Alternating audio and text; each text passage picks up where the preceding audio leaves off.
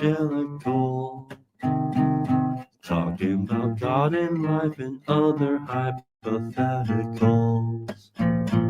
No patriarch or any genitals are gonna stop the logos flowing theological. Amen, amen, amen, amen, amen, amen, amen, amen. Oh, it's relation ontological, philosophy as well as lovely symbolology. 'Cause it's just you and me. We're fellowshipping and communing on the open sea. Amen, amen, amen, amen, amen,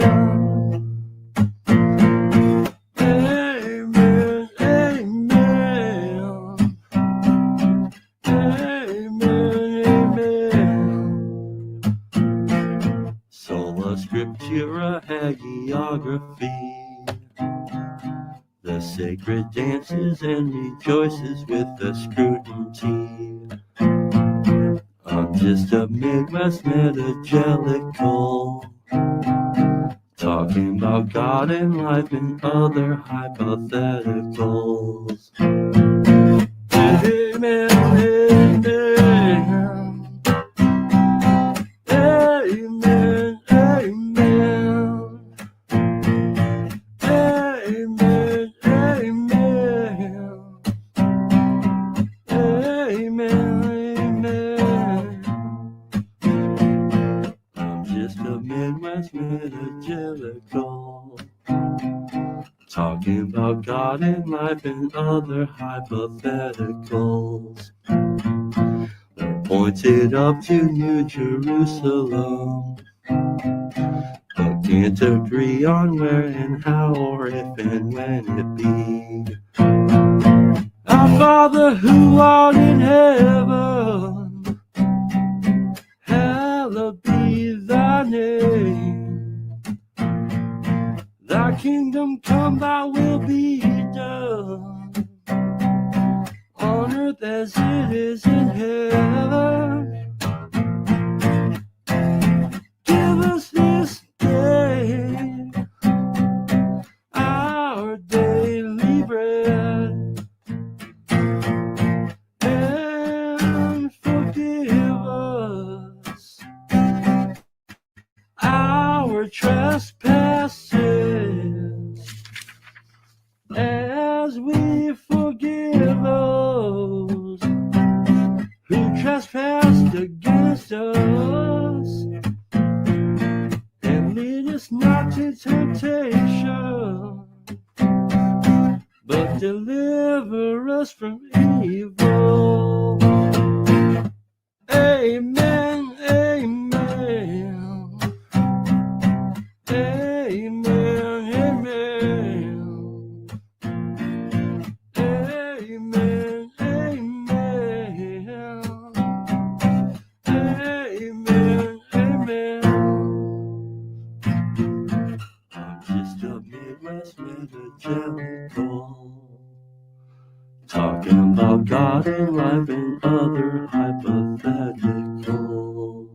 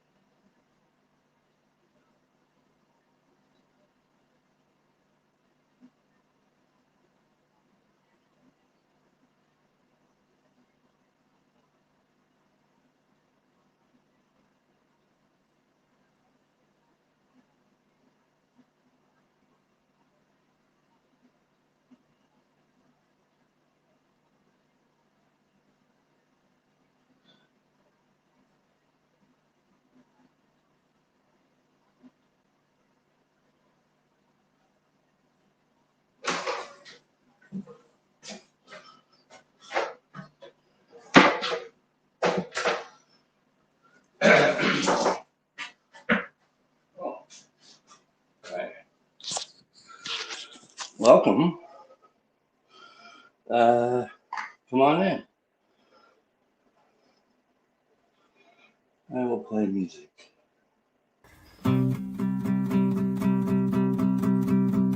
Well, I don't know about the meaning crisis, left, right, black, white, or other vices, which Jesus Christ is right, or if we're all saved. From my perspective, our propositions participate procedurally, running in circles. We're in body, we're in the age of decay. Symbolically speaking, the reapers are reaping, them damn egregores are whispering sweetly. We're all NPCs in the belly of the beast. Red pill, blue pill, bread pill, Mars Hill, or DMT, or whatever you feel.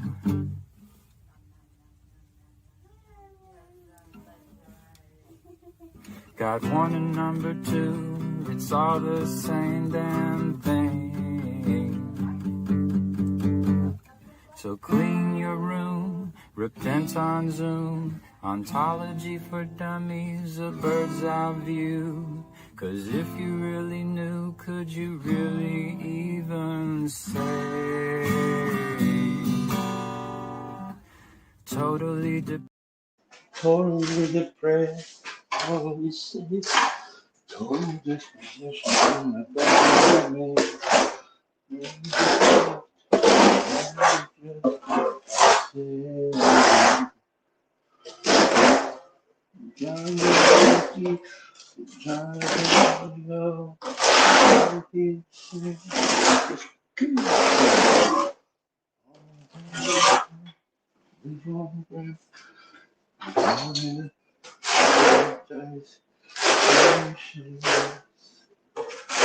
Saturation, the perfect cringy, like the new shape of the hero.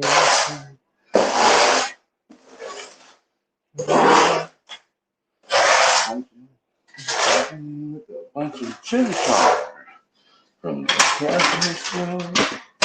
Catholic Joe, used to make the clothes.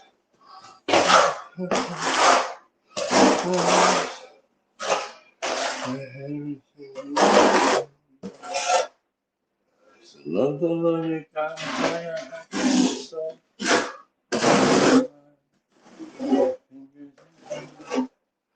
fingers too, if they were your own. So love what you got with all your heart and soul. Fingers into fingers too.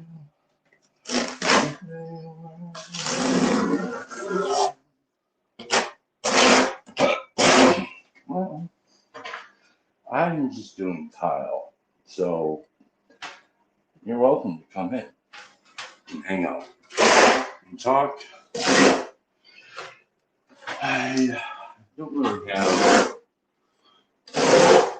any real topics in mind, but I wanted to do virtually not alone.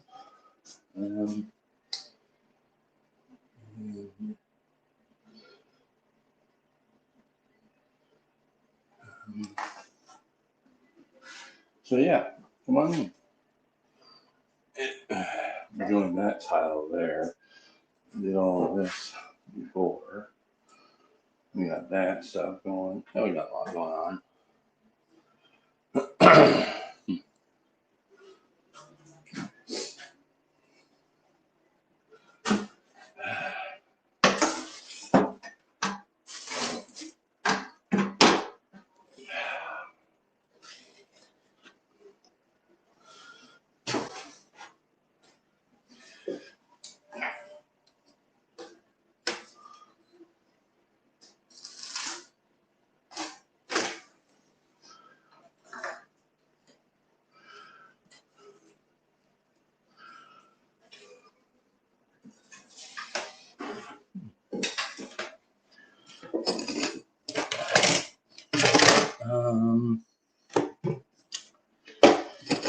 Let's see if I can force the topic.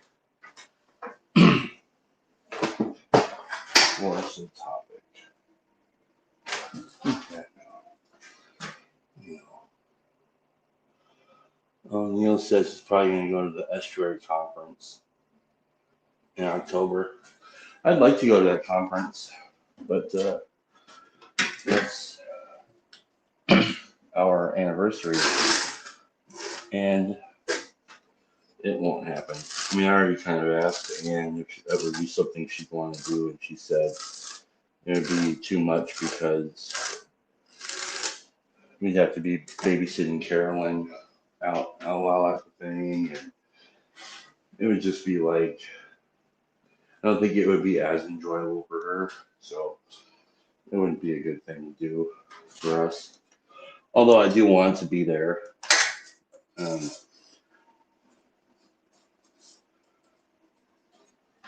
things you just gotta not be able to attend, you know? And that's why I kind of believe in the idea of if you want to do things or be part of things, one of the surefire ways to do that is to contribute what you can do. You know?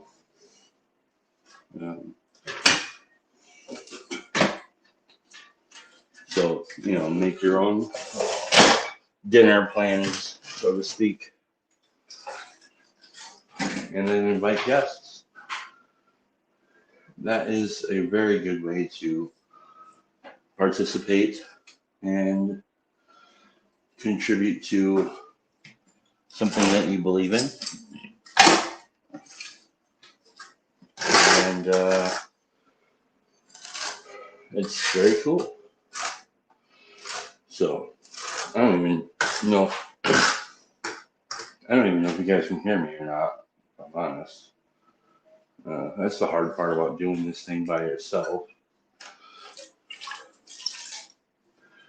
It's unclear. Let's see. Can I get a check 1, 2? Can you hear me? Can I get some indication that you hear me? Possibly come in and hang out? We can hear you. Okay. I don't know who said it, but somebody said we can hear you. That's good. Oh, Luke. All right. Well, so Luke's here. Let's see. In the spirit of Luke Thompson. Monologue. Although the link is dropped, you can come in if you like and drive the show any which way you wish.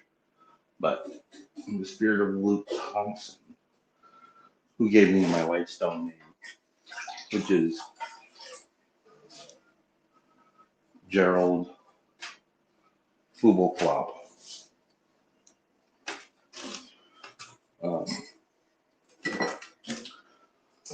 Let's see.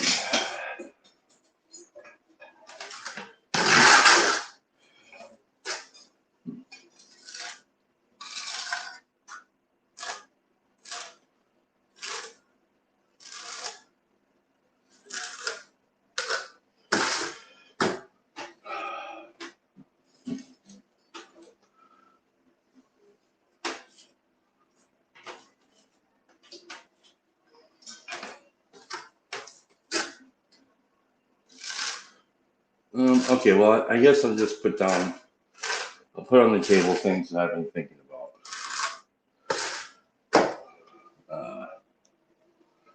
So this morning,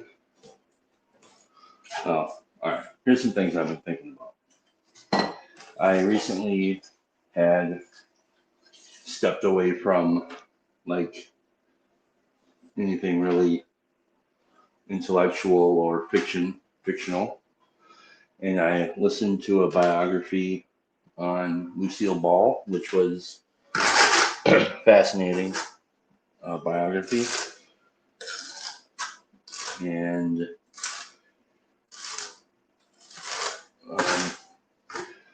there's a lot that came to mind to me about heritage cultural heritage and the American ethnicity.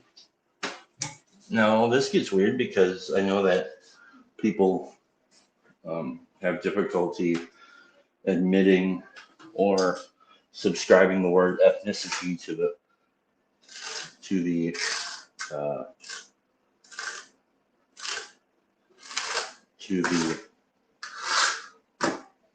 identity of American.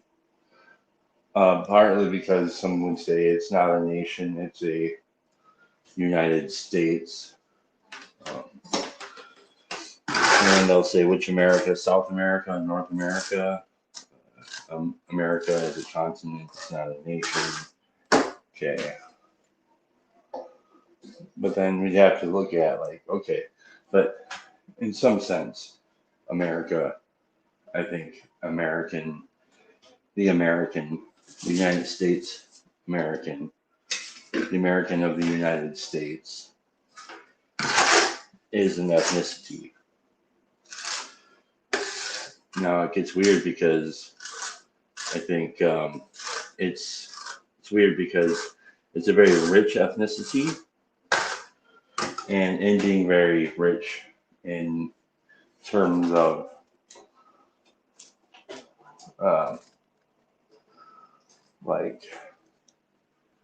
I don't mean affluent, but although it is that too, but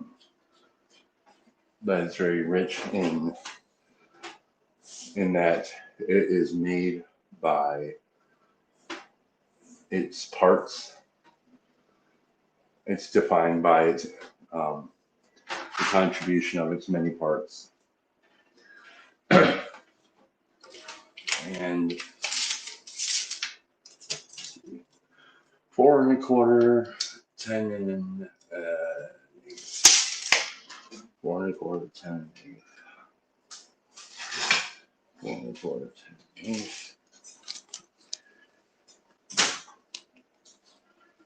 4 1/4, 10 and 8.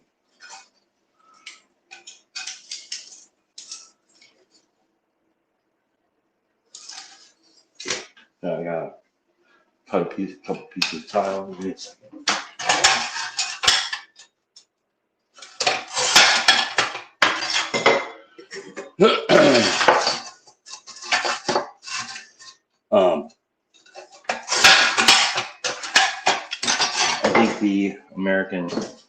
I think like Lucille Ball is a good example of this, of like some of the key cultural, almost like a quilt, the key contributors to the American quilt that I'm describing what ethnicity is. And it's very different than any other ethnicity because it is so modern. It is born out of modernity in many ways. So it's like a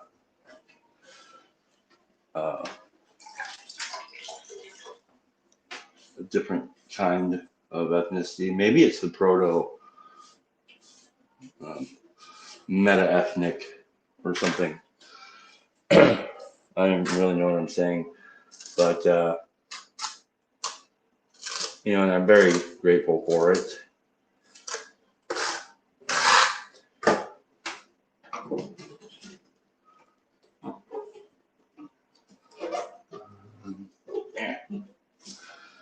It'd be helpful if somebody came in and talked with me about it, because then, I could talk at a higher level with it.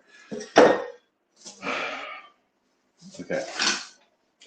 So that's one thing that's been on my mind, because I was listening to some fiction before. I listened to, and I am, after the Lucille Ball book that I listened to, I started listening to a book that my wife suggested because she really liked it. Called, oh, somebody must be there. Oh, yes. Yes. Well, oh.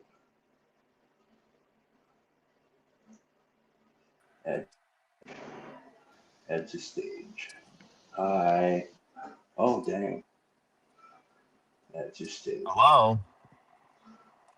Can I hear you guys? Can you hear me? I can't hear anything yet. Hang on a second. I can hear you. Okay, I hear you now. I can hear you. Say hello. Testing. Nice. Testing. Hello. Thank you. All right. This is an interesting topic, man. Or no? It Maybe? is. Okay, shoot. One thing, because I wanted to like help you talk about it at a higher level. I've got a similar, like a little story that I heard today. Louis C.K. on Tetragrammaton, Rick Rubin's podcast. Excellent conversation. But Louis was talking about telling jokes as though it was about himself, even though it was an observation he was making about someone else. And he was like, that makes it easier for other people to hear. So if he's like in Omaha or something, telling them a joke about corn farmers, he's still going to make it about like his own, whatever, however he could make that about himself, he would try to do that. And then they won't be like, oh, is this guy making fun of us? They'll be like, he's making fun of himself. And isn't that so funny? And then connect the dots sort of in the privacy of their own heart or something like that. And so I was thinking about that as an aggregation of sort of along the lines of what you're saying about Lucille Ball being built into the fabric of the American myth. That's a very good, astute observation, because that's kind of exactly what she was doing, because it was like a meta. It was like reality TV before reality TV, but it wasn't reality. It was fictional, but kind of based on. Yeah, so go ahead. Yeah, that's it. Like, and I just wonder about, like, my own impulse is to differentiate. Like, I feel like it's almost, that's what's being asked of me in a world where you're supposed to find, your unique brand and sort of pitch that to the people around you. Like, oh yeah, Ian's the, whatever the intersection of my interests creates, that's who I am, rather than we're all like this, and there's no sort of unity in the uniqueness, but there is. And so, yeah, trying to figure out how to bring people together through the shared suffering or something. Sorry, that was just to pitch Luke on, hop in, help me out. Yeah, hop in. I will be making noise, so please just ignore me. Yeah, don't apologize. I'm half paying attention. I'm sorry, Ian. Because I just came in to hang out with Chad, and I'm also doing something else. Can you prompt me again? Yeah, I'm just saying that I think there's a way in which the people who are a part of the cultural, like the celebrities, the people who are part of the cultural fabric, like Lucille Ball, or maybe, I don't know, Andy Griffith is somebody I'm thinking of in the same vein. There's musical versions of this, and they're sort of like, they're singing a song that we all could sing, but they just sung it, and so Louis had that story of, he tells a joke as though it's about him, but really it's about everybody. And instead of making fun of them, he makes fun of himself so that everybody can join him in making fun of themselves, but it's like an easier entry point. Our culture. Dude. Yeah, go. I just had this strange insight, dude, about, so the ethnicity of America is actually, it might be like the first instance where it's explicitly laid out in the Declaration of Independence, or the any of those things. Like it's like the first ethnicity that's instantiated in like in law or written narrative, and it has like some propositions, but it starts with a narrative of all men are created equal, whatever. I don't see it. Like, do you see what I'm getting at here? Whereas like other older ones that came before America was like that sort of thing. I'm not sure was there a constitution prior to, was there, it was like word of mouth kind of thing. Yeah, almost implicit versus Yeah, explicit. and ours was made explicit, yes. But we like to say that America isn't an ethnicity because of whatever, I don't know, whatever reason. I actually don't understand why they say it's not an ethnicity, but yeah. Okay, continue, sorry. Well, so I mean, I don't know if this is related. I still haven't locked in fully for the Lucille Ball thing. I get the Louis C.K. thing. I think part of it is like, the things that came to mind were the two things: the tell it truth and tell it slant, which I can never remember who said that. If it was, I said it. yeah. I got a quote. I'm pretty sure they're dead though. So it's like what Ian was saying to your boy on the last podcast. If you can't remember who quoted it, it's yours. Oh yeah. But so there's that, or there's like the C.S. Lewis thing where he talks about like the watchful dragons. And he's essentially saying the same thing. It's like you have to say things in a way sometimes that people are, if you actually, I mean, think about your goals, I guess. And this is part of like being a good rhetorician or orator or communicator, period. Being persuasive, the art of persuasion, how to win friends and influence people, all that stuff is like if you want to say things, if your goal is really to help people in actual embodied effectual change in their lives, you have to say things to them in a way that they can receive it. Or like Half said in that last friendship conversation, wasn't it friendship or what was the topic? Therapy, there you go. But he was What's saying, the difference really? I mean, am I right? yeah. But he was saying it's actually pretty dangerous. And I think Jordan Peterson has said things like this too. It's actually pretty dangerous to tell somebody something that they're not able to receive because they'll either, I don't know, it'll either give them some kind of neuroses or perhaps they will try to embody it in a way that they can't do it. I almost think of it as like athleticism or something. Like if you're, I think he was explicitly talking about you don't talk about suicide without having like any kind of solution to kind of like, he said you have to be very careful about that. That to me is one of the things that I remember. Go ahead, sorry.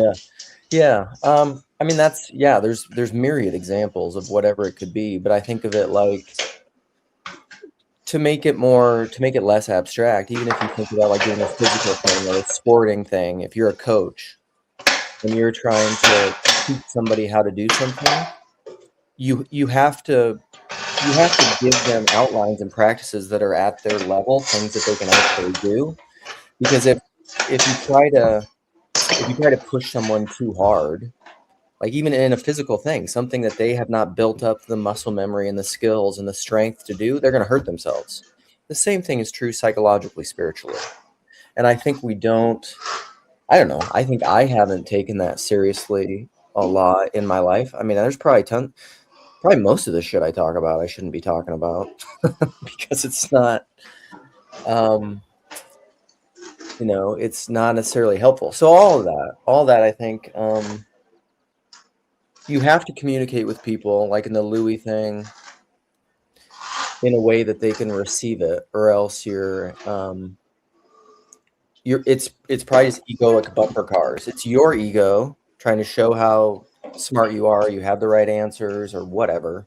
and then it's their ego fighting that, and like there's no point, there's no dancing there. It's just like, you can think of it that way. It's two people dancing that don't want to give and receive properly, and then they're going to suck at dancing. They're not actually dancing then, you know. Yeah.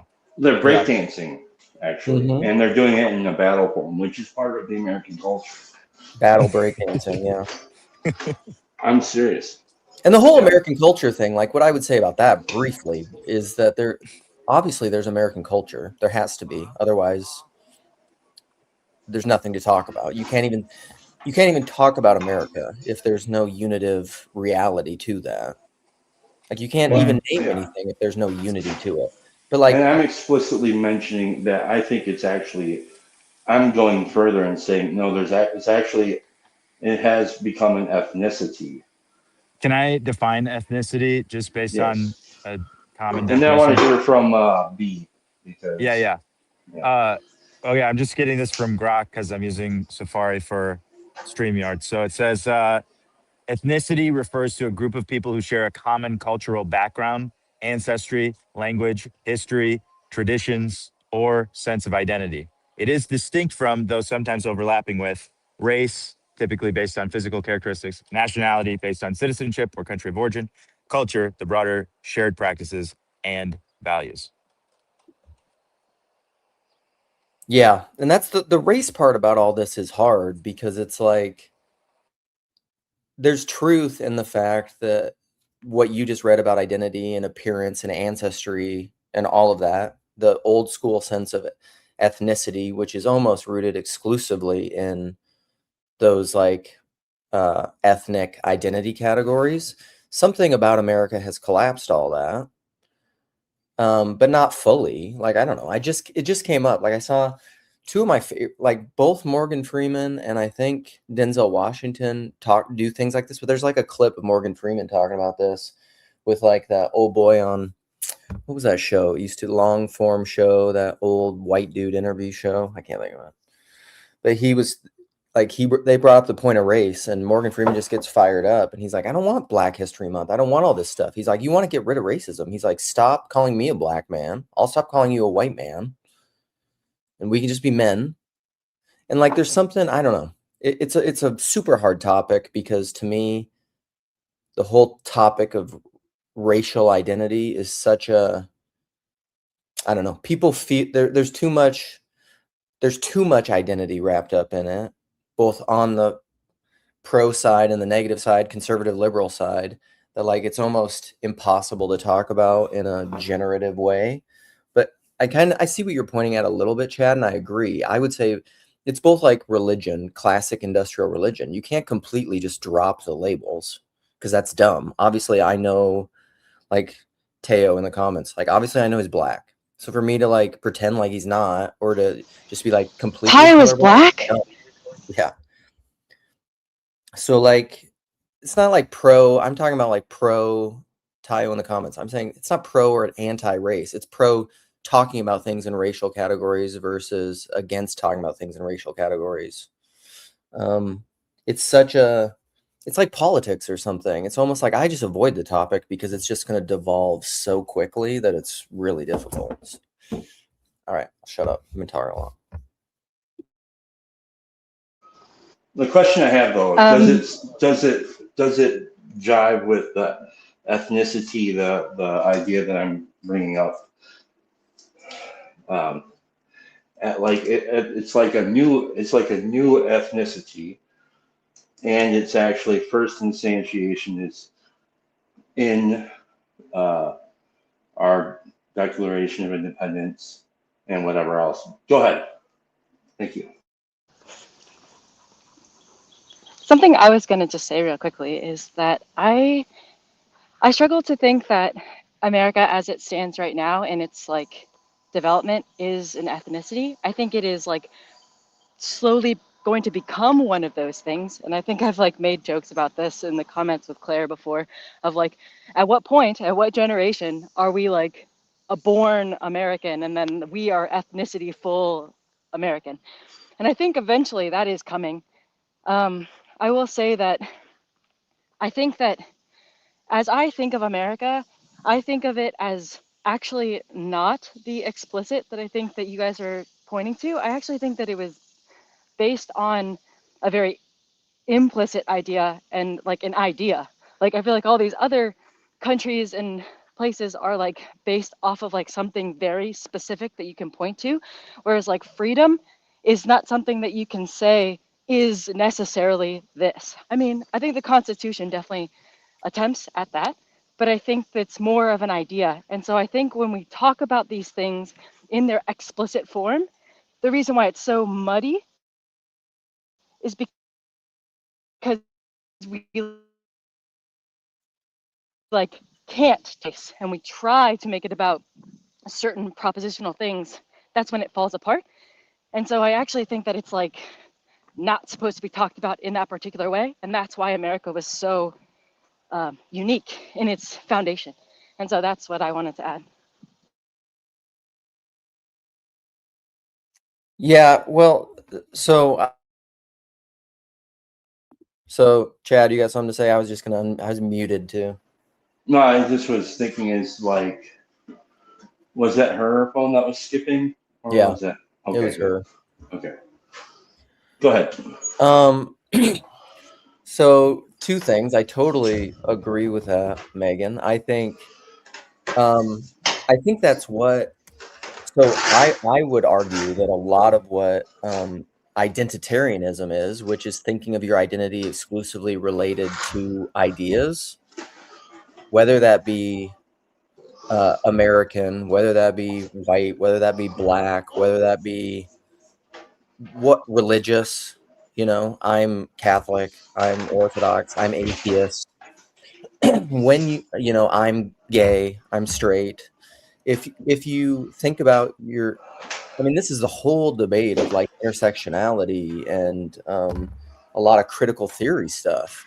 And like that's what critical race theory is like. You take race, the idea of race, but specifically as it deals with ethnic and ancestral inheritance, and that's like the absolute category that determines everything.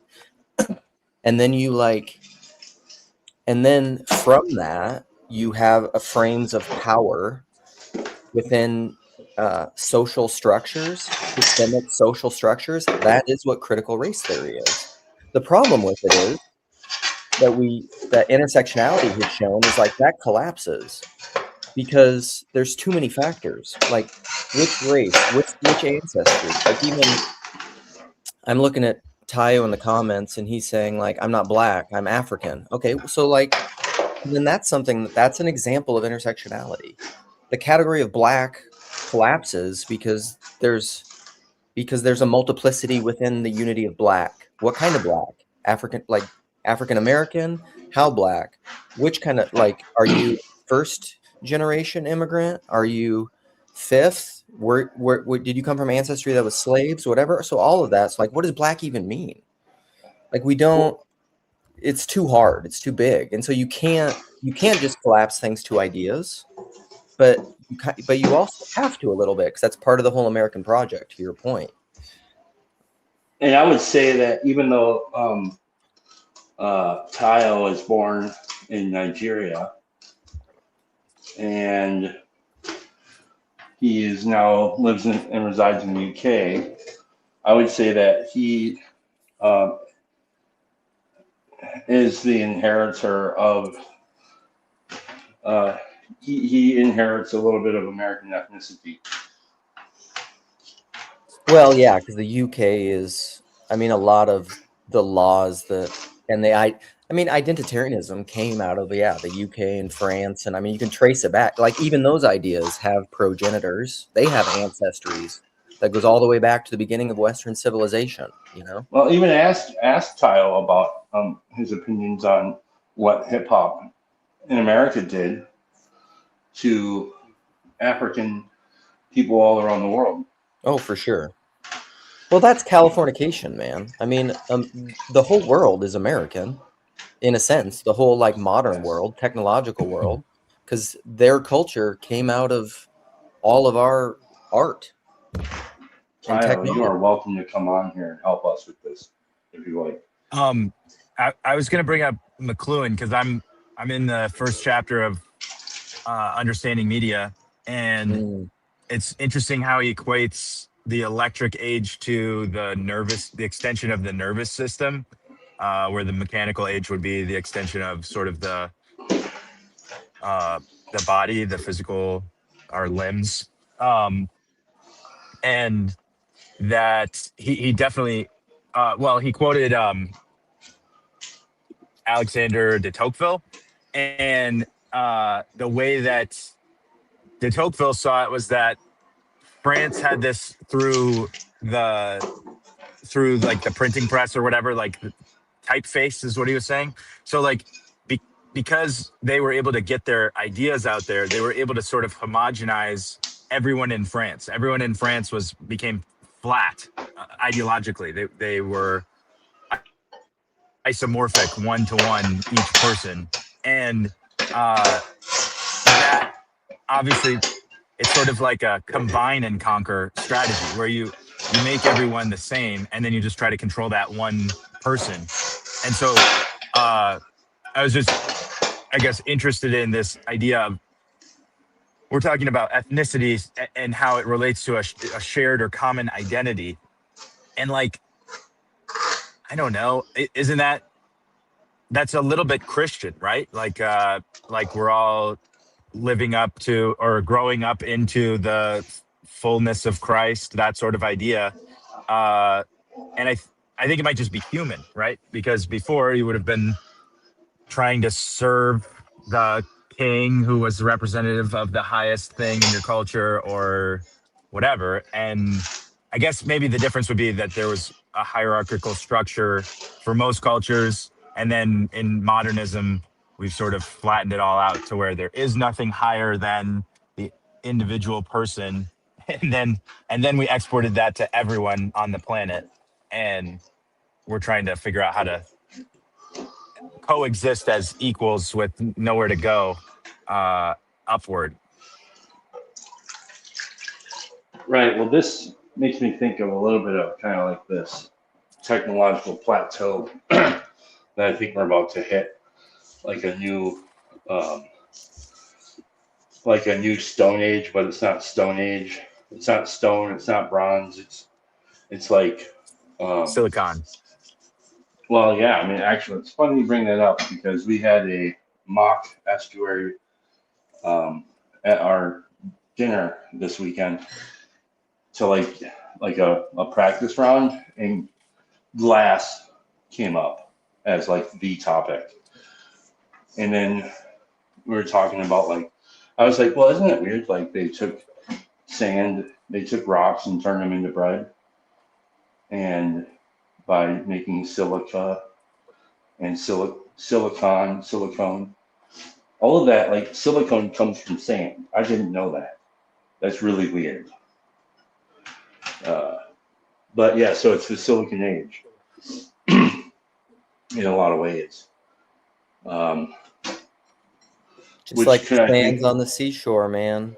We're making yeah, that sea of glass yes, technologically. right. Well, and even like, and I think like the pattern of that starts to kind of map itself onto our actual anthropological um, shared experiences and identities, kind of like I've talked about before about the standardization of things and how that's shaped our expectations of how we treat others and what we expect out of others. And so all of that is kind of like characteristic of this age. I should stop talking. You guys go. Go.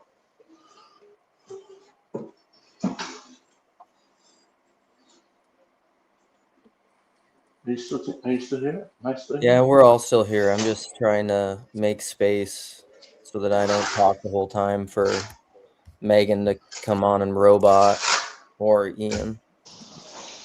I was about to say, am I even going to come in clearly? You're working now. Oh, heck yeah.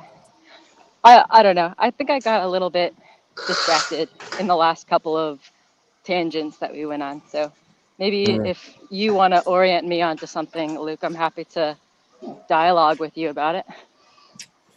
Well, I wasn't following the whole, like, everything Chad was saying, and sometimes that's always it's kind of like what I was talking about earlier of meaningful communication is sometimes I can go off on, like, my manic, intuitive, circumambulating spirals where I'm just Mhm. like, I think that's just for me. I don't think Yeah, Yeah. that's I feel helpful that. I feel that. to anyone else necessarily because it's too big. It's too hard to integrate, like I don't know. and I it, feel like you have a few minds here that might go on the journey with you. I think this feels like a room that has a little more capacity. I could be wrong, but well, that wasn't intended as a judgment. I feel It, very judged. Just kidding. um, yeah, I mean, well, I'm always excited to hear more McLuhan stuff, and I'm excited for your podcast drop, Ian, with it's his grandson, right? I know that guy's been Yeah. out there. Yeah. Yeah. It's like Owen Barfield's grandson is still out there and rolling too, kind of in the same lineage. And those are just like, dude, Barfield and McLuhan, like I'm just like, I don't need to, there's certain people where I'm just like, I don't even need to talk. Like, go read everything Barfield and McLuhan ever said. Like, that's basic. I'm just talking about it in my own particular way, I guess. But like the problem I think that we have with a lot of these things and what's going on in America is it's and even back, I guess the point I would probably riff on back all the way is like the kind of the universality of Christ. And I think really what we're doing, whether or not, and everybody has their own language, and obviously I'm Christian, and so I use those frameworks in that language is the only thing that I know that is capable of holding a non-coercive, non-power-based unity is Christ. Like I don't know of any other mode that can do it. That also transcends like ethnic identity. Judaism, like that's one of the big shifts that I think is talked about in the New Testament. That's one of the big shifts from like exclusively Jewish Judaism, although they did incorporate a little bit on the fringes occasionally. But like you had to become Jewish, essentially. You had to become circumcised, and they allowed for that a little bit. But Christianity is trans-ethnic. It is universal in a sense. And America, Chad, to your point, America is like almost that in a weird antichrist, post-Christian, secular, which also isn't secular. We know all this from Tom Holland way. And like America is almost like the bastardization in a lot of ways of Christianity. Although there's a lot of Christian in it, otherwise it couldn't even hold together. Otherwise it will collapse, because that's my big picture understanding of everything. Like if to be in Christ is to live and exist. If you're not in Christ, you will be on the path of moving toward non-existence and not having life. And so like these are all, but then the problem is like everybody gets caught up in the details. Like I was looking at it in the chat, like all of the, like how people start talking about race. When that happens, I'm just like, fuck, there's no, like, I'll go pick weeds in my yard or something versus like collapsing into like people bickering. Like that is a struggle. The bickering about words is like, I mean, I guess it's part of it, but it's depressing. Megan, do you have something to say? I have a lot of things, but if there's something specific you wanted to point to first, I'm happy to let you go. I don't think this is I want to just kind of like pick up that racial thread at the end there, Luke. Like I have a little story, and it's just that my dad has always hated the son. He's fair skinned, and he like gets overheated. And so I always thought it was like the temperature, like if the sun's out, it's too hot for him. But I think it's actually the way that his skin receives the UV light is painful or extreme as compared to the way that I do. Because I'm, half my mom, and she's got some like Native American somewhere in her heritage, and so it's like I can get tan, but my dad just gets burned. And so like I was recognizing literally last night, I was like, wow, because he waited all day to go out and do some yard work until the sun was basically down, and I was like, that's crazy. But he didn't want to be in the sun. That's like a big deal to him, and so it occurred to me that part of his conscious experience of life is entirely mediated to him through this quality of his skin. Like his skin actually affects his experience of the world. And so that's like at the biological level, I'm saying there are differences between different phenotypes, but then there also comes with that sort of the more emotional and social aspects of culture that are sort of that grow out of those types of differences that we have. And so it was a thought that popped in my mind. Like there are definitely identity differences that we have through even our physical biology. And I just thought that was interesting because I'm definitely much more of the mind of like the Morgan Freeman, like just stop calling me one thing or another.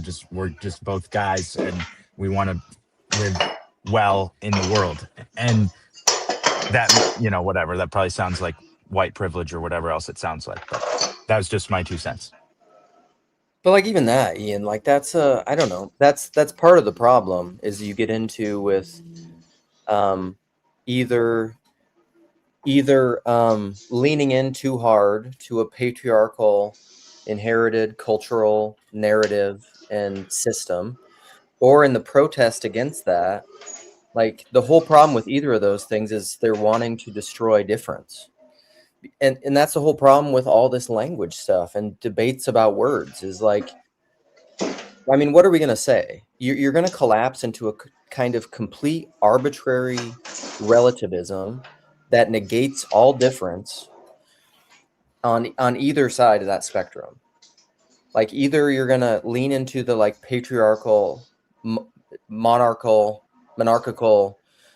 thing that's just like everybody must conform to this exact thing in such a controlling way that it collapses difference, or you're going to deny real difference like that, like your dad is pale and can't handle the sun, like so like you have to treat him differently than someone who can, or else it will destroy everyone with pale skin. Like you have to love is the only thing that can mediate that kind of difference, and you have to make a way for that. That isn't and this is, I mean, really all of this is probably my biggest criticism of like institutions and systems is like systemic structural things at too big of a scale can't incorporate difference. Fundamentally, that's what systems do. Systems exclude difference. That's the whole point of them. Well, and if you make that too big, then it will destroy difference. I don't know. I think a tribe does the same thing, and a tribe to me isn't big. But a tribe is small. A tribe is local. If you Right, but if it you localize also a tribe. But it also excludes difference. Like But it has to. Otherwise, it wouldn't be a tribe. Right. But you said that the at scale things exclude. Yeah, but a tribe to me, you can't scale a tribe. You shouldn't. Otherwise, it's not a tribe anymore. Well, to me, it sounded like the critique was on the excluding differences. The systemic exclusion of differences at scale. So systemic exclusion of differences at scale is bad or worse than non-systemic exclusion of differences at small Right. tribal, Yeah. but why?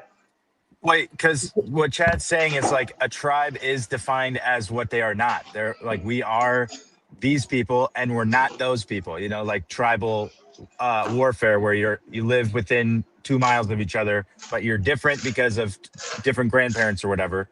Yes. But then in an institution, you're saying that the like people like you and me can't adopt the NPC, role of being a part of this institution, and so it kind of like burns us out as they try to utilize us in their institution, try to make us more into their image of what we should be, right? Like Yeah, that's well, and you can't do that at scale, or else you're going to eliminate difference. Like if you try to take that's my whole point. Like if you try to take a tribe and you make it global, it's going to destroy every other tribe. So you can't actually have difference then. You can only have that tribe. But at a small scale, you can have that tribe and you can have other tribes. This is the whole pluralism conversation. And right. this is So why, like, I think Christ is the only thing that can do that, because Christ, this is what Jordan Daniel Woods, for all the highfalutin language, it's very simple, but this is what the identity of identity and non-identity means. That's what that's about. I was also Megan. going to say, I feel like Yes. it's systems all the way down. So like when you think about a tribe, like that's like also excluding every like small cell in each individual human's body too. Like that's like not saying, like that's ignoring that difference. And like the body of a person is ignoring that difference, and then the like group of friends is ignoring that difference, and then the like, I feel like no matter how high you go, or how low you go, there's still like a somewhat systematic ignoring of difference, and that's why I think it's necessary to have something that transcends that, like you were saying, that love, that Christ. That's loud. Sorry, Are you fine?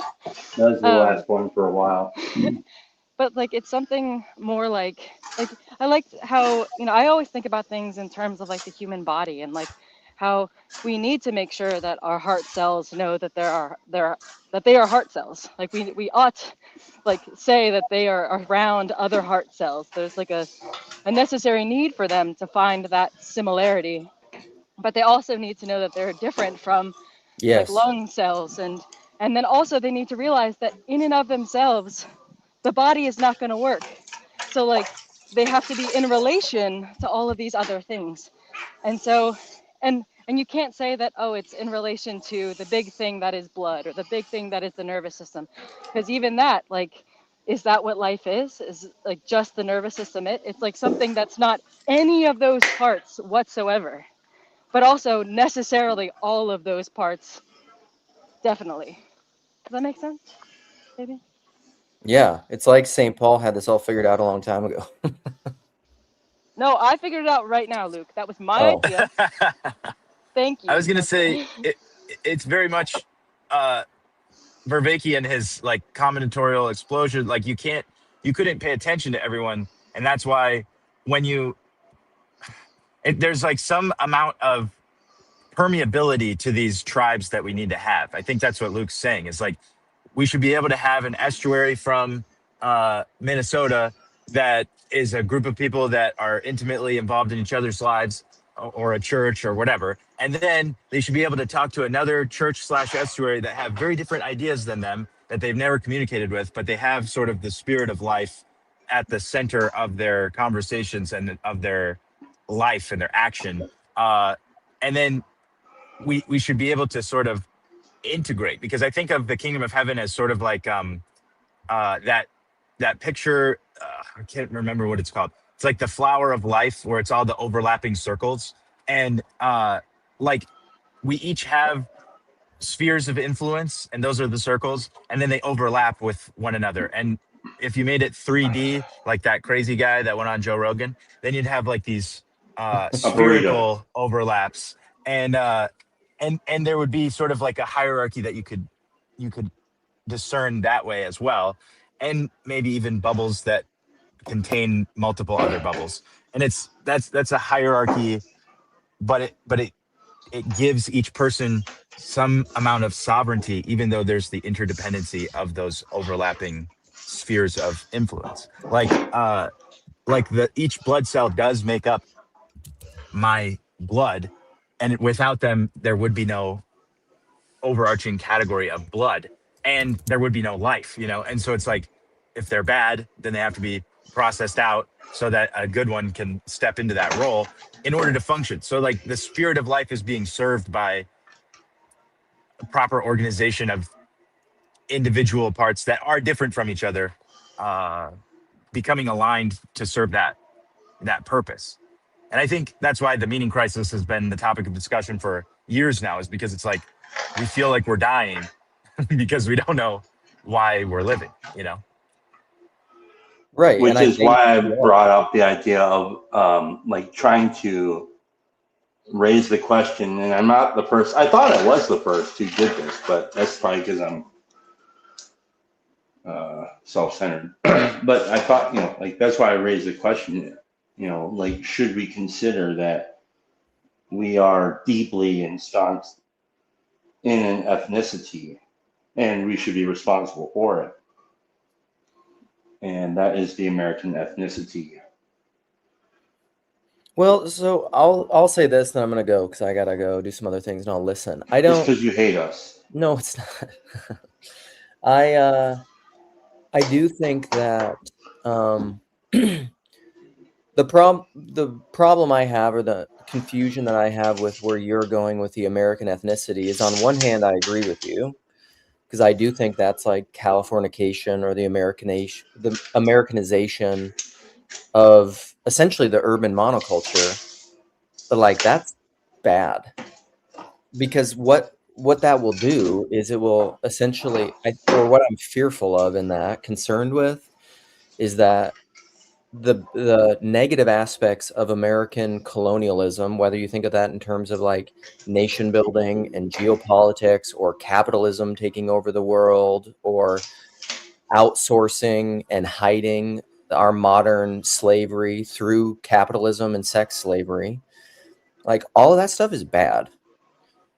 And like those are the shadow sides of the American thing. Whereas I think like a true, like, so if you think about the body image, like if you take the one ethne or whatever of America, and you take that, let's call it the, I don't know what organ, the liver of them.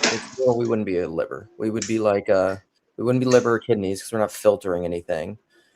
We're trying to, maybe we're like a It'd be potentially the black hands. heart, or lungs pumping our air and blood everywhere, all over the world. But like a good functioning lung and a heart feeds the rest of the world without turning them into lungs and hearts. America ain't doing that. We want to turn the whole body into a lung or a heart, and that's not good. That will destroy the body.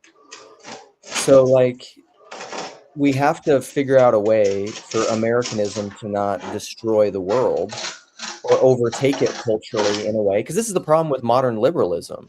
And like what America's been doing is like, we want to make the whole world into liberals, and then we can't understand. And then you assume that that's just like the de facto. This is the problem with like the Enlightenment rationalists, is they want to say, well, like just liberalism and rationality is just like the common, like that's just the common truth behind all truths of the whole world. It's like, no, it's not, you dumbasses. That's just your own arrogance. Okay, I gotta go. Bye. Bye, Thanks for Lou. coming by. So I'm right, basically, and it's not. It's hands. We're more of hands. That's, yeah. So all right, go ahead. Okay, go ahead.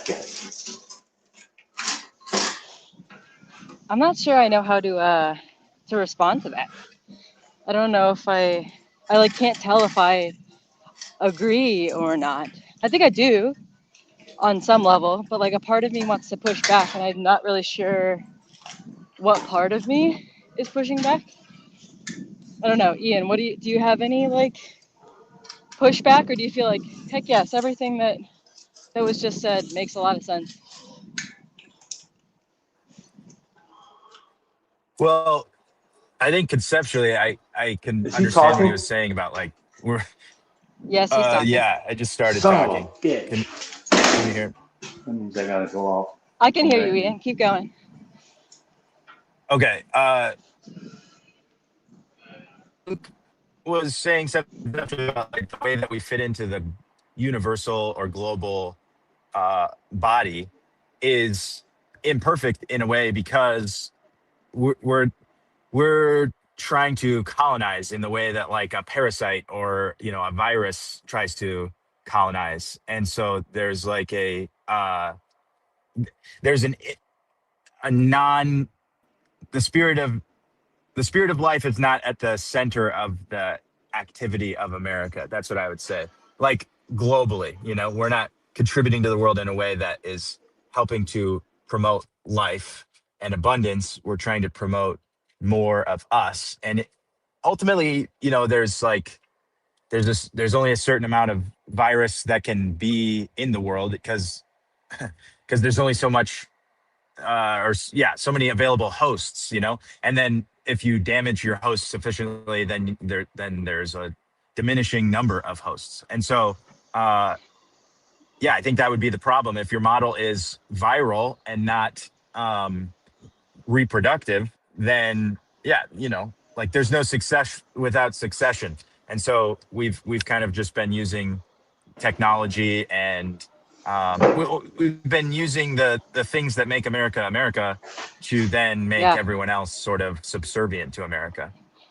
I think this is where I was triggered, and now because of your understanding, that helped me a lot, actually. Thank you.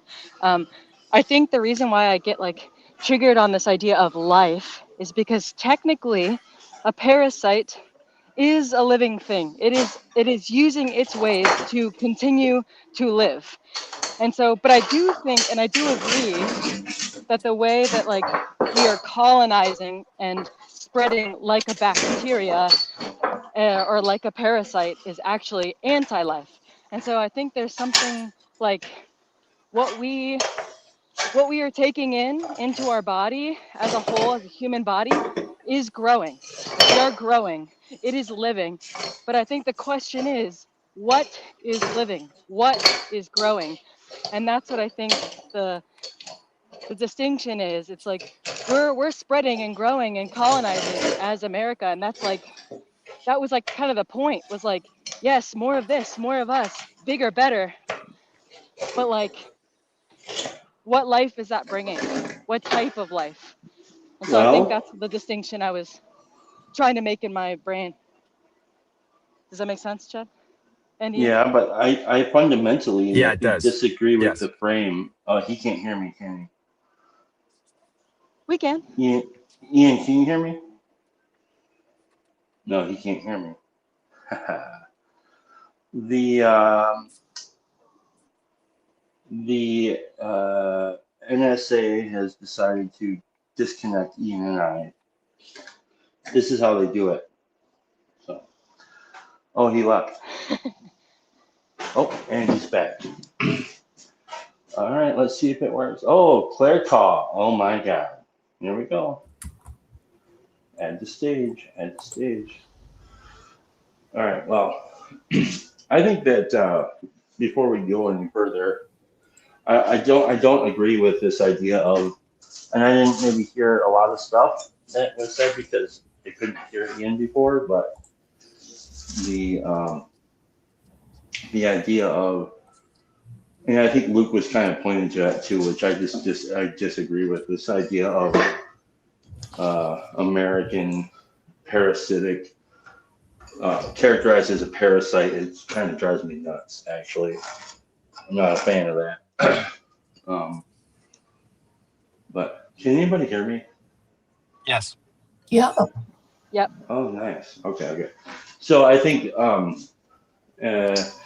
every culture probably has has the capability of doing that sort of thing. So I think people come here because there is opportunity for comfort and safety and all those different kinds of things. So that's what I think about. I don't think about this other kind of like weird parasitical cultural, like the powers and principalities that are creating these other kinds of destructive things. But yeah, that's really good, Chad, because I feel like you're right, and it's easy to get stuck talking about like foreign policy or the economic policy or these types of things that are more egregorical or powers and principality type stuff, rather than like what is it about the regional greater regional aggression protocol that is like tapping into some of these deeper streams of American ethnicity, because that's what's true, and that's what we should sing about, and that's what we should write stories about, not necessarily the places where we're being. I almost want to say it's like it's like the exaptation thing of we've developed these capacities to operate a culture that is wholesome and full of the spirit of life, and then it's being exapted by something higher than us to corrupt ends, and it ends up corrupting us. So it is of concern, but it's like it isn't the thing behind the thing. That is the true and wholesome nucleus of our culture, or something like that. Mm-hmm. You're an empire, so you have to be civic nationalist, right? All empires they have to be civic nationalists to incorporate all the peoples they conquer.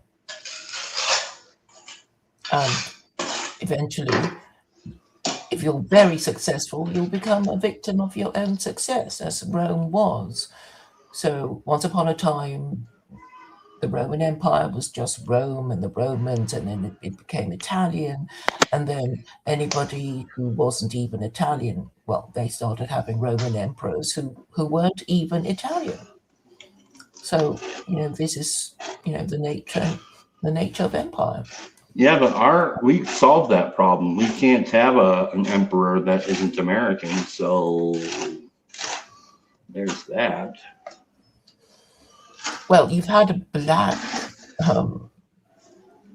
American president. Black Really, American. he's half white. And he's American. Yeah. And, yes. And so if you're thinking in terms of race, then obviously I'm not thinking in terms of race. But others might be, and this Okay. they find disturbing. They might think, well, what's happening? And then maybe they'll be made even more upset by a female president. Who is American? Yeah, but some people said that no way is Kamala Harris going to be better than Trump, awful though he is. Okay.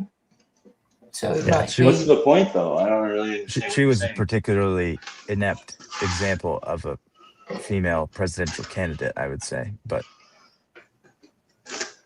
Yeah, but it does seem that, well, it's not just American presidential candidates.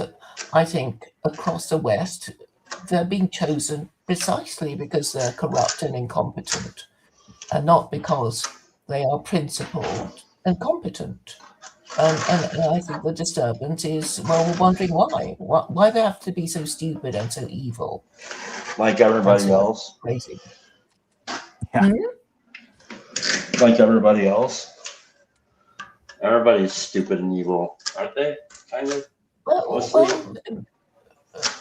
I suppose compared to other countries, maybe people think that China has a better leader, or its Oh, that's leaders more interesting. better respected, or Putin, right? Mhm. Well, he's white and Christian. Well, you should go over there. Why don't you go over? It's Yeah. not about where I want to live, Chad. I'm just, an observer. And I'm Okay. saying, I know the problem, and people seem very difficult, but find it very hard to discuss the problem. Oh, you something about idolatry or something? Is that the problem? Well, I'm just saying, if you don't have a belief system that you all subscribe to, you can't police each other's behavior or value. So, I've noticed with Christians, they just make up the rules as they go along. They don't really want to talk about theology because they know they're going to start arguing and calling each other heretics. So they, stay well away from the subject, and PVK won't discuss it for very good reason, because you won't get yourself any further. And therefore, in order Okay, to so be a let's get back Christian, you on have track. I'm to. wondering, is America an ethnicity? Is there American ethnicity? Is that a thing? That's what I want to talk about. Well, no. I mean, you can say you were born in America, but you can't say, oh, an American. They Is have she to be breaking up, or white. is it But me? then you can't say it about Muslims or Christians or even Jews.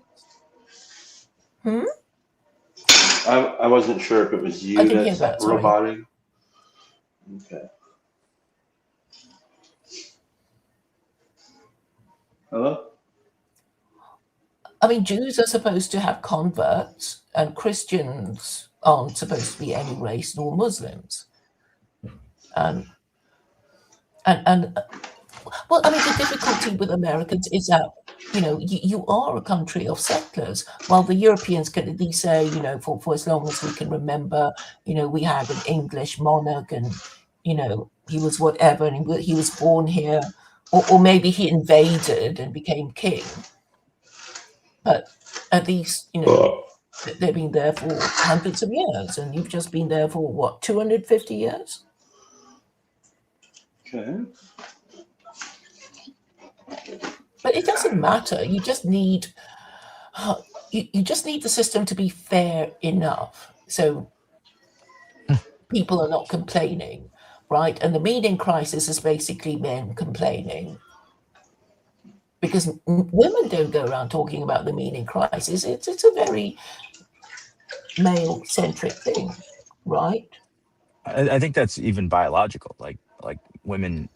This is a little bit crazy to say, but I know that even just when women get their period, that's like a rite of passage that's biological, and it allows you to step into the most fundamental and natural purpose that a person has, which is to reproduce. So then, for men, there's sort of it's an indistinct sort of space for them to step into. There's no indication that you're ready for that or not ready for it, especially in a culture that's sort of like I don't know, that doesn't center around the family or having children. And so then it's sort of like that's kicked to the side. And I do think that that is something that's cropping up now as we've extended, the birthing window for women. It's pretty much the same, but we've culturally set it back into like the 30s and early 40s. And it's like there are consequences of purpose and meaning for women that are sort of guided or directed into a space of corporate employment to sort of achieve in that domain. And the purpose then, like they don't find Is to out be until they're independent of 45. men and Right. competing with men, and you Yeah. don't like it. I mean, yeah, I totally get it.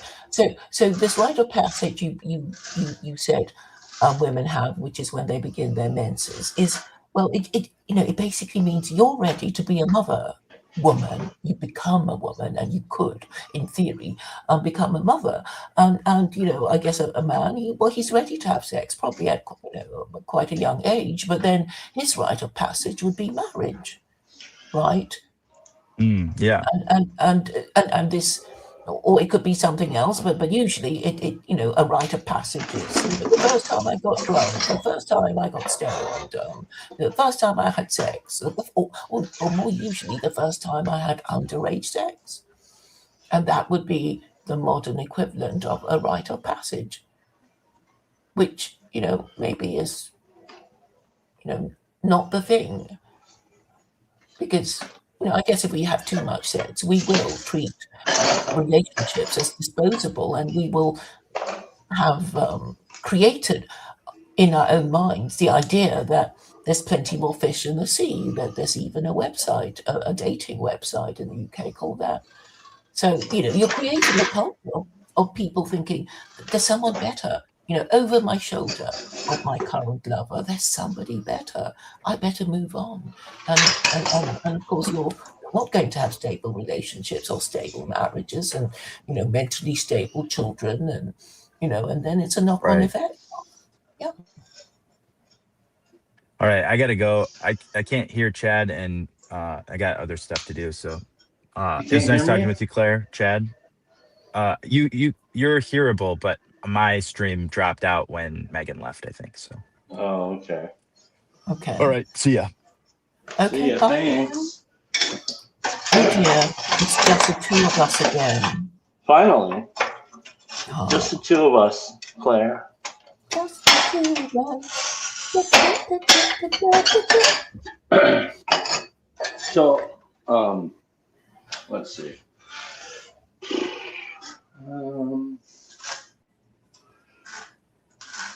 I don't really know what to say other than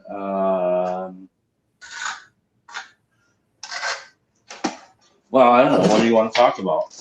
You lead the conversation. You could put,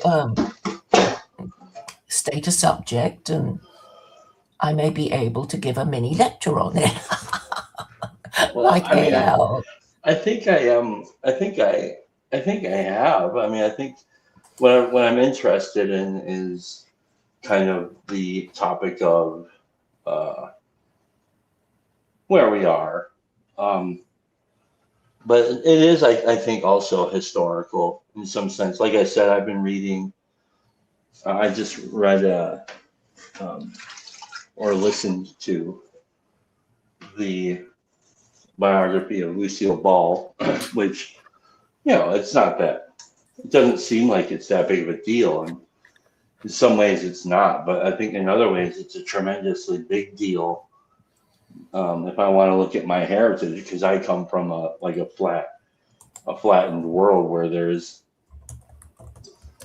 I don't have a background, a good background of heritage. My heritage is riddled with domicide and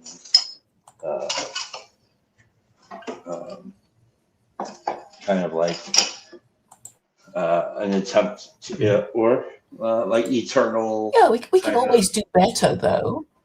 We can always eternal like pioneering or something, like the spirit of the pioneer who's always going out further and further out, and I think we've actually reached the end of the voyage in some sense. And I think that folks like myself who have woken up to this are standing there looking around like, okay, well, I think we could stop running. What do we do now? So, Well, I have an upbeat narrative, which is that the American Republic was created for a godly reason, because the whole Declaration of Independence is just talking about God creating, men equal, that men were created equal with certain, and this is a universally attractive message, which it is a reason why people, the huddled masses and the poor of the other parts of the world, they come over, hoping to have a better life, and you are now the global hegemon, and probably some of you don't like it because it sort of means endless wars, but you could actually, I mean, this is a time for you to. You've just had your 250th anniversary. sell it to me. Do it. I'm here. Yeah, Bring it. yeah, and I'm saying the unanswered question for America is you guys don't have a religion that is in any way accountable. Yes, of course, you have all these sort of different Catholic, these different Christian groups, but none of them have any ability to influence Congress. So it doesn't even matter if you're the biggest group, and I think Catholics are the biggest group, but it doesn't matter because in practice, even in Europe, the Pope submits to the liberal order. And it's a liberal order that really we're all complaining about. It's not that liberal. It's not that fair. It starts all these wars. We don't want to pay for them, And I think examining these secular political orthodoxy, which is really our new religion. I mean, liberalism is our religion, right? It's not Christianity because liberalism presumes to tell, all these other religions, Judaism, Christianity, Islam, and all the rest of them, how to behave and defines their boundaries. So Christianity is just one of the, other little groups underneath it. And because of the separation of church and state, there's no point even everybody converting to Catholicism or whatever, because, basically the neocons control the Pope, who is now American. And so structurally, you really need a list of rules that will protect you, because otherwise, it'll be some king saying, I think that if we were going to do this, it should actually probably come out of the Quran. What do you think? Those The rules, what? the Quran, like those rules should come from the Yes, Quran, the right? First Amendment. Yeah, The First yeah, Amendment yeah. is actually supported by the Quran. Oh, yeah, do it. Yeah, tell me about that. Yeah, I want to hear it. Yeah. Okay, so Muslims themselves don't know it, or most of them don't, because they don't read their Quran, but then most Christians don't read their Bible either. And unless you're a bit of a nerd, nobody reads scripture, or even... Hey, we don't say that word around here. Okay. We don't say nerd. Okay, I didn't know it was a bad word. It's a bad word. Okay. I didn't know there were any to be insulted. So there you are. We know that Jefferson owned a copy. He must have read it because people Who's in those Jefferson? days didn't just... Thomas Jefferson, Who's the that? founding father. Who wrote Of English? Of Britain? wasn't he born in America at Monticello or something? I don't know. I never heard of her. Okay, I'm a bit vague about his birth, but anyway, he went to William and Mary College, which is a really old form by American standards, right? Because that was when the British established it, and it was there before independence, and he learned his law. His law tutor was somebody called George. What was it? George With. Are you saying lore? Wycliffe or something like that. Law, L-A-W. Oh, No. I thought you were. I was going to say, because have you ever heard of the band Sleep Token? Because they have like all this lore that people talk about all the time, and it's pretty cool. Go ahead. Sorry, I mean interrupt. I'm listening. I didn't hear what you said, and you were roboting a little bit. Oh shit! So what was I it? broke the tile. You said?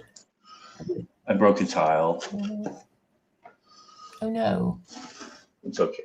Continue. Yeah. So I'm saying that Jefferson read the Quran, and he bought a copy in 1765, and we know he drafted the Virginia Statute of Religious Freedom, and He must have got the idea from the Quran. And it was chapter 2, verse 256 that said, "There is no compulsion in belief, or let there be no compulsion in belief. Truth stands clear from error." And Muslims don't tend to know about this verse because a lot of them still live under monarchies, absolute monarchies, in fact, because that's what God's kingdoms are. And the thing about living under an absolute monarch is that he has the right to sign your death warrant, which means having you killed without a trial. And that is presumably what Jefferson meant when he said, "Men created equal have the right to life, which is not to be arbitrarily terminated by the absolute monarch, and liberty within the law, as defined by the Quran, I would argue, and the pursuit of happiness within the law." So, that I'm saying is actually an argument for the laws of God. But, unfortunately, nobody noticed. And maybe they did their best to try and forget about all these references to God and just concentrated on the Bill of Rights, which they kept changing and adding to, sometimes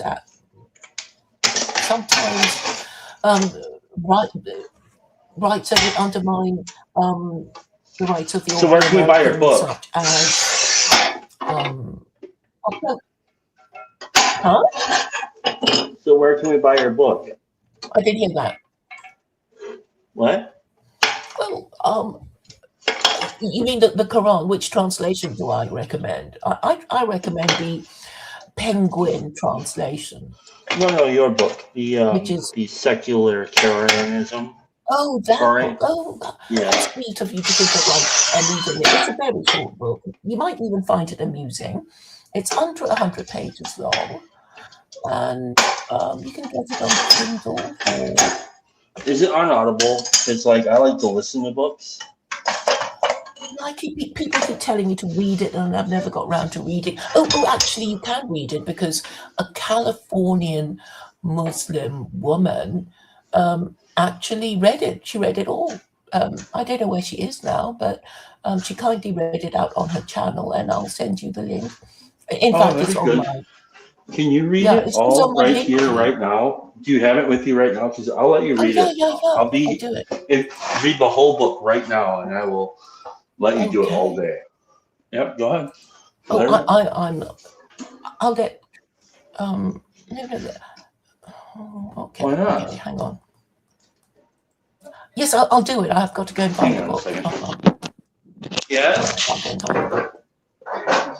It's starting to rain outside. If you get stuff out there, you have to worry about. That's good. Thank you. Yeah, we'll get it. Yep, thank you. So you're gonna read that, right? Are you gonna read for us? Did you leave?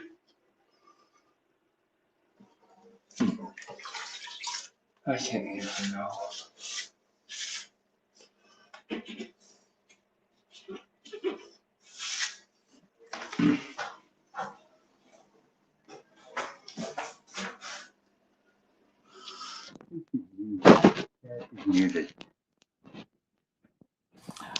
Okay, I've got the book in front of me now. All right, I'll be right back. I'm gonna go get some tools out of the rain. Just read. Can people hear me okay?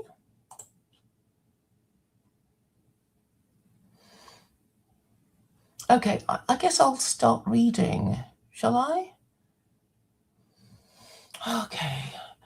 This is the introduction, which is maybe a bit cutesy, but I'll do it anyway. Introduction. Why should anyone listen to me? Or, as the Americans would say, what's a big idea?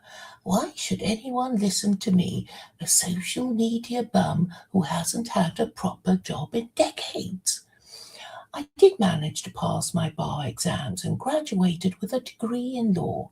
Prior to that, I worked as a legal secretary before marrying and becoming a mother.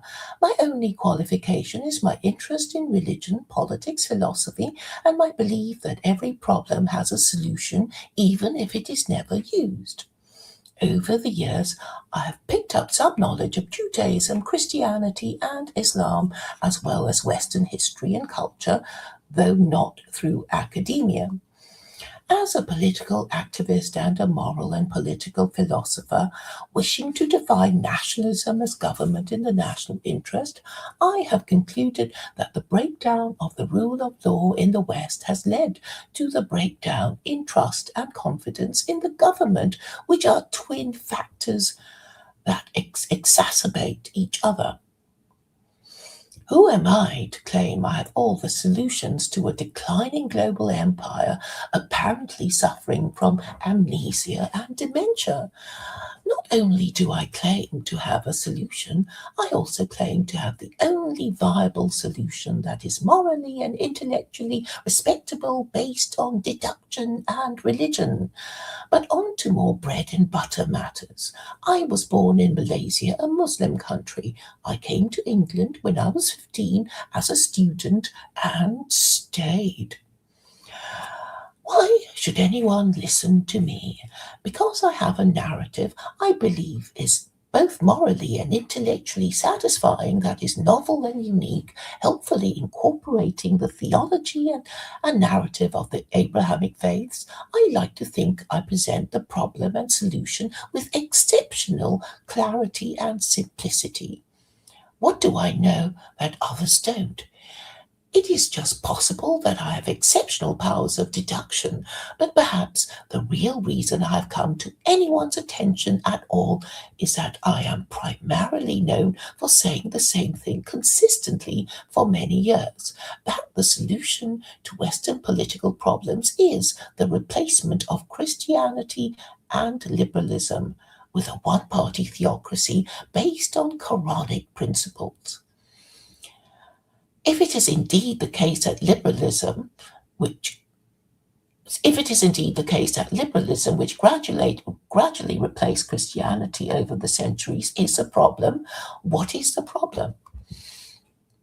While I am aware that my solution is radical and unpopular, I am still convinced that it is nevertheless the solution. There is no requirement for anyone to like it, just as there is no requirement for a patient suffering from gangrene to like the only treatment that would prevent death: amputation.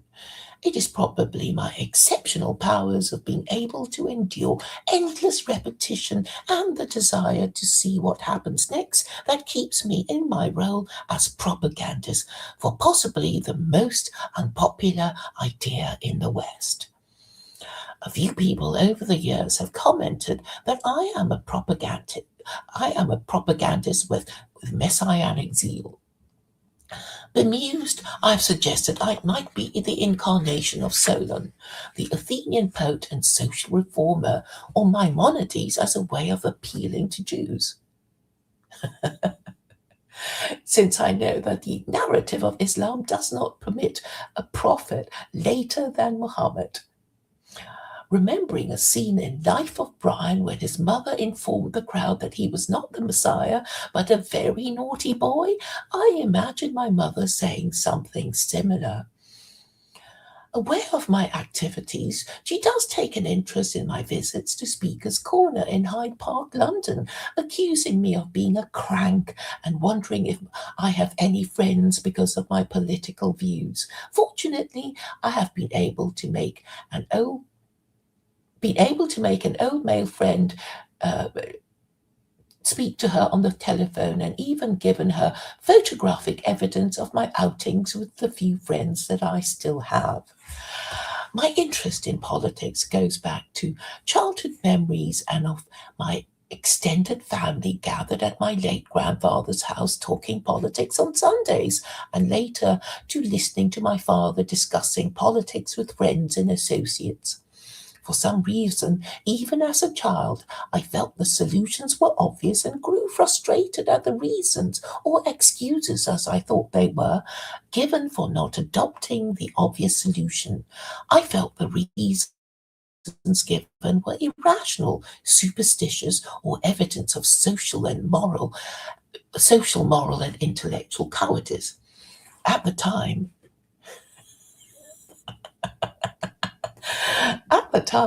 I felt the West was more rational and not beset by a minefield of taboos in middle age. I discovered that political problems were really moral problems, and moral problems have their origins in a lack of principled conviction. Fundamentally, the problem as I see it is that the concept of principles is no longer grasped. A childhood memory was that of my mother pointing out something my father had done that she felt was unprincipled. I cannot remember the matter in dispute, and rather doubt she would either, or my father if he was still alive. He died in 2020. A principle is something you make a point of doing or never doing, whether it results in praise, reward, or punishment. It is this that Westerners no longer understand, rendering them no better than cattle, easily controlled with carrot and stick. Widespread atheism means Westerners regard any inconvenience, loss of status, income, or property suffered as punishment, while dismissing belief in the afterlife as stupidity, resulting in lost opportunities of pleasure and profit in the only life they have. Since principles come from moral principles, and moral principles come from religious principles, all those who subscribe to the moral system of religion enjoy the group solidarity that enables group cooperation. To be compelled to subscribe to a moral system by declaring your religion means you will be judged according to whether you uphold the principles of your group. On this matter, you will be judged by members of your religious group as well as by those outside your group. This is essentially the purpose of religion, dividing us into competing groups so that we compete against each other in righteousness, so that the best religion is easily distinguished from the rest. As well as being a political activist, I am a social and political scientist promoting the political philosophy of nationalism, which I define as government in the national interest. It would be in the national interest to adopt the best moral system available. How are we to judge which moral system is best? If the purpose of morality is to keep the group in existence and apart from others, then the one most effective at doing this would be Judaism, since Jews are the world's most ancient and powerful tribe, apparently indestructible and enjoying divine protection from the Abrahamic God who made Jews his chosen people. But we don't want to be Jews, do we? It's too hard to deal with the anti-Semitism and the oppression and restriction that Judaism requires if you want to do it properly. Now, shall I read chapter 2? I suppose I will until Chad stops me or until I grow tired. I'll continue. Chapter 2, what is the problem? In a word, idolatry. Idolatry is the worship of anything that isn't God, bearing in mind that according to the 13 principles of Judaism, God cannot take material or physical form. This means even the pantheist monotheism of worshipping the universe as one deity makes one guilty of idolatry. Spinoza was excommunicated for the heresy of rejecting the narrative of the Abrahamic God in order to reject his religious duty to obey his laws and live as a Jew in the Amsterdam of the 17th century. Spinoza was the first secular Jew of Europe, believing he would be able to live more happily outside the Jewish community of Amsterdam than within it. To my astonishment, Jewish scholars for some reason do not immediately attribute the reason for excommunication to idolatry, even appearing to consult each other as to why his offense was not specified. If Maimonides correctly stated that Jews are not to conceive of God as in any way material, then for Spinoza to equate God with the universe is a clear transgression of this prohibition, making him guilty of idolatry. Those who want to claim the respectability of monotheism while rejecting the laws of the Abrahamic God will use pantheism as a defense, so they can say, "Not today, thank you very much. We are already monotheists, even if we are not ethical monotheists. We don't want to be ethical monotheists because we don't want to be subject to the restrictions of Jews and Muslims. Only the law of the land which will be more permissive. In any case, you will be unable to argue successfully that the universe was created. What if the universe was always there? Then there would be no need for it to be created, would there? If the universe always existed, then there would be no need for the Abrahamic God to create it. If the Abrahamic God does not exist, then we need not obey his laws." But what about the Big Bang? Who or what caused the Big Bang? Scientists are silent, but theists have the answer. If we are here because there was a creation, then there must have been a creator, and that creator must have been the supreme and eternal Abrahamic God, omnipotent, omniscient, omnibenevolent, and perfectly moral, believed to have communicated twice with mankind through the Torah and the Quran. If God took the trouble of making laws for humanity, it can be deduced that he intended for them to be followed. If he intended for them to be followed, punishment must follow in the event of disobedience. Are we not being punished for our idolatry? We do not have to be actually bowing before idols to be guilty of idolatry, because there is such a thing as hidden idolatry. A Jew or Muslim apparently praying correctly by his own religious standards could still be guilty of hidden idolatry because it is thought crime. Instead of one's thoughts being concentrated on praying to God and thanking him, they stray from obedience to his laws to plans to break them, for example, by plotting the downfall of our enemies whom we envy. Another thought crime, using ways and means forbidden, such as lashon hara, known as evil speech, or thinking sinful thoughts. Let us assume that God in his wisdom has so arranged the universe that the sin is its own punishment. If that is the case, then everything happens for a reason. If everything happens for a reason, I'll keep going, thank you, Chad. If that is the case, then everything happens for a reason. If everything happens for a reason, then suffering must be punishment for sin, or the teaching of an important lesson to humanity by God.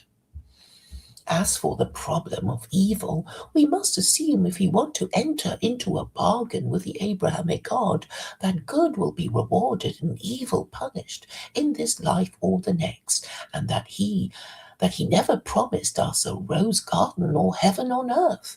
If we suffer trials and tribulations, these things are sent to try us for our fitness to go to the better place in our afterlife. What page are we on? We're on page 16. There are 106 pages, but it's in large print. To continue, the important point to note is that the existence of evil does not negate the existence of God, since evil is necessary to our understanding of good and is the logical and necessary price for it, in the same way that we must be able to understand of the concept of heat to know its opposite of cold, just as we know that up is the opposite of down. Whether or not you believe in God, it cannot be denied that if you are an idolater, you would not be taking any guidance from either the Torah or the Quran, taking you out of the Abrahamic religions. Since Christians are in fact guilty of idolatry, they cannot be said to be guided by either the Torah or the Quran. It is a matter of historical record that Christians worship Jesus as the co-equal of the God of Israel, who is also Allah. The most powerful churches in the world affirm the Trinity: Catholic, Anglican, and Orthodox. It is also a matter of fact that the Trinity requires the worship of an executed blasphemer as the co-equal of the supreme and eternal Abrahamic God who created the universe. And that is by definition idolatry. While Christians claim that Jesus is God, there is no authority for this proposition other than the nonsensical assertions of the Athanasian Creed not contained in the New Testament. Even if the New Testament categorically stated that Jesus is God, which it does not, the document itself lacks unity of authorship. It is not claimed, even by Christians, that the New Testament comes from Jesus, let alone God. As for Mark, Matthew, Luke, John, and Paul, it cannot be successfully argued that in a rational and honest world that the word of mortal and fallible men of dubious provenance claiming to have met an executed blasphemer could ever trump the word of God in the Torah or the Quran. It is the Christian narrative that Jesus was executed for blasphemy, and the historical record is that Christians under Arianism and Trinitarianism have been worshipping Jesus as divine, thereby offending against the commandments of God, specifically forbidding idolatry and blasphemy. If you believe Jesus is still alive, you believe he is immortal. If you believe he is immortal, you must believe him to be divine. If you believe Jesus to be divine, you are ipso facto guilty of idolatry, which is a mortal sin. Worse, according to the Christian narrative, Jesus was convicted and crucified for blasphemy. It is on record that Christians have been worshipping an executed blasphemer for the best part of 2,000 years, either as Arians or Trinitarians. How can such blatant transgression against the clearly stated commandments of God have gone uncorrected for 2 millennia? The answer is totalitarian state intimidation. It was through state intimidation of the subjects of Christian monarchs who never enjoyed freedom of belief in Europe until the founding of the American Republic. Christian monarchs of Europe required their subjects to follow their religion under the principle of cuius regio, eius religio, the Latin meaning of whose realm their religion. This means that the only people in Europe who had a different religion to their monarch were Jews, being the senior branch of the Abrahamic faiths who had special status. But for Judaism, there would be no Jews. But for Jews, there would be no Jesus for Christians to worship. The entire edifice of Christianity depended on the existence of Jews, and the existence of Jews as a people depended on the practice of Judaism. While officially Jews were allowed their own religion, they were resented. Repeated attempts were made to forcibly convert Jews to Christianity with the goal of declaring Judaism and Jews finally extinct. But Christians wavered between ruthlessly and forcibly converting them to Christianity and refraining from bullying them into conversion, playing nice cop and nasty cop in turn.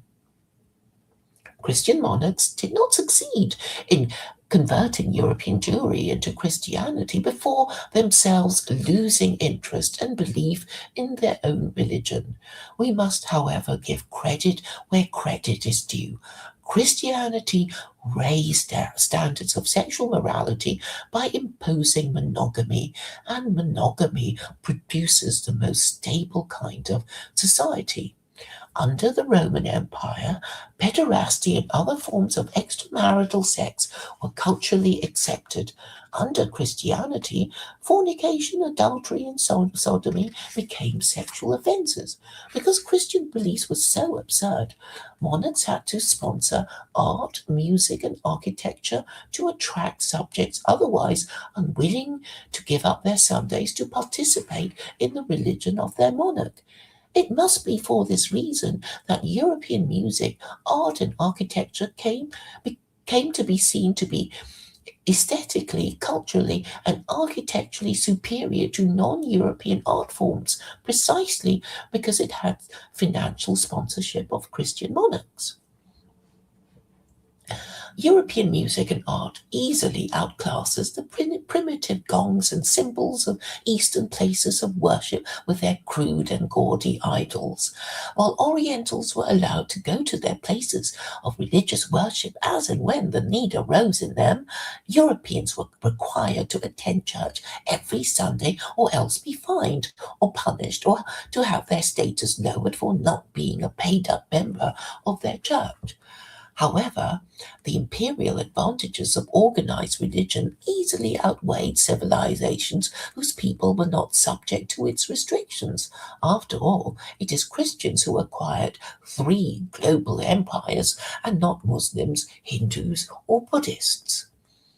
As for Jews, they are left in the curious position of having one of their number worshipped by Christians as a co-equal of their God of Israel, who created the universe, and having to deal with Christians throughout the ages who have not been able to finally decide on the best ways of dealing with Jews. Whatever the cultural and social benefits of Christianity Europeans enjoyed over the centuries, it is now a spent force.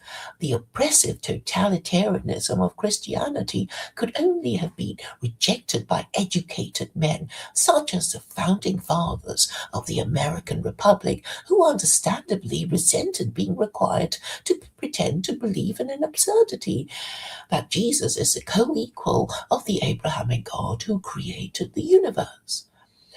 What form did this oppressive and violent totalitarianism take?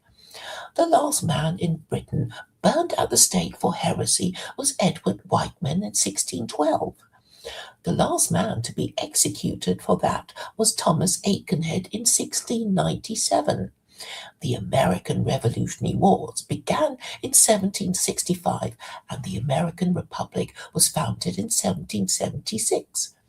The flip from an absolute monarch enforcing Christianity on his subjects to a republic protecting freedom of belief took place in under a century after the practice of heretic burning ceased. What was the purpose of the American Revolutionary War? To reject monarchy and the religion that supported it, Christianity. That was the beginning of the end of Christianity and monarchy for Europeans, confirmed in the French Revolution and reconfirmed in the Russian Revolution. In China, its monarchy ended in 1911. In the monarchy-republic debate, it is clear that a meritocratic republic has a deeper, wider, and bigger pool of political talent from which to draw the next national leader and ruling class than an elitist royal family. This must be the way forward for the political advancement of humanity, bearing in mind that monarchy did not succeed in giving Jews continuing access to their homeland, that their best and wisest cosmopolitan king was King Solomon, whose kingdom was divided into 2 after his death because of the divisive policy of his son. After Solomon, the ancient kingdom of Israel declined until it was taken over by the Romans. There is no demand amongst modern Israelis for the return of monarchy, nor that of a Torah theocracy. Indeed, Israel is another fallen civilization practicing liberal democracy, just as the rest of the West is. Unfortunately, the problem is liberal democracy itself, since it has created the degenerate matriarchy that the West now is, suffering from the dementia of intersectional feminism, a polite word for the policies of Sodom and Gomorrah. The global homo gayplex, or transnational progressivism, if you prefer, allows and encourages sexual liberation from the rules of marriage and good parenting. If feminism operates through bribing men with cheap extramarital sex, when did this practice begin? In a well-ordered patriarchy, respectable women wishing to marry and remain married would know to avoid a reputation of promiscuity. However, beginning from the swinging 60s, the lowering standards of sexual morality began, and fornication was a gateway sexual offense leading to the degeneracy of widespread illegitimacy, the civil partnership, gay marriage, and now the promotion of transgenderism in primary school children. It seems Westerners have now degenerated into such a basket of deplorables that they are no longer fit for employment, which is presumably why their government replaces the indigenous with foreigners, because they are more prepared to work. However, since Western government now hates having any dealings with those it presumes to govern, it is now busily warehousing Westerners for extinction, discouraging marriage, legitimate offspring, parents from staying married, while encouraging sterile, childless relationships, as well as encouraging impressionable primary school children to sterilize themselves to better masquerade as members of the opposite sex. When the next generation of transgender people discover that their lives have not miraculously improved after their sex change, they will commit suicide in droves, a form of government disposal for unwanted people it disdains to govern. If you have parents who have allowed you to opt out of having children by being gay or transgender, thereby making you unmarriageable, you will be deemed to have opted out of being a member of the human race, in theory capable of enjoying the right to have legitimate offspring, since you have made yourself unmarriageable. While Westerners think of Christianity as the official religion of the West, they do not seem to have registered that no Christian theologian can cite uniquely Christian principles, nor can anyone claim that the West is Christian cite any Christian principles that their Western government supports in law. If it is the purpose of all the world religions to protect patriarchy, i.e. the practice of marriage and family values, I'm just checking for the chapter. Chad can stop me anytime.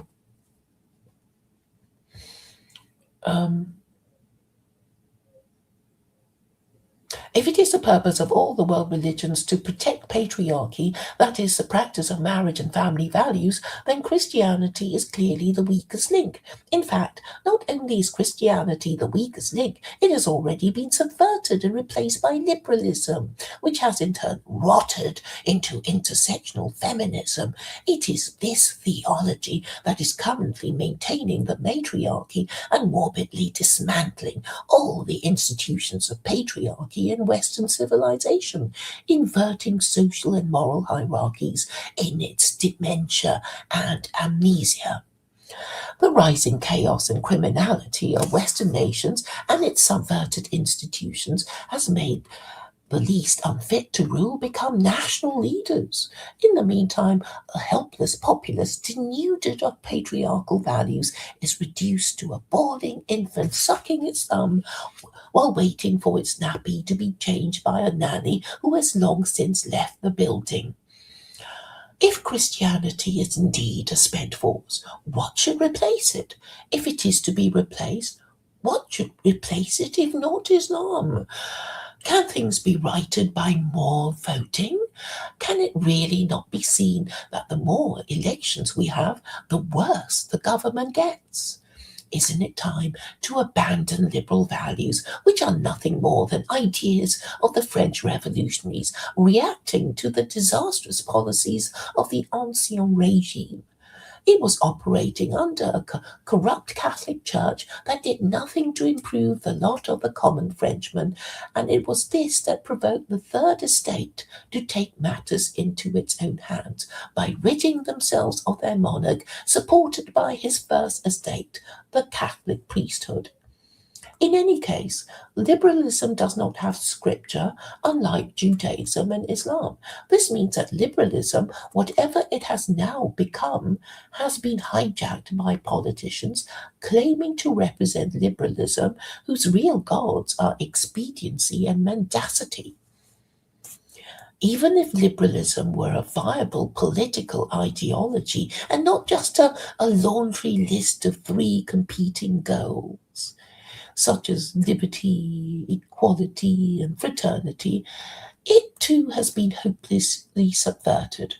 If we are truly at liberty, would we want our brother to be our keeper? Would we treat him equally, even if he were obviously older or younger?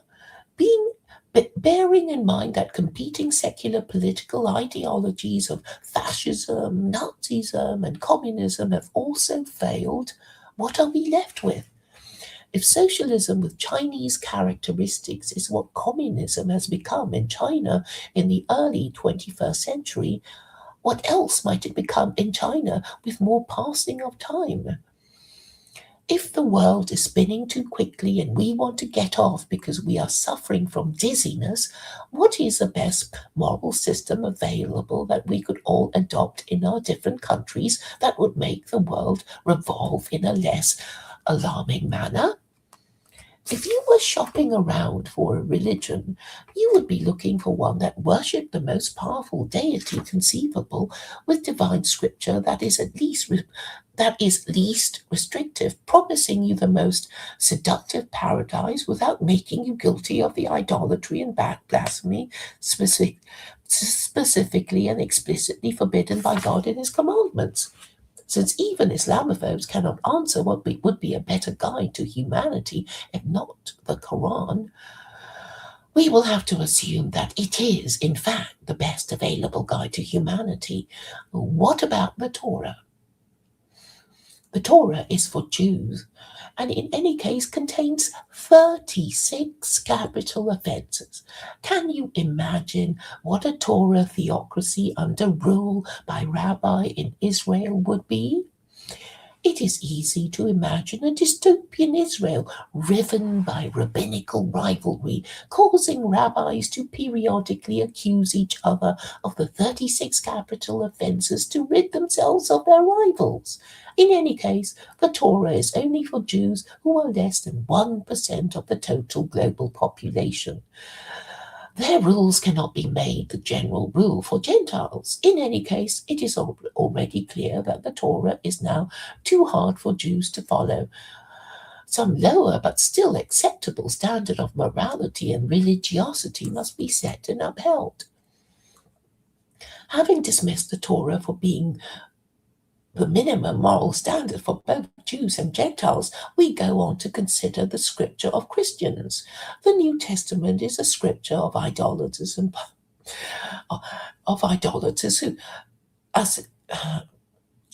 this being so, their scripture can be safely ignored. At its most authoritative, it is only the testimony of mortal and fallible men of dubious provenance claiming that they met Jesus. While the creation of Christianity has been attributed to Paul, it must be remembered that he never even met Jesus. If Gentiles want to worship the most powerful being conceivable, that would be the Abrahamic God who made 2 revelations to mankind, the Torah to Jews and the Quran to Gentiles. Since we already know that less than 1% of humanity are Jews, we must logically and necessarily opt for the Quran with its fewer and less restrictive rules of universal application.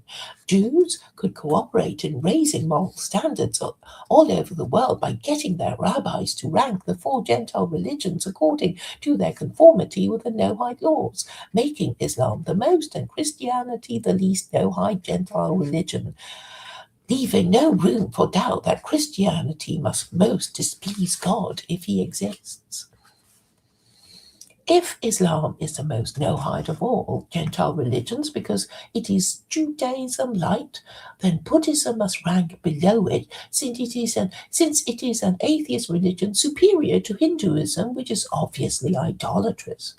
However, even idolatrous Hinduism must still be better than Christianity because Christians cannot be more offensive to God even if they tried. Whatever you think of Hindus, they at least do not idolatrously worship a man convicted and crucified for blaspheming against the God of Israel, who is also Allah. Nor do they call the mother of this executed blasphemer Mother of God, as the Catholic Church did. If Christianity is cursed by God because of its idolatry and blasphemy, then it can no longer be used. Even if God does not exist, the absurd beliefs Christians are required to affirm are nevertheless still offensive to reason. The sooner Westerner acknowledges the failure of Christianity, the sooner they can move over to Islam, more quickly solving their social, economic, and political problems by becoming a one-party theocracy. The sooner this happens, the shorter will be the period of chaos and criminality, although the West moves from matriarchy to theocracy, since only Quranic governance would restore the patriarchy and Western governments to good moral order. It does seem to be a rather long chapter. I apologize for that and for any offense caused. But I'll continue to read if Chad allows me. So I'll continue. So I will be defining matriarchy. Matriarchy is defined as a society prioritizing the preferences of unmarried parents who casually conceived and parented their illegitimate offspring, while patriarchy is a society prioritizing the preferences of married parents who want to properly parent their legitimate offspring. A caliph is a constitutional dictator without the right to bequeath his leadership position to his male offspring or male family members. It should be noted that Muslim empires who treated caliphs as kings or emperors with harems became extinct. To have a caliph as your national leader is to, in fact, declare your nation to be a republic. Let me put it this way.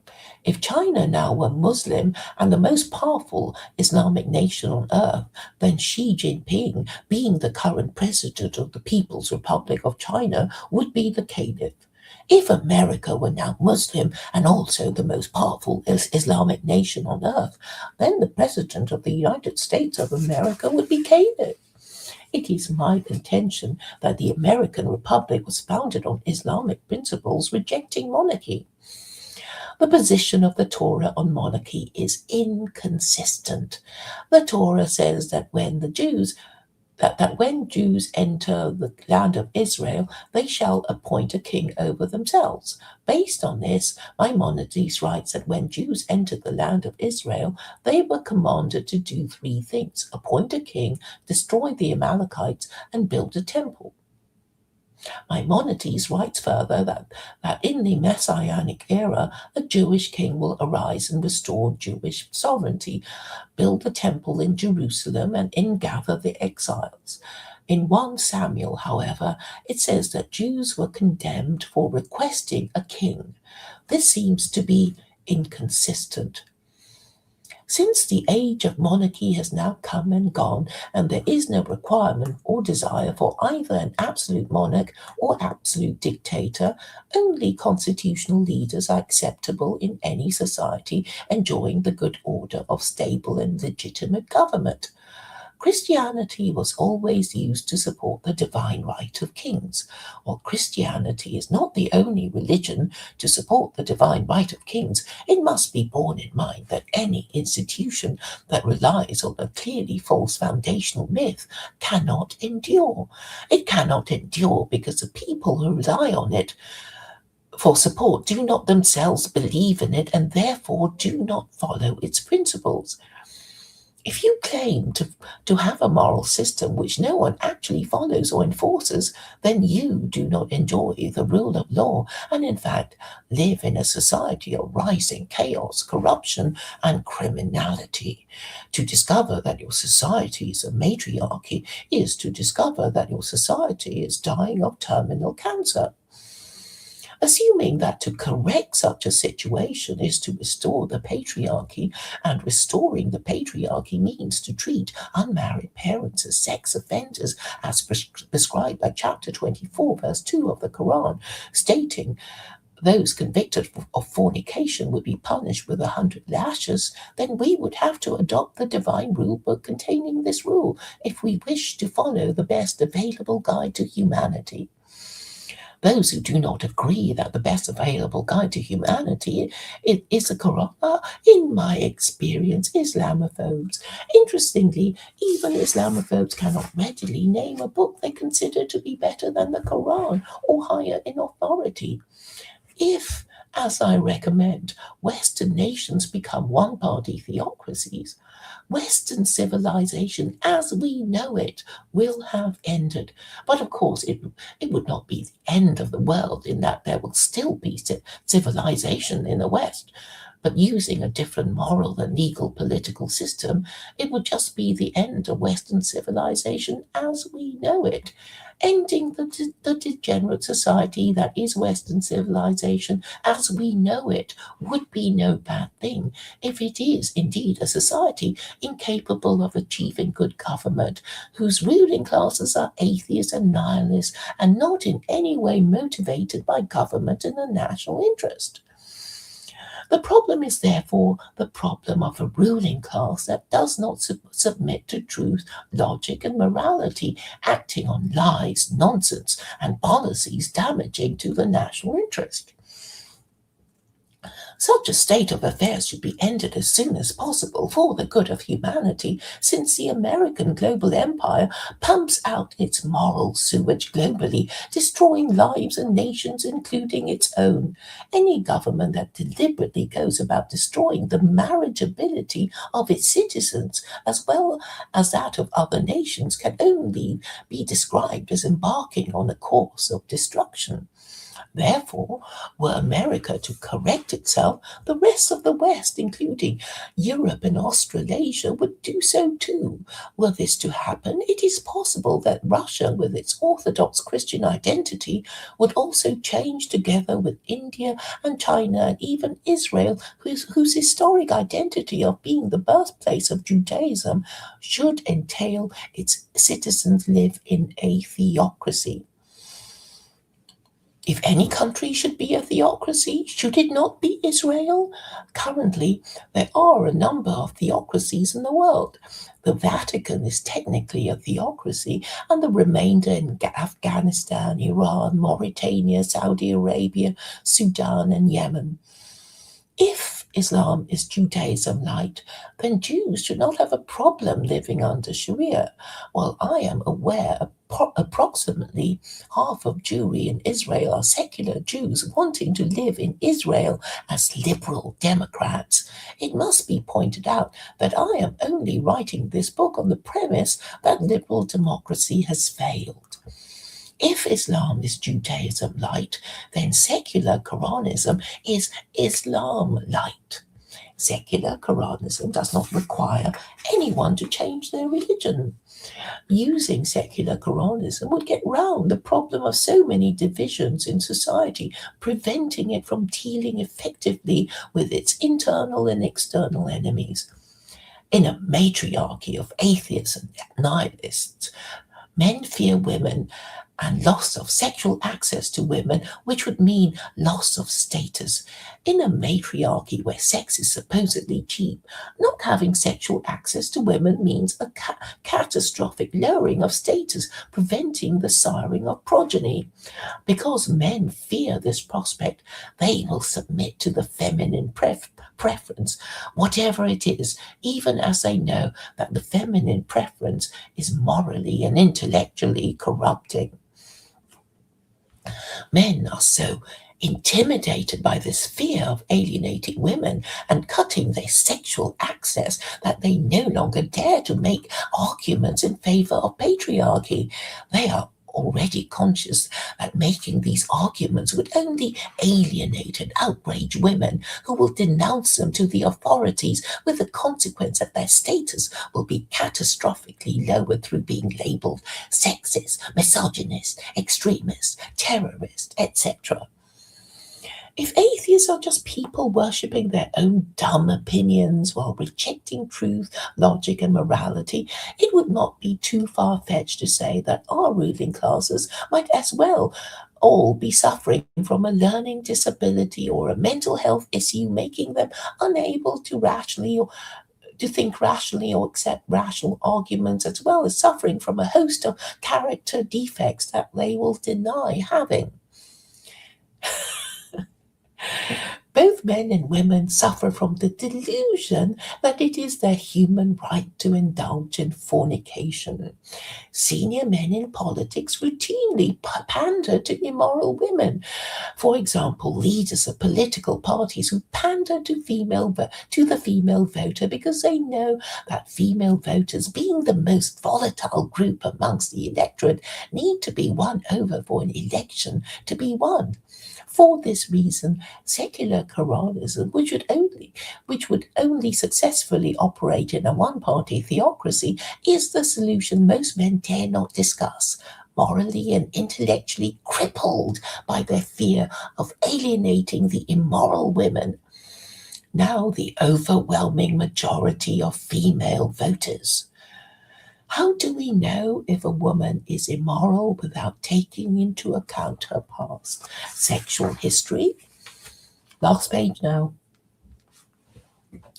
We know she's immoral without even knowing anything about her sexual history if she refuses to acknowledge that children would be better off brought up by their two married biological parents living together in a loving relationship, and refuses to support laws privileging married parents over non-parents and treating unmarried parents as sex offenders. Men who refuse to acknowledge this must also be regarded as unmarriageable.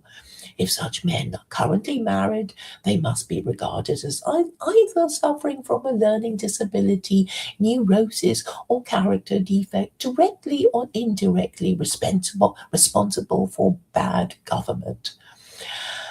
The governed complain that their government is bad, and their government cannot give the governed the impression that they are well governed, even when the full apparatus of state, which includes the media, the judiciary, the government, and government departments, you would have thought they would control the narrative, but they do not, because they suffer from the problem of not being believed, like the boy who cried wolf once too often. Secular Quranism is an easy-to-understand idea with an easy-to-understand narrative that would take the Western world by storm once enough social conservatives understand its potential and pragmatism. And that's the end of chapter 2. And I'm sure you've all had enough.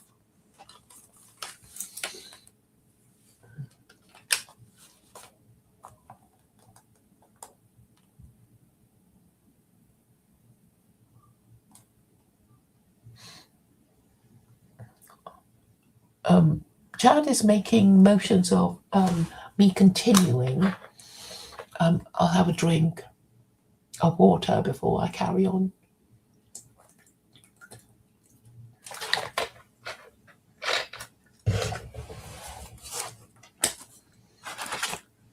Oh, that's third of the book now, really. Chapter 3. What are the options? Christian nationalism. Carry on voting. Blame the Jews. Blame the Muslims.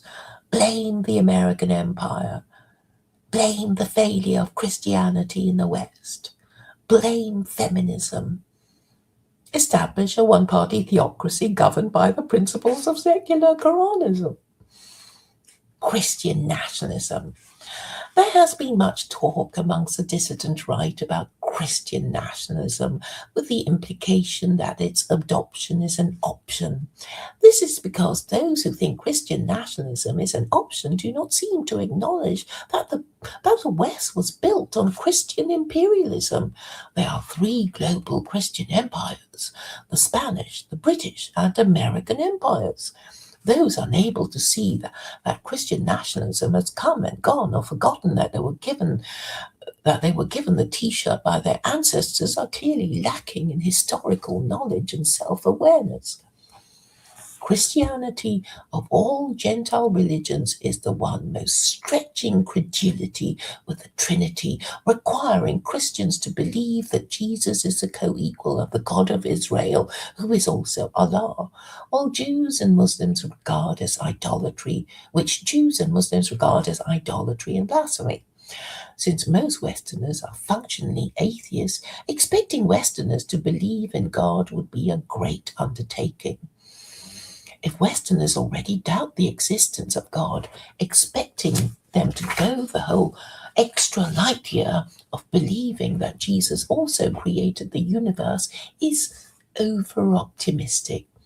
It also betrays ignorance of Christian history, implying that they are naive enough to think that when the bargain of Christian missionaries from Rome was accepted by the barbarian kings of Europe, that their subjects were asked nicely if they fancied trying a bit of Christianity to see how they liked it before having some more.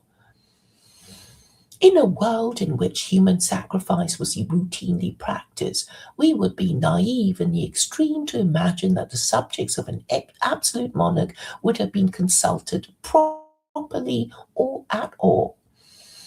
Under the principle of cuius regio, eius religio, whose realm his religion, meaning you have to follow the religion of your king, or else. Under this principle, it was generally accepted that whatever was the religion of the absolute monarch, that too would be the religion of his subjects, whether they liked it or not. It is really extremely unlikely that the peasants would be consulted about their new national religion before the offer of the Christian missionaries was accepted by the first Christian king of any European country in pre-Christian Europe. We know, therefore, the practice of heretic burning, the burning of any subject who questioned the divinity of Jesus, was common to Christian Europe. We also know that within a century after the practice of executing heretics was given up from 1697, the Americans rejected monarchy in order to reject its religion of Christianity. So no, the return of Christian nationalism for those on the dissident right who enjoy imagining themselves as Knights Templars, slaying Jews and Saracens in the Levant is not really an option unless we want to return to an age of extreme religious persecution practiced by Christians on each other and non-Christians. There is no need to make Westerners believe in the absurdity that Jesus is the co-equal of the supreme and eternal Abrahamic God who created the universe, or make them believe that Mary is satisfying and coherent narrative taking into account what God, if he exists, might be pleased with would do the job. If the Abrahamic God who created the universe and has communicated twice with humanity through the Torah and Quran exists, one can imagine that he would be pleased if his creation properly divined his wishes and followed them, particularly if doing so would be in their own interests. if you had no choice but to follow one of the two books from the same supreme source, why wouldn't you follow the one with fewer restrictions that does not have 36 capital offences? Carry on voting. That's one of the options. And carry on voting, and carry on having your election stolen. Next, blame Jews. That's already been tried many times in history. Blame Muslims. Why blame the people whose religion you will soon be adopting? Blame the American Empire. The Third Christian Empire will be useful in spreading Islam because nature abhors a vacuum and will soon fill it. Christianity is, of course, a moral vacuum which will soon be filled by Sharia. Blame the failure of Christianity in the West. Blame the failure of Christianity for the supremacy of feminism making the West a degenerate matriarchy.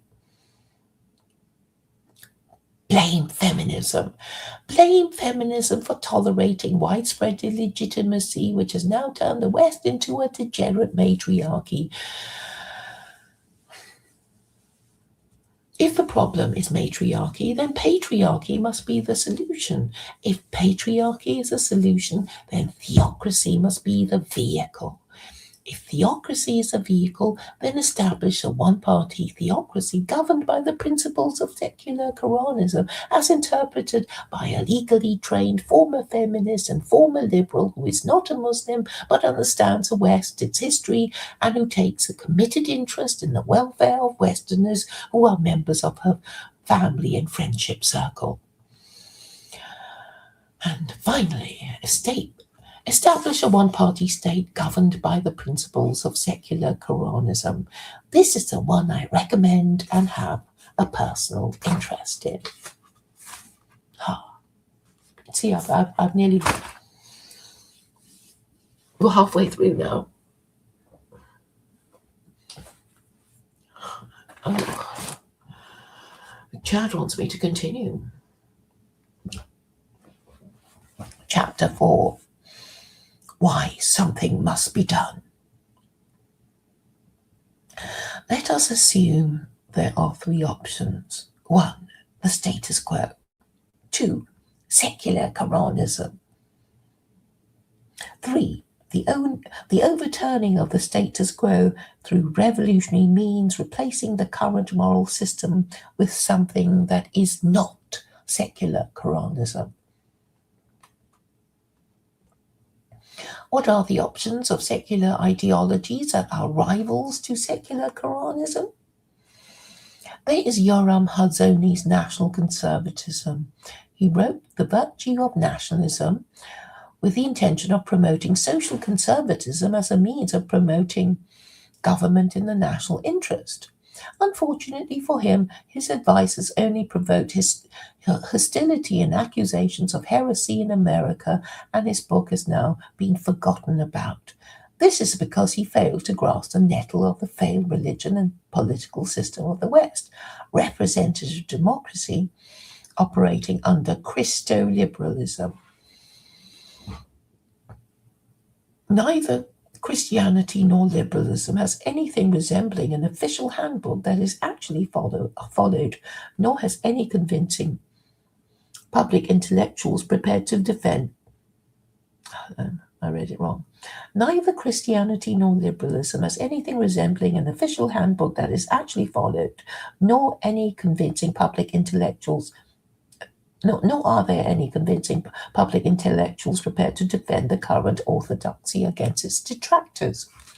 That's why liberals don't tend to want to debate people who are anti-liberal, because they know they can't really defend their absurd beliefs. Because really, liberalism is... I'm just talking now. What is liberalism anyway? It is basically a kind of idea that liberalism is a good in itself, that everybody wants liberty, right?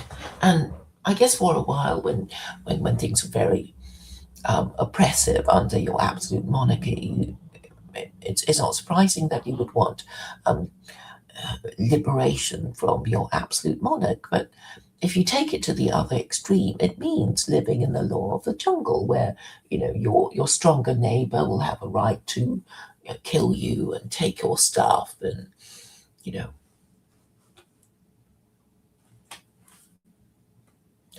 what is Chad doing? He's scrolling.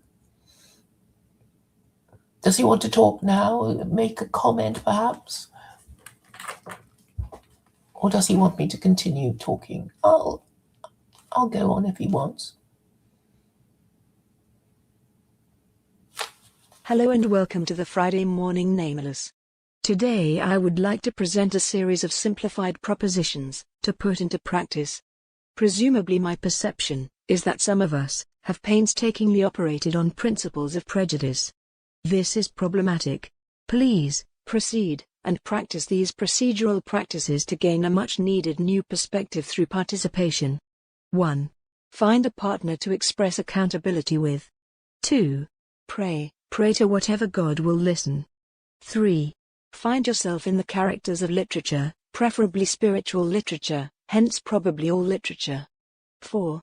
Identify yourself in the opposition. 5.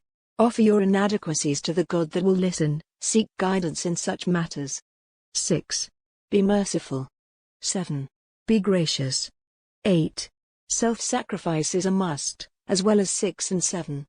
9. You are not God. 10. You are an agent for God, like it or not. 11. Repeat 1 through 11. Lastly, consider this. If you stare into the abyss, consider what the abyss considers the abyss. Who does the king bend the knee to? Thank you very much, and remember, this little corner of the internet does not exist.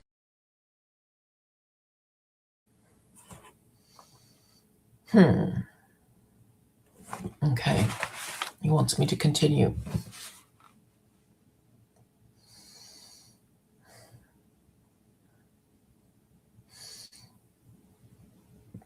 So I'm talking about Yoram Hazony.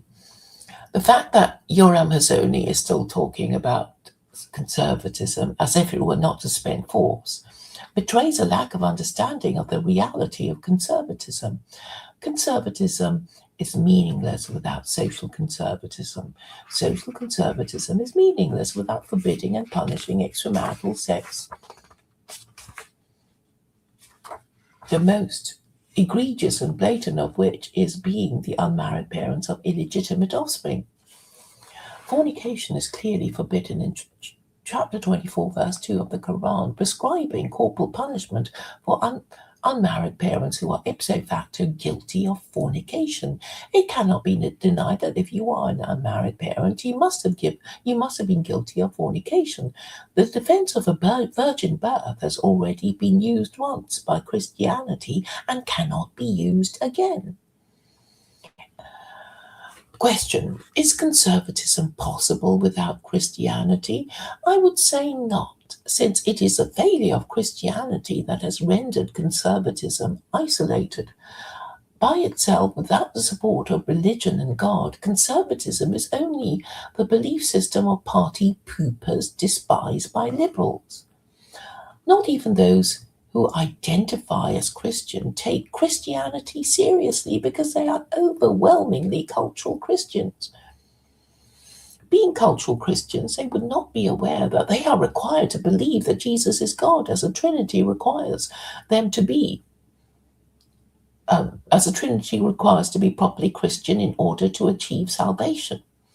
Without belief in God and the desire to please Him, it is impossible for Westerners to summon the conviction and political will necessary to defend the institutions of marriage and family. The fact is that Christianity is despised by the overwhelming majority of Westerners and regarded as a religion of the stupid people. Its leaders are pitied and held in hatred, ridicule, and contempt, infamous for their hypocrisy, cowardice, and submission to the quasi-state religion of liberalism.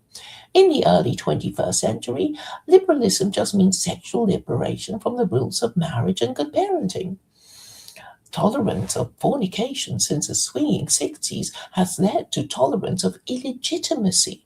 Tolerance of illegitimacy has led eventually to tolerance of widespread illegitimacy, establishing a matriarchy suffering from the moral disease of illegitimacy. It is a fact generally accepted that convicted prisoners are mostly from fatherless homes brought up by their unmarried mothers who have deprived their illegitimate offspring of a father. They are the agents of chaos and criminality, which any healthy patriarchy confident in its beliefs and existence would have no trouble acknowledging.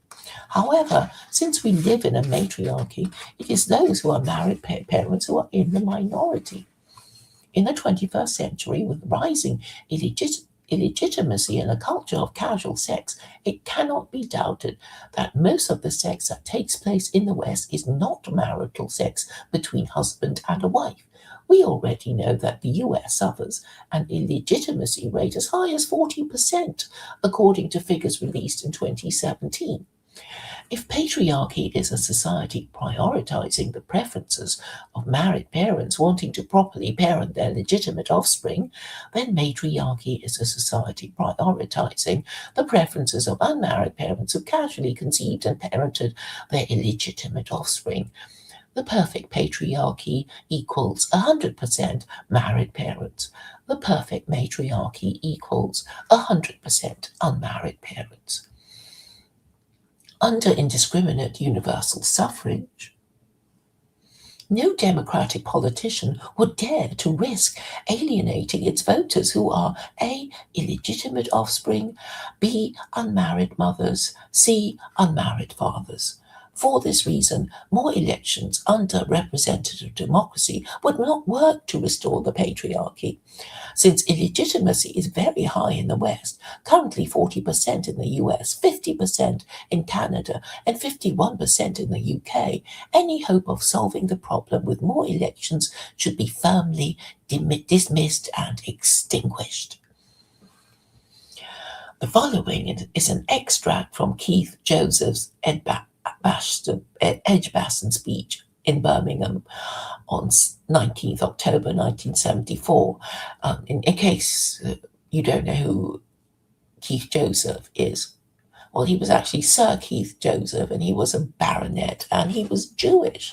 And for a while, they thought that he was going to be the next British Prime Minister until he made this fateful speech called his Edgbaston speech in Birmingham. So let me read out his shocking speech that destroyed his career. He said, "The balance of our population, our human stock, is threatened. A recent article in Poverty published by the Child Poverty Action Group showed that a high and rising proportion of children are being born to mothers least fitted to bring children into the world and bring them up. They are born to mothers who were first pregnant in adolescence in social classes 4 and 5. Those are low social classes. Many of these girls are unmarried. Many are deserted or divorced or soon will be. Some are of low intelligence, most of low educational attainment. They are unlikely to be able to give children the stable emotional background, the consistent combination of love and firmness, which are more important than riches. They are producing problem children, the future unmarried mothers, delinquents, denizens of our bostels, subnormal educational establishments, prisons, hostels for drifters. Yet these mothers, the under-20s in many cases, single parents from classes 4 and 5, are now producing a third of all births. This is 1974. A high proportion of these births are a tragedy for the mother, the child, and for us. Yet what shall we do? If we do nothing, the nation moves towards degeneration. However much resources we pour into preventative work and the overburdened educational system, it is all the more serious when we think of the loss of people with talent and initiative through emigration, as our semi-socialism deprives them of adequate opportunities, rewards, and satisfactions. Yet proposals to extend birth control facilities to these classes of people, particularly young unmarried girls, the potential young unmarried mothers, evokes entirely understandable moral opposition. Is it not condoning immorality?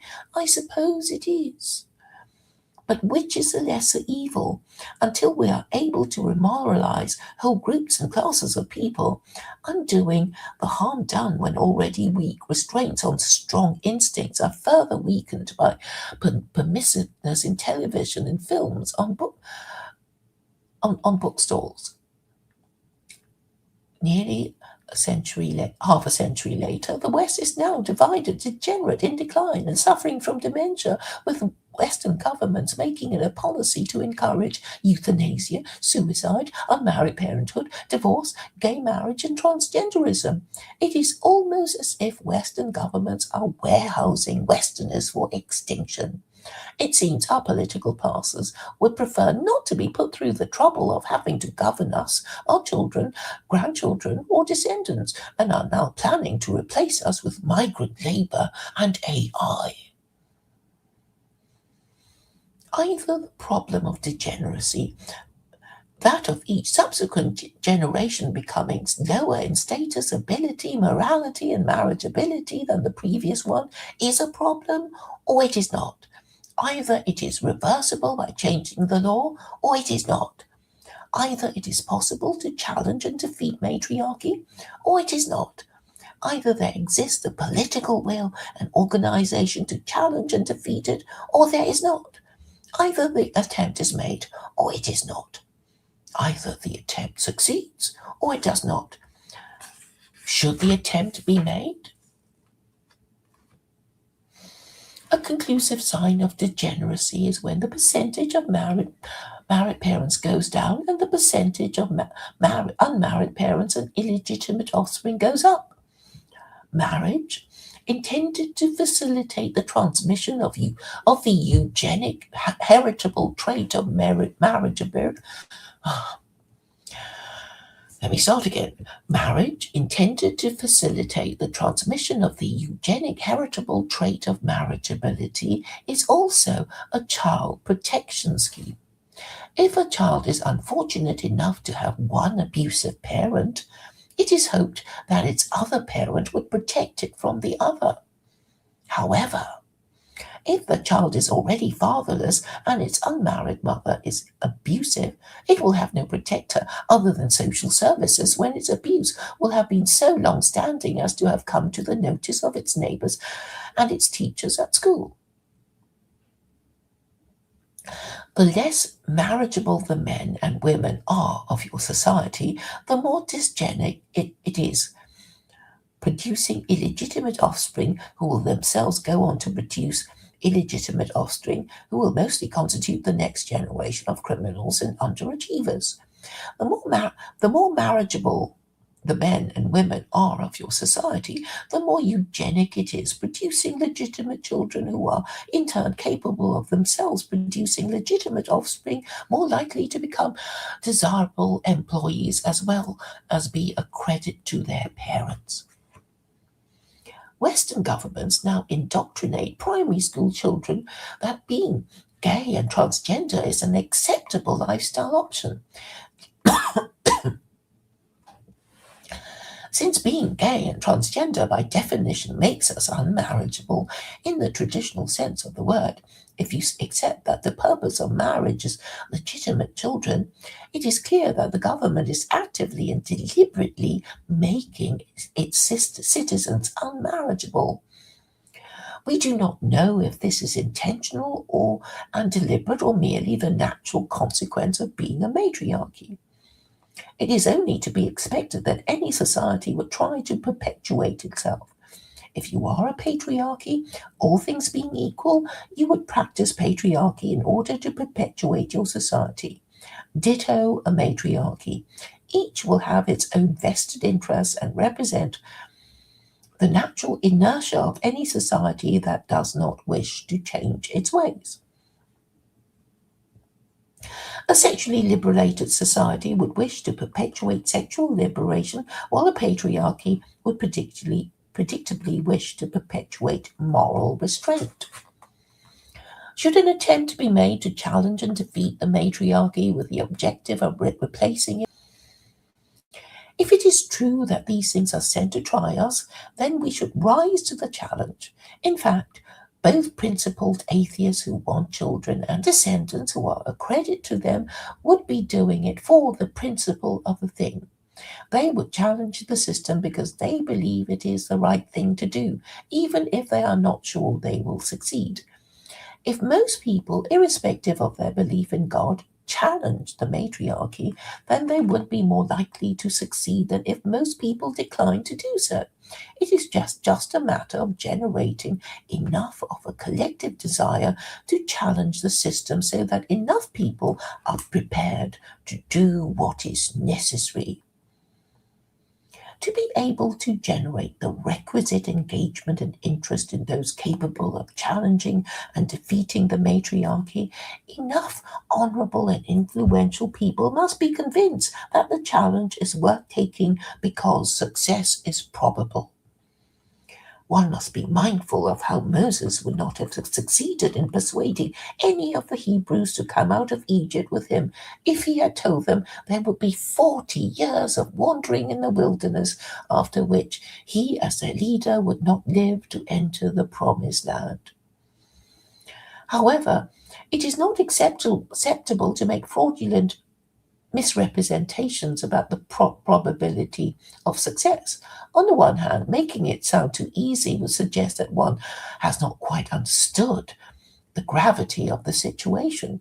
On the other hand, making it sound too arduous would only demoralize people into apathy and indifference. The level of difficulty must be just enough to seem achievable, but not too arduous as to make it a fool's errand. To say that it is enough to carry on voting would only arouse indifference and apathy, since most Westerners already know that elections do not change anything, and if they did, they would be banned or stolen. Proposing to slay an entire herd of sacred cows would not be received well either by the political establishment or those whom they presume to govern. The sacred cows are 1. Representative democracy, 2. Feminism, and 3. Sexual liberation from the rules of marriage and good parenting. Just one more page. Expecting to solve our social and political problems through more voting would be the equivalent of a thirsty man drinking seawater. Not only would the problem remain unaddressed, they would in fact worsen. It is already well known that all political parties capable of being voted into office rely on the female vote, and the way to capture the female vote is to offer female voters state benefits or legislative protection from their own stupidity and irresponsibility at the expense of men and taxpayers. But how does one go about restoring the patriarchy and social conservatism with Quranic principles of governance in a one-party theocracy after proposing to slay the sacred cows of the West? One must first propose it, but wouldn't it be rejected out of hand and dismissed with an accusation of extremism or insanity? It is only extremism if what is being proposed is more than is necessary to solve the problem. It is only insanity if one's conclusions are not based on sound logic. The argument is only sound when the facts being relied on are not in dispute. What wouldn't work is if we minced our words, beat about the bush as Yoram Hassoni has done, while omitting to state clearly what needs to be said in the clearest, briefest, and most memorable terms. So I finished chapter 4. And I'm going to have another drink of water. It's nearly finished. Well, I will talk to the chat if it said anything more.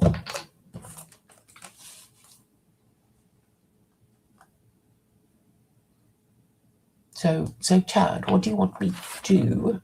How many chapters are there? Chapter 6.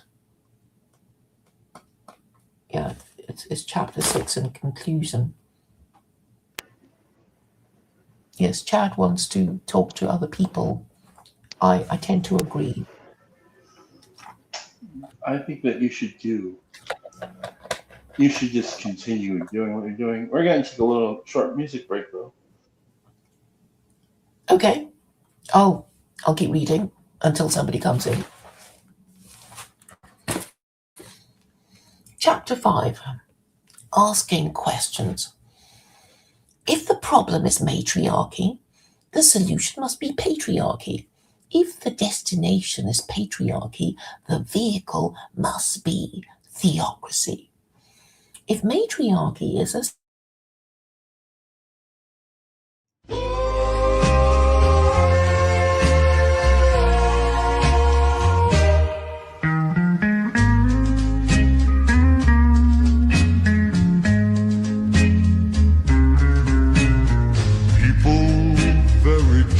just king, great king. People error, people king, big, just king, king. Happy, many down, many jack king from right. Just new king, big, great can new, happy. Are not what they seem, the hours. People very just king, great king. People error, people king, big just king. Happy, many down, many jack king from right. Just new king, big, great can new, happy. The owls are not what they seem. The owls are not what they seem. The owls. Very just king, great king. People error, people king, big, just king, king. King, happy, many down, many jack, king from right. Just new king, big, great can new, happy. Owls are not what they seem, the owls.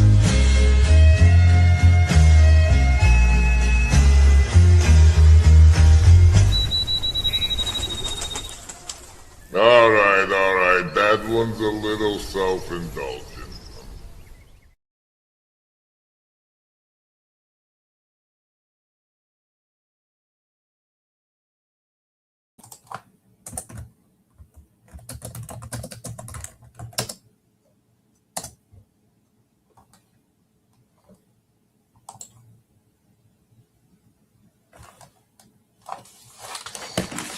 Okay, chapter 5.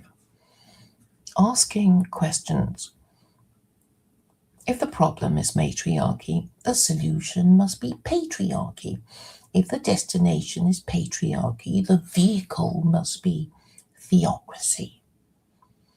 If matriarchy is a society prioritizing the preferences of unmarried parents who casually conceived and parented their illegitimate offspring, then patriarchy is a society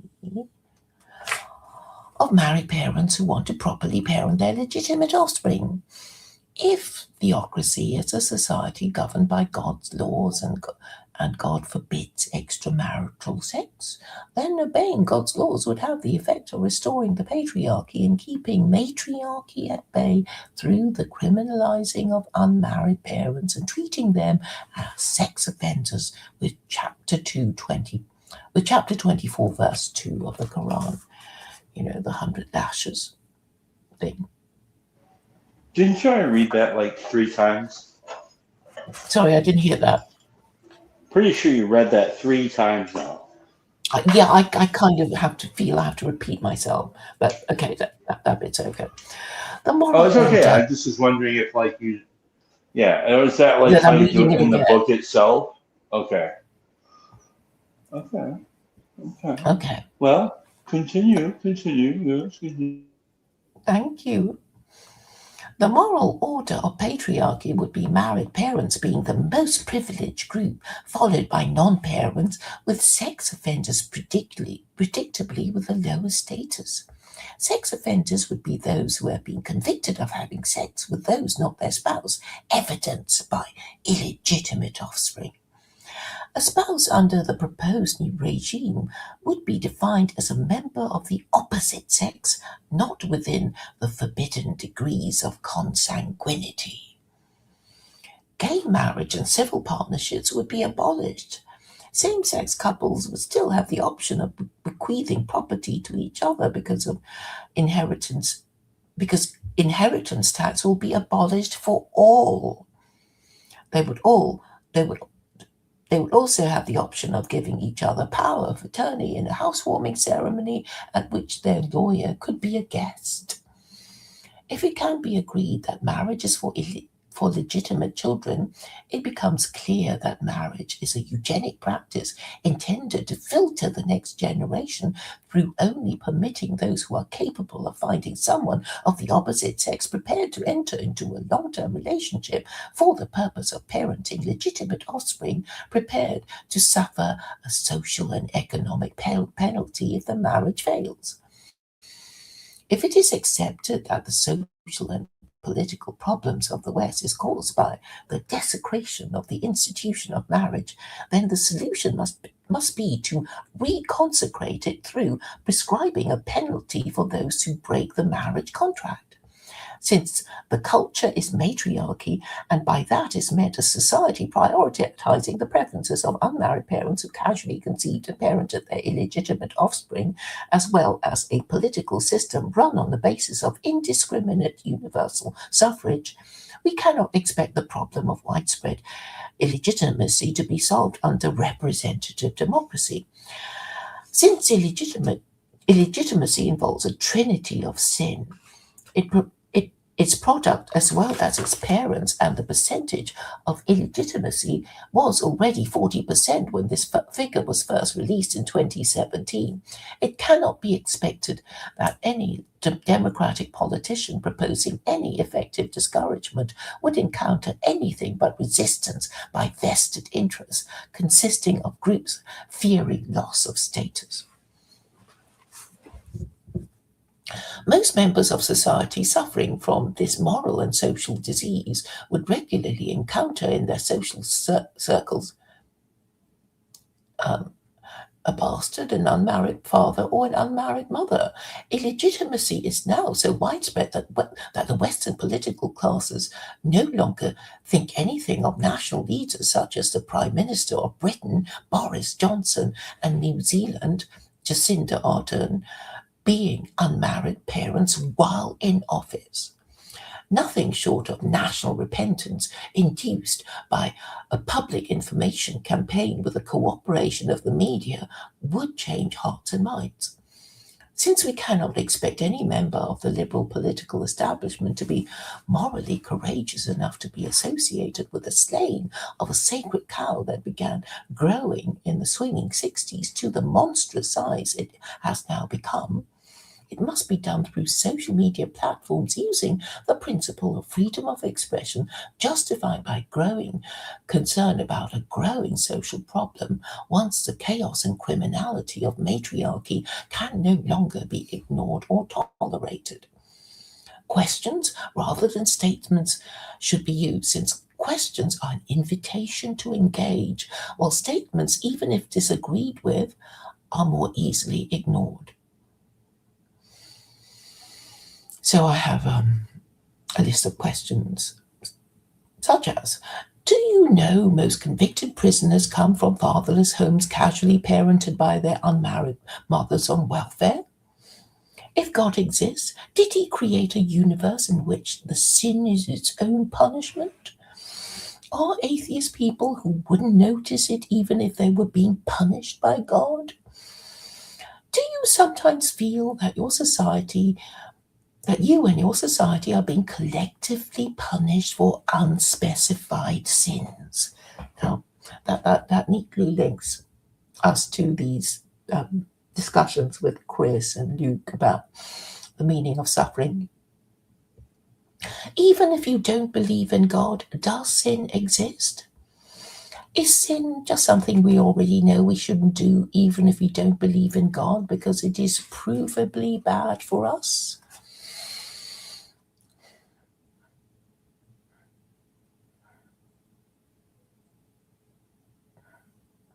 Do you think Jews are the world's most ancient and powerful tribe because their religion suggests they have divine protection? If both Christianity and Islam are derived from Judaism, is not Islam a synthesis of Judaism and Christianity? If Islam is a synthesis of Judaism and Christianity, does this mean it is a divine synthesis of both, with bad bits taken out and the good bits left in? Are the bad bits of Judaism for Jews its great number of restrictions and religious obligations and the smallness of their number? Are the bad bits of Christianity for Christians its idolatry and its lack of divine revelation containing the laws of God for Gentiles? Are the good bits about Christianity its universality, including all of humanity? Are the good bits of Judaism Jews having the most powerful deity conceivable and its divine revelation containing the laws of God? Are religious groups the biggest group we can hope to join to assert our supranational and individual moral identity?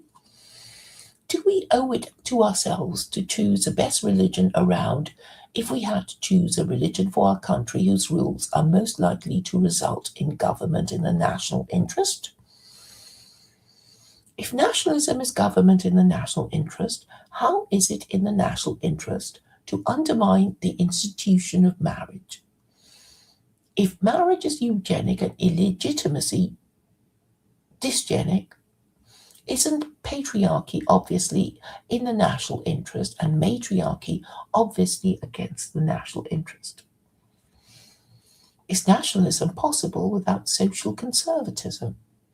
Is social conservatism possible without forbidding and punishing extramarital sex? Is Christianity kaput because no one in government can even say what Christian principles are, let alone tell you which ones, if any, are supported by government? Are you aware that Christians idolatrously worship a man crucified for blasphemy? Don't Christians know that it is idolatry to worship anything that isn't God? Isn't it idolatry to worship a man? What is the authority for the proposition that Jesus is God? If the authority for the proposition that Jesus is God is Athanasius, who was responsible for the Athanasian Creed, where did he get the idea from? Why was Arianism finally abandoned in favor of Trinitarianism after its adoption by two Roman emperors? Wouldn't Constantine have would Constantine have adopted Christianity if Islam had been an option? If Christianity is idolatry and blasphemy, wouldn't Christians be cursed by God if he exists? If God forbade idolatry and blasphemy in his commandments, shouldn't idolaters and blasphemers who have been practicing the idolatry and blasphemy of Christianity under 62 Christian monarchs fear and expect divine punishment? I'm talking about the 62 monarchs of England. Next question. I'm afraid there are quite a few, but the list is nearly gone now. Finished now. Are the no-hide laws fair enough? Is the Quran the best available guide to humanity? If not, what is? Do we live in a logical universe created by a logical and benevolent deity who can be understood through his laws for humanity, designed to protect us from ourselves and each other? Is the First Amendment based on chapter 2, verse 256 of the Quran? Does Judaism define Jewish identity even if most Jews are not observant Jews? Is marriage the rearing of the next generation in optimum conditions, i.e., two married biological parents living together in a loving relationship? Is tolerating unmarried parents dysgenic? Are the consequences of widespread illegitimacy degeneracy?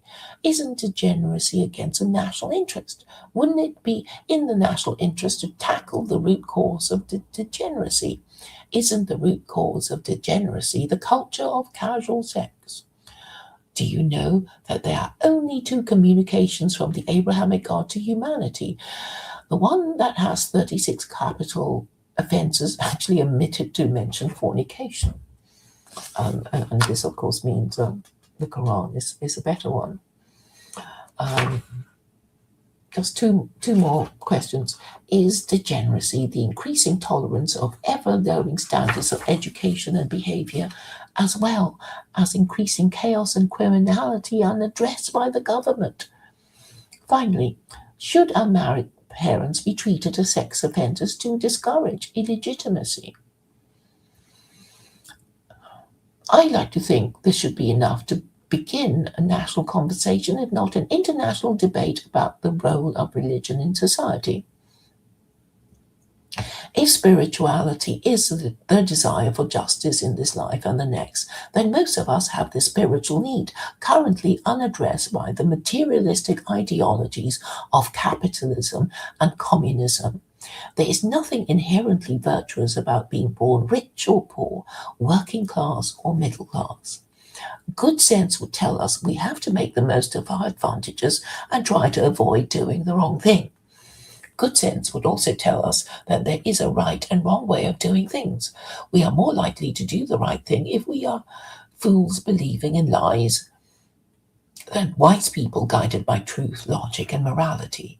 If these questions were asked and answered correctly, it would not be too long before the inescapable conclusion is reached: unprincipled Christianity has rotted into matriarchy and must be replaced by Quranic principles of governance if we are to be restored to good moral order. As for good moral order, I like to think we can all agree that this exists when most people think the laws are fair enough and the right people are in charge. Chapter 6. How it is to be done. Government in the national interest is the least we can expect of good government. If we do not enjoy good government, what is the reason for this? If people deserve the government they get, and we are people who do not deserve good government, can't we make ourselves worthy? How would we go about doing so? If we are in error, we should correct ourselves. Before we can correct ourselves, we must acknowledge error. When we acknowledge error, we will repent, and repentance is the first step towards cessation before we resolve not to repeat the error. A sign must be given that we have repented. What better way to repent of the error of Christianity and the failed secular political ideologies adopted after its failure than to adopt Quranic principles of governance? If we already have a global empire, it would be easy to roll out Quranic principles of governance throughout the empire, through the media outlets, thereby changing hearts and minds, the law, and eventually the culture. At the very least, an attempt along those lines must be made for the sake of our tribe, nation, society, and civilization. Social media is at our fingertips to reach out to friends and family, allies and associates, as well as opponents with whom to engage in rational debate. Below are proposals to phase in Quranic principles of governance in the American Republic. 1. The justices of the U.S. Supreme Court to read the Quran and identifying the commandments of Allah capable of being turned into legislation, listing and numbering them. 2. Incorporating the farewell speech of George Washington and its advice into the U.S. Constitution. 3. Congress to repeal existing U.S. legislation identified as going against these principles. 4. The executive to cease any practices identified as in conflict with Quranic principles. A similar exercise would be undertaken by any country that has taken the decision to adopt Quranic principles of governance. The presumption is that the First Amendment is based on chapter 2, verse 256 of the Quran, which states, "There is no compulsion in belief, truth stands clear from error." There is a White House Quran that belonged to Thomas Jefferson, who drafted the Virginia Statute of Religious Freedom that later became the First Amendment. 5 of the Founding Fathers rejected the Trinity or stated their support for religious freedom, allowing Americans to deny the Trinity and still be eligible for public office. In Britain, the practice of executing blasphemers only ended in 1697 when 20-year-old Thomas A. No, well, we don't do that.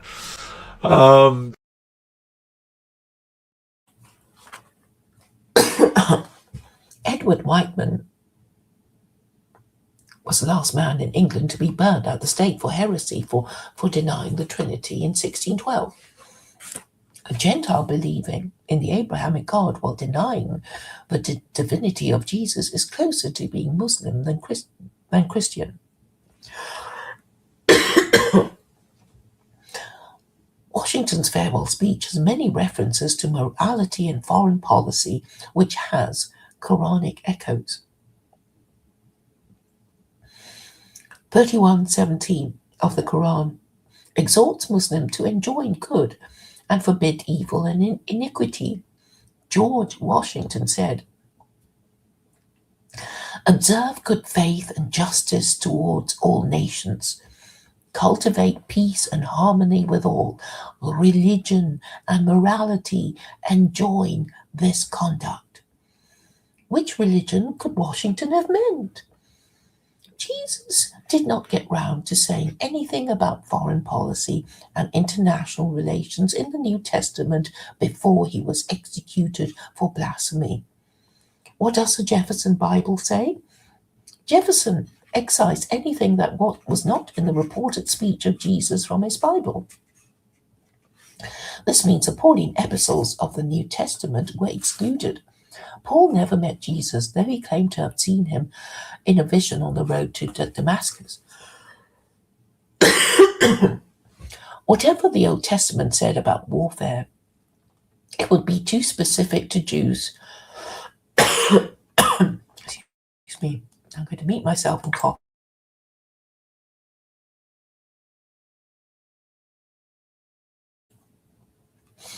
Whatever the Old Testament said about warfare, it would be too specific to Jews to be safely adopted by Gentiles, since it requires the genocidal extermination of Amalekites, whose existence has divided rabbinical opinion. Have Amalek become extinct, and if not, how can they be identified? I have proposed that the only way of identifying them is through their moral system, which they must have if they are still to exist. Are you sick and tired of being asked about the TLC? When you look at this corner, do you not even think that it's a thing? Well, if you're like me, raise your hand. Because I got what you need. You need Telos tea.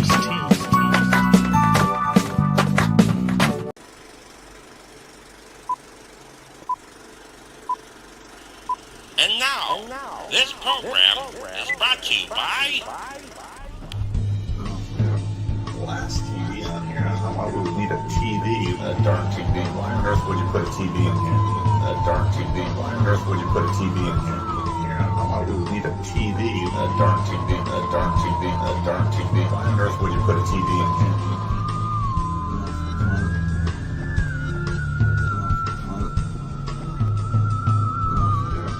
Glass TV on here. Why would we need a TV? Why on earth? Why on earth? A darn TV. Why on earth would you put a TV in here?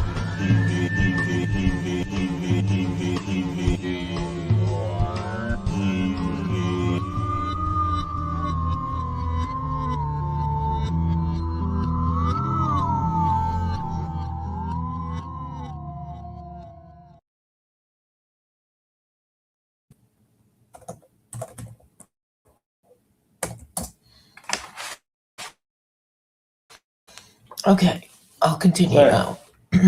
Okay. After this, can I ask you some questions? Hmm? Will I be Sure. able to ask you some questions? Okay. Go ahead and read Yes, a little more. yes. I want to ask you Please something. do. Yeah, go ahead. Mhm.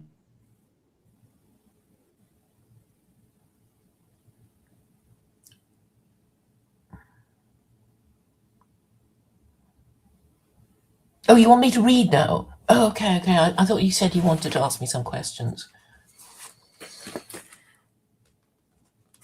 Okay. Now, where was I?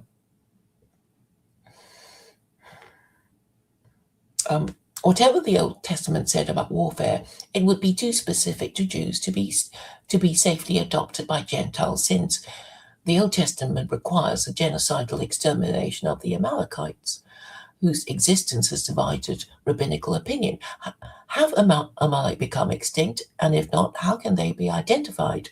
I have proposed that the only way of identifying them through their moral is through their moral system, which they must have if they are still to exist. The moral system of Amalek, if they still exist, would be the one that most offends against the Noahide laws, and the religion that most offends against them would be Christianity. Thankfully, the Founding Fathers had the wisdom to quarantine the church from their state. Since there are hardly any confirmed Christians these days, there need not be undue alarm amongst Christians. It would be the easiest thing for those who are confirmed Christians to renounce their belief in the Trinity, for which there will be a formal procedure as well as a registry of former Trinitarians, While nothing would happen to those who refuse to put their name on the register, those who register would raise their Quranic credit score. The Jefferson Bible simply demonstrates the thinness of the material attributed to Jesus as reported by Matthew, Mark, Luke, and John. If the distillation of Christian wisdom is the Sermon on the Mount, then there is really not much that could have guided any government about Christian legislation in the New Testament. Therefore, the only scripture Washington could have meant was the Quran, which does state a policy of defensive wars only, while also allowing for successful imperial wars in which the jizya, a conditional tribute, is exacted by the conquered country. Is exacted if the conquered country chooses not to adopt Islam. America is a republic that considers itself to be a Christian nation. However, Christianity was only ever used to support the divine right of kings. Even in these narrow terms, it has failed, since the adoption of Christianity by Constantine did not prevent the fall of Rome. Charles I lost his head in the English Revolution in 1649. Louis XVI was beheaded in the French Revolution in 1789, and Nicholas II was yet another victim of regicide in 1917. Even China gave up its monarchy over a century ago. In 1911, it is now time for both the Orient and the Occident to acknowledge that the age of monarchy is now well and truly over. The purpose of a king was to lead his army into war. Since warfare stopped being conducted in this way centuries ago, and no one is proposing its reintroduction, it can be seen that monarchy is one extra layer of the political classes that we can easily do without. Were the monarchy to be abolished, Charles III would still have a job as the head of the Church of England and be his own Archbishop of Canterbury should he choose to exercise that option. If he is capable, he can mount a defence of the Trinity or else abdicate and leave it to William. When William V in his turn fails to explain how the Trinity is not idolatry and blasphemy and how Jesus is God, the throne will pass to his children. Prince George of Wales, born 2013, and then to Princess Charlotte of Wales, born 2015, and then Prince Louis of Wales, born 2018, who cannot be expected to defend it, whereupon the parcel will be passed to its brother, Prince Harry, Duke of Sussex, born 1984, and then to his brother's children, Archie Mountbatten Windsor, born 2019, Lilibet Mountbatten Windsor, born 2021. If and when they get to his uncle, the disgraced Andrew, the monarchists will finally give up, if they have not done so before. Under the scenario, the line to the royal succession will seem like an undignified queue at a public convenience, and in this way end, making way for more rational and better government under an Islamic republic. Britain's dominions of Australia, Canada, and New Zealand is what remains of the British Empire. If Australians, Canadians, and New Zealanders have a referendum on whether to remain a monarchy or declare themselves independent republics with an independent foreign policy, it is expected that they will be considering their unique geopolitical interests rather than being impressed by the running soap opera that is The Crown, a Netflix dramatization of the British royal family enjoyed the world over because of its sumptuous production values. It is obvious that no one's male relations can be a sufficiently big pool of political talent from which to choose the next leader of their nation. However, a one-party state would allow the government to attract the best political talent in the country who will join the only political party allowed to operate in the land. Is not the increasing nervousness and belligerence of America really a dawning awareness that China is more rationally governed than the American Republic and doing better? Presumably, that is why it is now falling into its Thucydides trap as it bangs hysterically on its battle drums.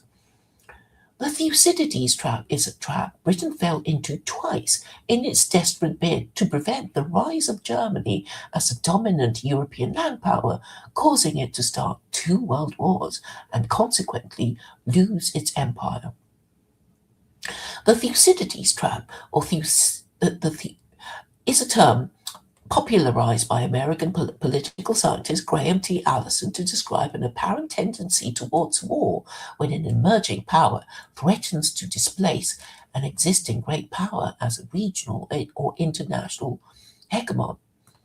Since World War III would be undeniably be bad for business as well as the reputations of Western survivors after a nuclear holocaust, it is to be hoped that it can be prevented.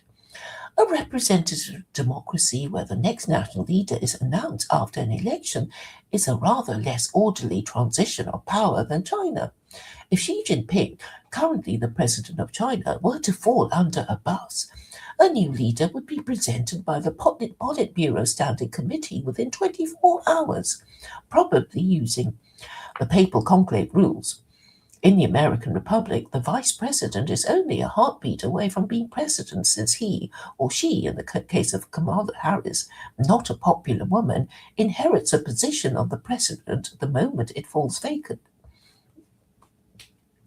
While it is the role of the vice president to take over should a sitting president become incapacitated or die in office, they are really only chosen for the purpose of impressing the voting public rather than for the purpose of assuming power.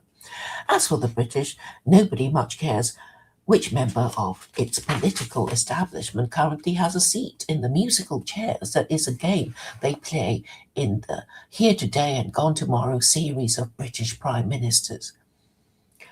It is probable that if they ceased to have general elections before choosing a prime minister, nobody would much care or notice once they realised that the annoyance and tedium of having general elections would finally end. World War I should be called the War of the Cancelled Election. It was over a cancelled election in 1915 that the British declared war on Germany in World War I. If World War II was a continuation of World War I, then World War I was about a cancelled election the Liberals expected to win if the summer war that began in 1914 was a short, successful one. There was a general belief at the time soldiers sent to war would be home by Christmas.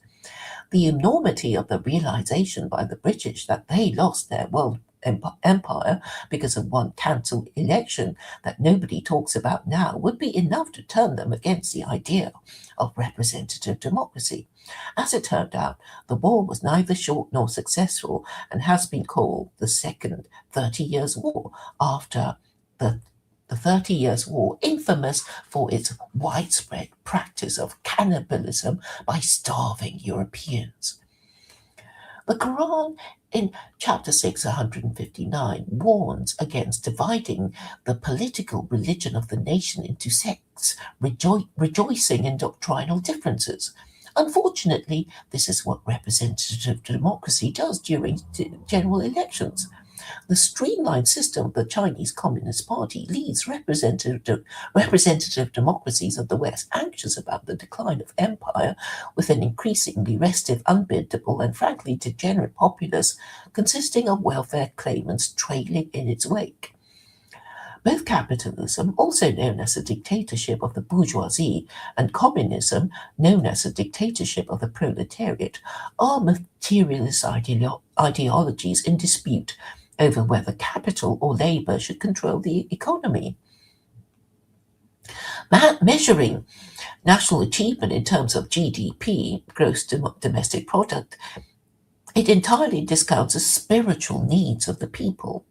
Under secular Quranism, national achievement would be measured in terms of a contentment index, measuring its opposite evidence of distress in the form of death by unnatural causes, including homicides, suicides, accidents, medical errors, alcohol intoxications, and drug overdoses, theft, divorce, as well as the divorce and crime rate. If spirituality is the desire for justice in this life or the next, then should the state not provide this for the people by adopting the best religion with the best available guide to humanity? Is not the best religion the one that worships the most powerful being conceivable, which is already communicated with humanity through the Torah and the Quran? If it is decided that a theocracy is the best political system to bring about economic, political, and social stability, and there are only two divine revelations from the most powerful being conceivable to choose from, surely rational believing Jews would choose the one guaranteeing freedom and belief that explicitly and specifically forbids fornication, with chapter 24, verse 2 of the Quran, without the 36 capital offenses of Judaism. If not, what else but Islamophobia could be the reason? While there are rabbis who promote the Noahide laws to Gentiles, it cannot be denied that the Noahide laws forbidding idolatry and blasphemy would be in conflict with the First Amendment, sacred to Americans. The ideal scenario is that after America recognizes that its founding was based on Islamic principles and adopts Quranic principles of governance, the rest of the West will do so too, including Israel. Once Israel adopts Quranic principles of governance, Israeli Jews will be allowed by its Muslim neighbors peaceful enjoyment of their territory. Once the West adopts Quranic principles of governance, China, India, and Russia would eventually follow if they see a marked improvement in the economies and behavior of Westerners. If not, the government in the West will continue to worsen, and its political class is held in increasing hatred, ridicule, and contempt by those it presumes to govern. America's belligerent foreign policy and dysgenic domestic policy suggest that it is suffering from some kind of virulent moral disease, impelling it towards self-destruction, indifferent to the global destruction it would cause by the breakout of World War III and nuclear Armageddon.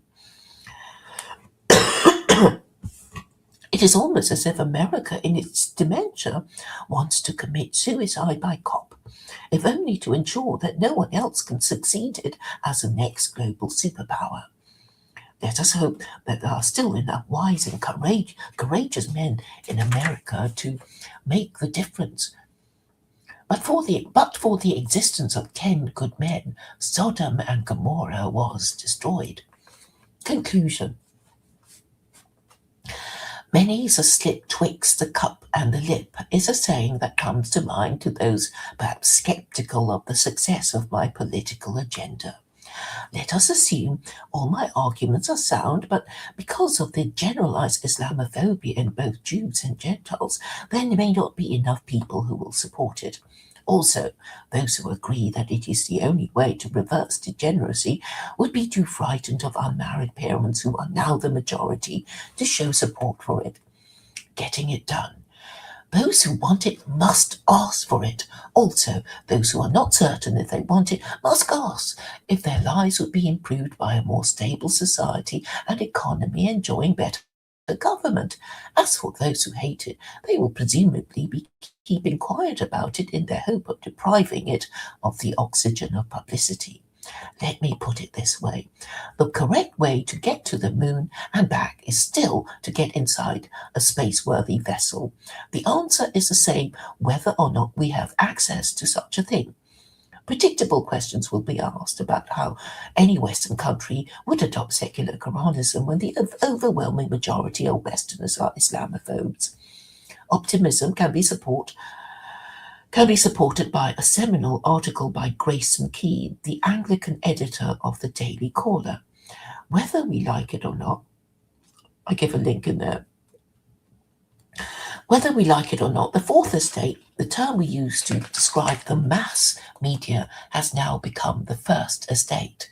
The First Estate under the Ancien regime was a Catholic church, and as such it was responsible for telling the monarch and his subjects what to think, whom they were, and how to relate to each other, as well as what they should be doing. This role is now being performed by the Fourth Estate. The term Fourth Estate or Fourth Power refers to the press and the news media, both in explicit capacity of advocacy and implicit ability to frame political issues. How did this come about? How did it come to be that 50 years of feminism has destroyed 250 years of liberalism and 2,000 years of Christianity? In a word, America. America does not have an official religion, and this is why America appears to be suffering from amnesia and dementia. It suffers from amnesia because Americans no longer know their own history, if they ever learned it properly. It suffers from dementia because both its domestic and foreign policy can only be explained as insanity, folly, or evil because promoting the policies of Sodom and Gomorrah, which is clearly satanic, for Satan is rebellion from God, can only cause further degeneracy if not reversed. Americans could in theory correct themselves by challenging and defeating the matriarchy that so many of them now complain about, but they do not. Does Stockholm Syndrome prevent them? Perhaps they are content with the status quo, being too morally apathetic to object to degeneracy and extinction. Or are they not able to formulate the arguments? If this is indeed the problem, I'm here to help. Sexual liberation has led to degeneracy, and degeneracy has led to amnesia, dementia, atheism, and nihilism. Atheism leads to immorality, and by this I mean being unprincipled. A nihilist is an individual who admits he has no principles and is proud to say that he has no principles and scruples because he only sees them as an impediment to his will to power. You cannot have principles if you have no moral principles. You can have no moral principles if you have no religious principles. Without religion, you can have no religious principles which are also moral principles. This means that your society is largely filled with unprincipled men complaining about other unprincipled men, with the only solution being violent revolution and civil war, because none of them any longer trust each other to play by the rules. If atheists do not believe in the existence of the Abrahamic God who will reward good and punish evil in this life or the next, then they will not act as if they thought good will be rewarded and evil punished. An atheist is more likely to lie and commit crimes if he thought he would get away with it. He would regard self-preservation at any cost as a rational lifetime objective. Those who fear death can be easily controlled because all the government needs to do is threaten them with execution. Or if a less lethal form of control is preferred, atheists and nihilists who have made a god of their appetites could easily be bribed. Just like cattle, they can be controlled by carrot and stick.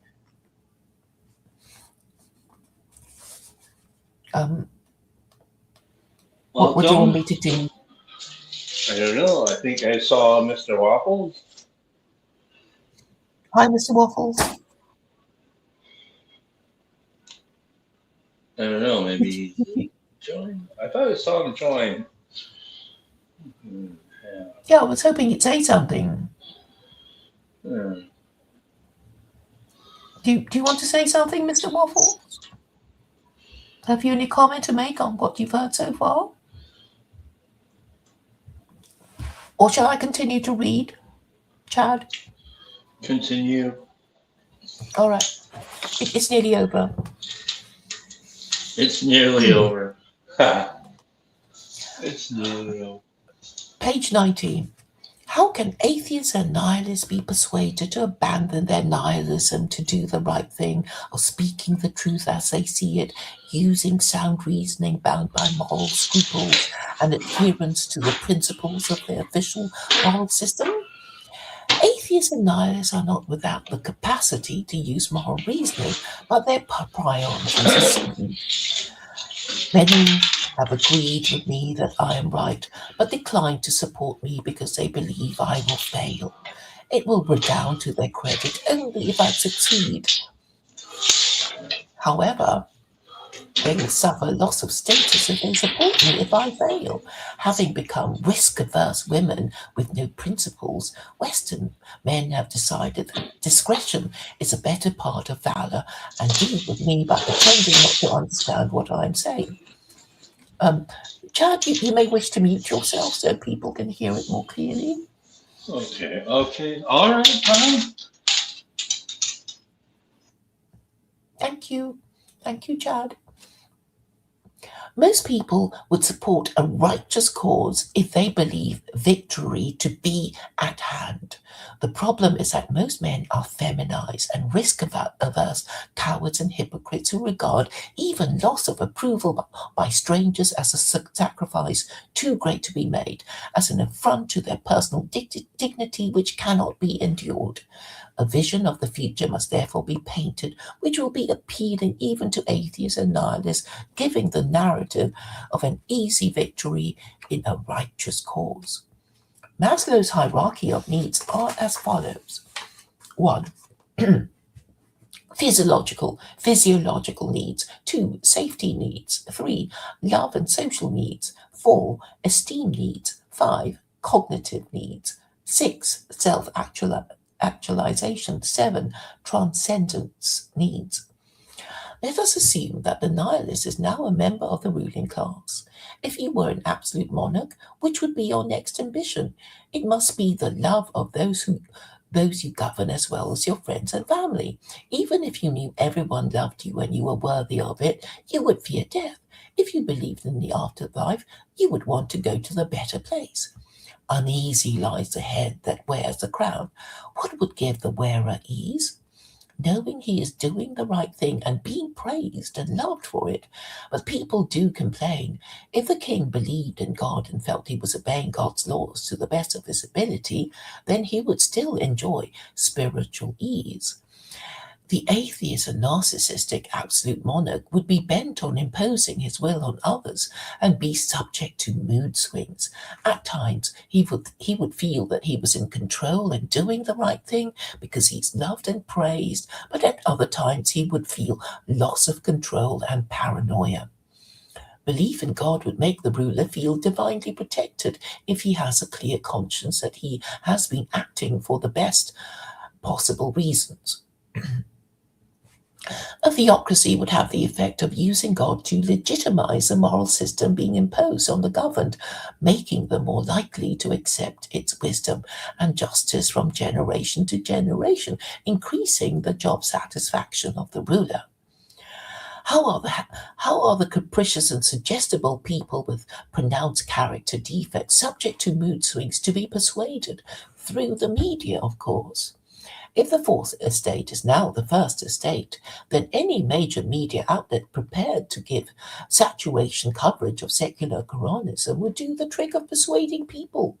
The sheeple can be persuaded to believe in almost anything. Also, atheists and nihilists can be persuaded to believe in almost anything if they are frightened enough or bribed enough. Pretend to believe in almost anything. Yes. In any society, there are bound to be dissidents, but a balance between individual liberty and what is necessary to keep the group in existence and apart from others is necessary to keep most people feeling that the rules are fair enough and that the best possible people in their group are in charge. Intersectional feminism is, of course, the antithesis of this, and this explains why it is now frightened of its own shadow, jumping at the slightest noise. It already knows its time is up. Think of the personification of the world's number one superpower, a transgender Uncle Sam who has had his sex change operation and is now drinking in the Last Chance Saloon, picking fights with anyone who is smaller and weaker than him. He considers squaring up to someone who is capable of punching his lights out, but decides against it. A transgender Uncle Sam has a gun. He chooses not to fight with anyone in the bar because wearing a skirt and heels which will not give him the advantage in a pub brawl.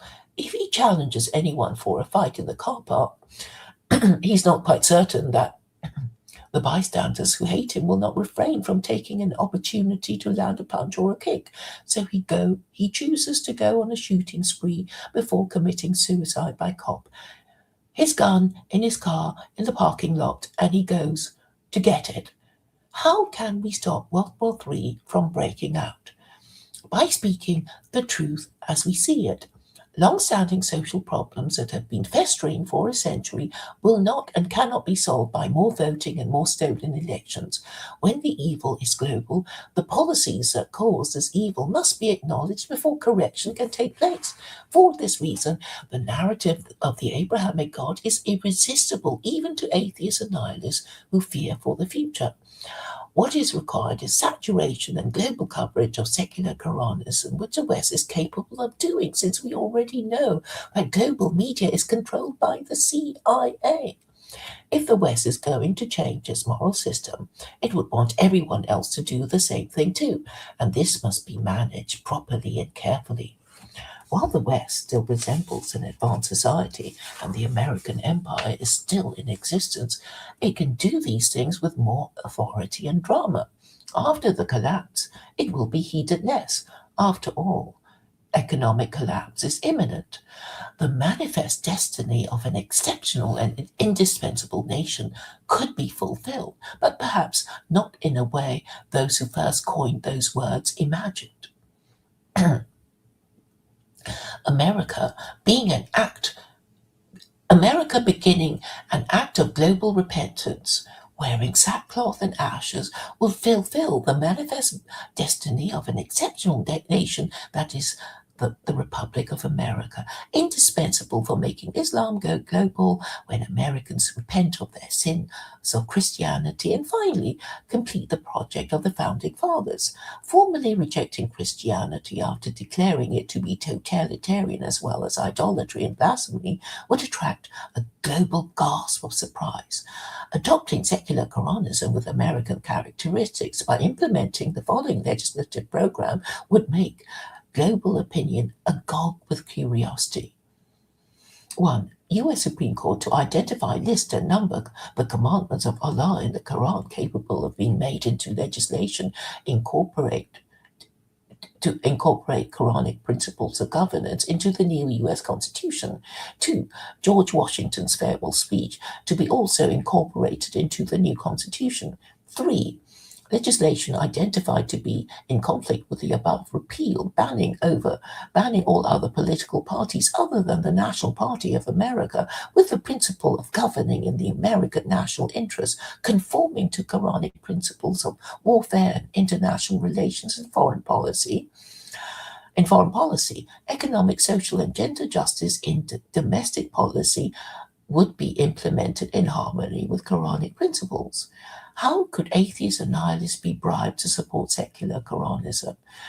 Even atheists and nihilists would see the benefit of lower taxes, fewer laws and wars, as well as a stable currency, a stable economy with laws supporting stable marriages, stable families, and stable homes for the legitimate children of married parents to grow up in.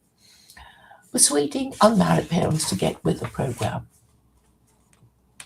What if you are already an unmarried parent fearing public corporal punishment? Fear not, for there will be a period of grace of a year in which unmarried parents will not be lashed 100 times in public.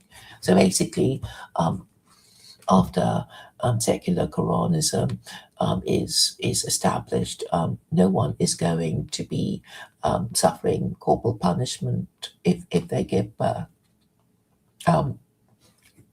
Until the year is over, so which is enough time, I think, for people to get used to the idea. Quranic credit score. To encourage repentance, there will be a list of early bird repentant unmarried parents.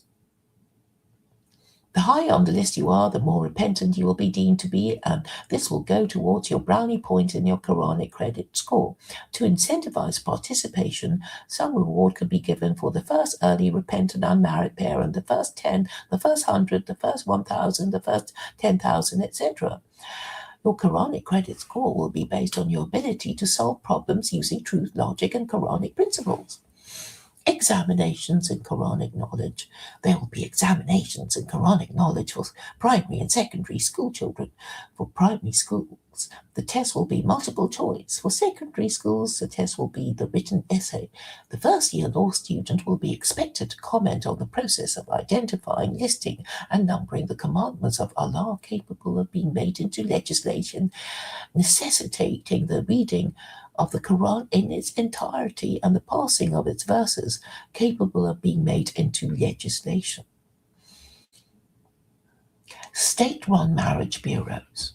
To make marriage the serious business it should be between the parties to the marriage, the state will offer the service of pairing up marriageable men and women with each other if they require assistance after ensuring they satisfy a marriageability test.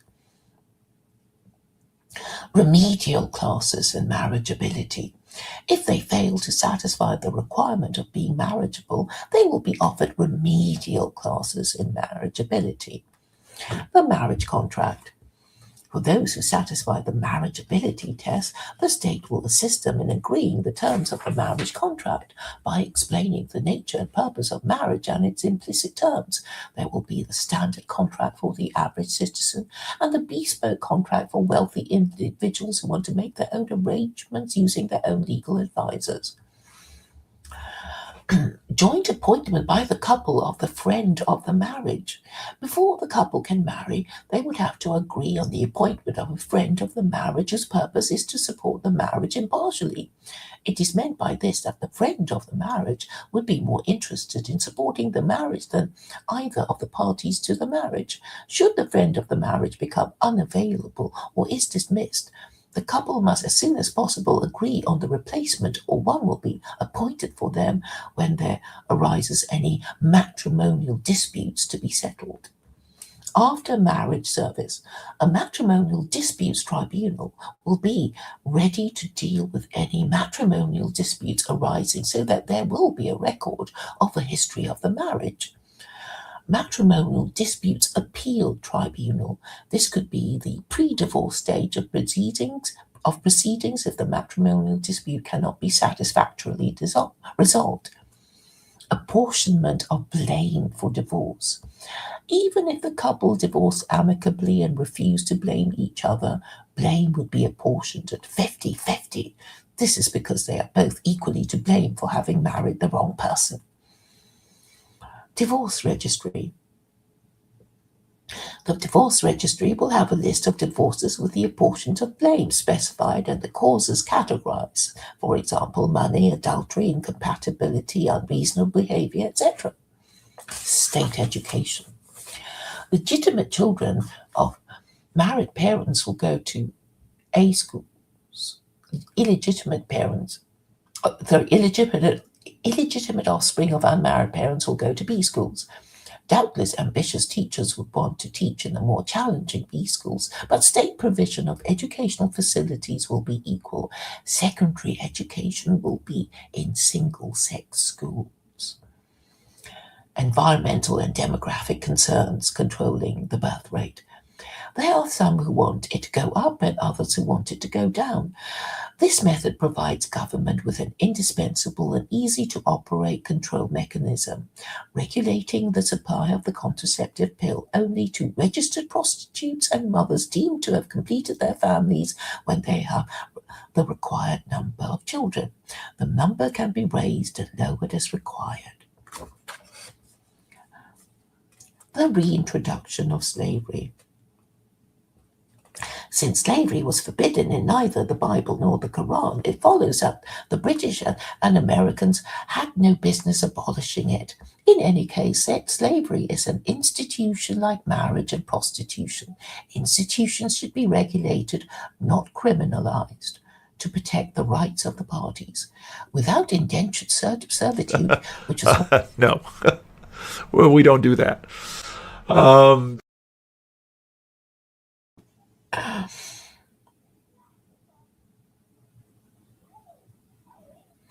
Okay. Without What do you think about the idea of now trying to answer some questions? Sure. Okay.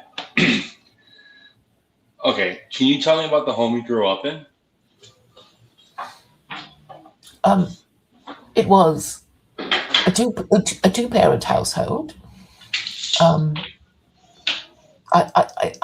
honestly have no complaints about my parents, so I can't. I had a happy childhood. I probably was. It sounds like actually a cool story. I'd like to hear it.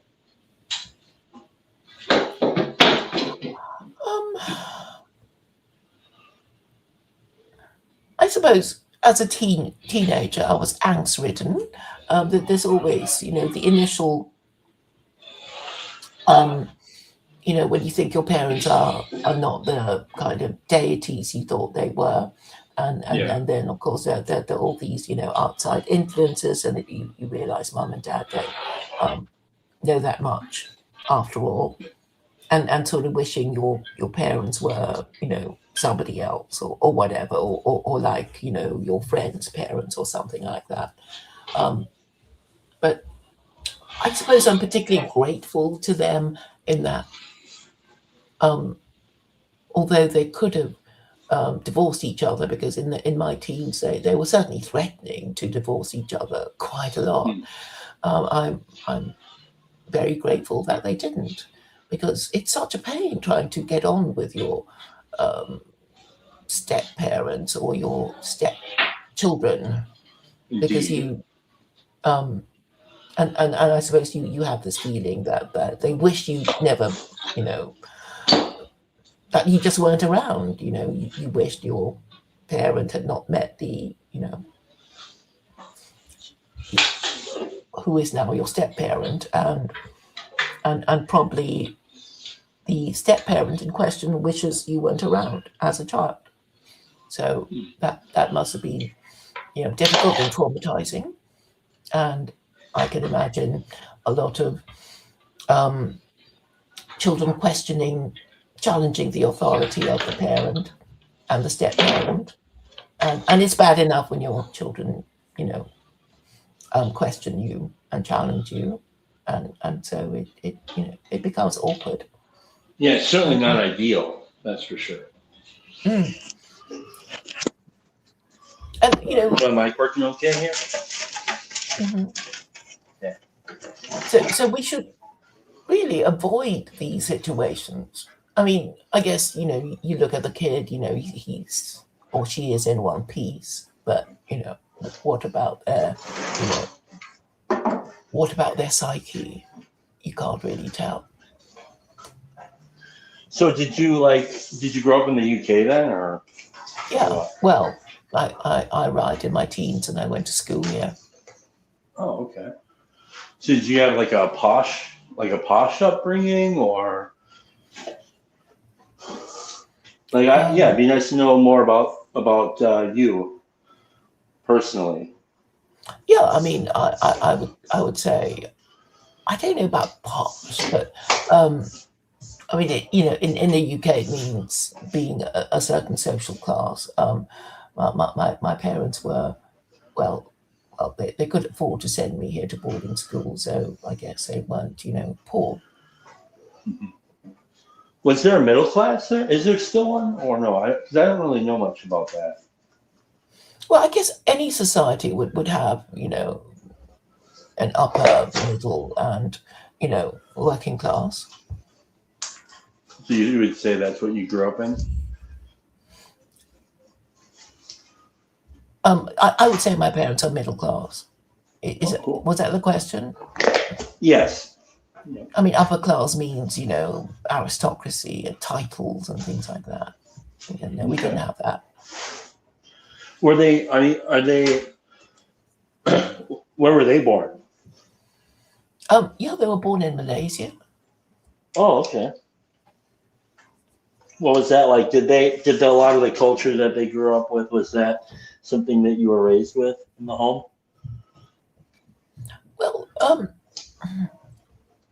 Well, Madeira, as it then was a British colony. So if you were to visit it, you'll find a lot of English street names, that kind of thing. So was that always the case even for them?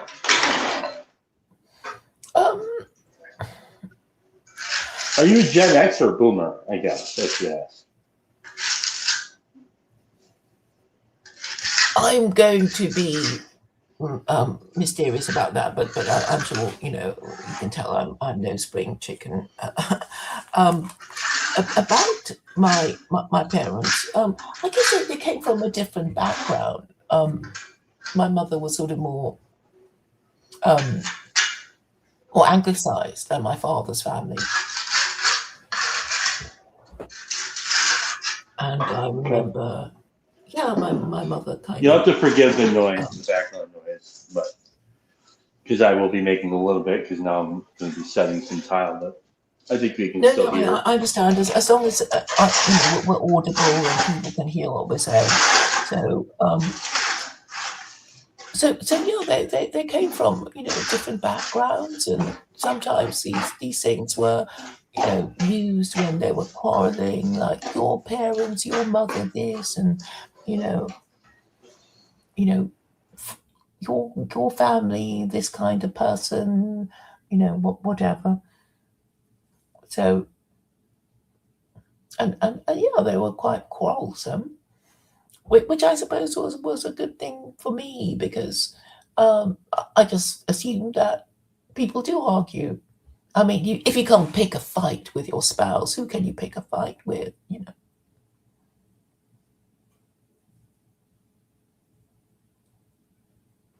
Yeah, so maybe give me 15 minutes of just you kind of talking about, let's say, your experience with the culture within your home growing up, and as it relates to, say, maybe their culture that they grew up with. And I think that'd be really good to hear. Yeah, I'd love to hear that. Well, I guess. And please be as revealing as possible. I really like hearing the personal stuff because that way, like, you know, I took the time to listen to your writing. I'd like to now take the time to listen to you. Sure. The culture, it's always a bit difficult to talk about the culture. I mean, I can tell you about, you know, we would go to the beach on Sundays and I would play with my cousins and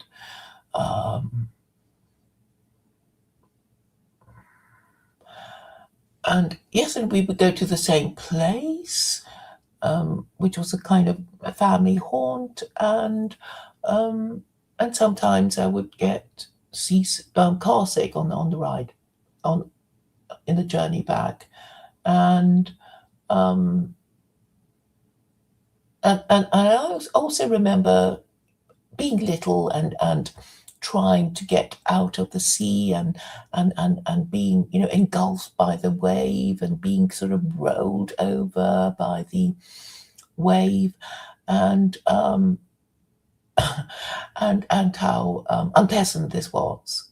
But obviously, as I got older, this happened less and less. On Sundays too, I have memories of going to my father's home, and my relations would sit around this table and discuss politics.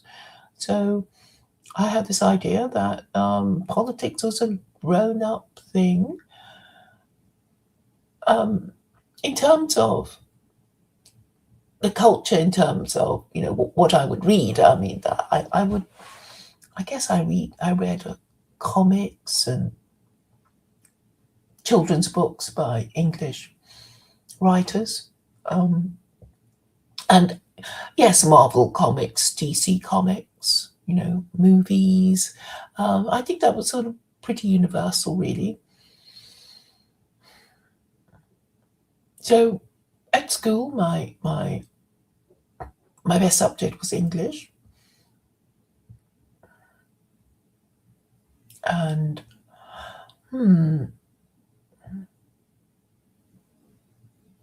yes, it was a happy childhood. I had an extended family, and I did remember that my cousin, I thought that because she had a larger family, that she was just, you know, more socially skilled than me, and my family wasn't as big, and so that wasn't that, you know, and this is one of the reasons why I think living in large families and having to cope with your siblings, while sometimes annoying and unwelcome, because we have to compete for the attention of our parents, it will stop us from being bores. And I've noticed that most people, or a few people that I know who were only children, they can't be bores simply because I guess, you know, mum had to listen to them, whatever they said.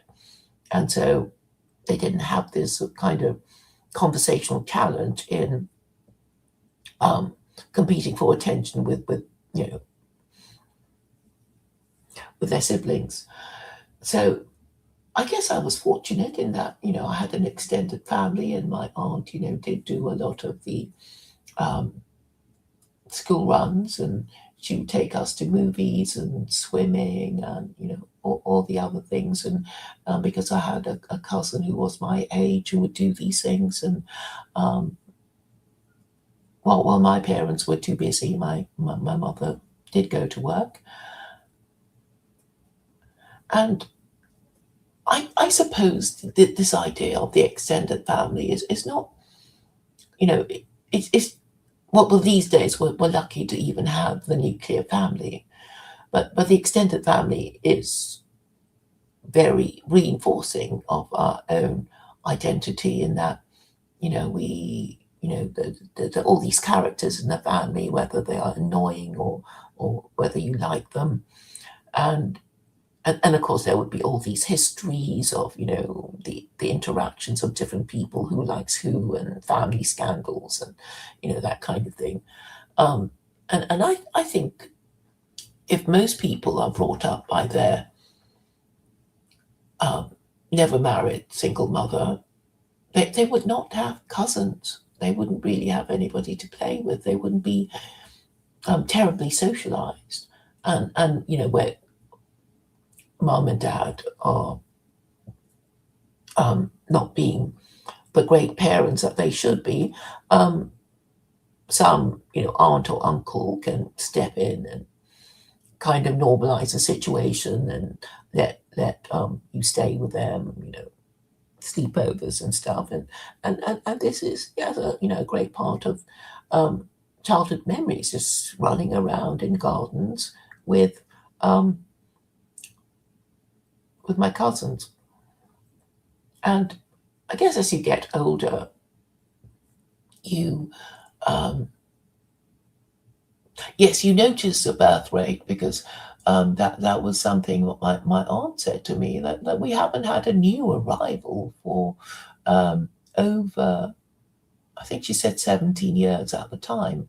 So this birth rate thing is pretty much universal. It's not just a white people thing, and obviously a lot of it's now being normalized not to be parents, not to want these things, when there was a time when people would just nag at you. Why aren't you married yet? What's wrong with you? Are you gay? Blah blah blah.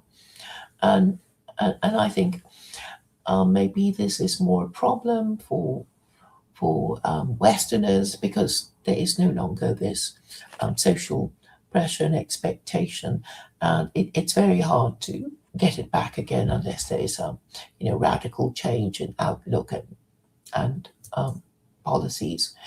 And I do see, how difficult it is to want to do these things if you're not in love with this person you want to marry. People cannot just sort of sit there and think, oh, it would be nice to have children. And I imagine for men, they would have to be in love, or they might not have the enthusiasm for these things. And if we have too many disposable relationships, we will just lose our enthusiasm for this sort of thing. If you've been in love, of course there's always a first love, and then the next one and the next one, and you become, well, horrified or just bored by the idea.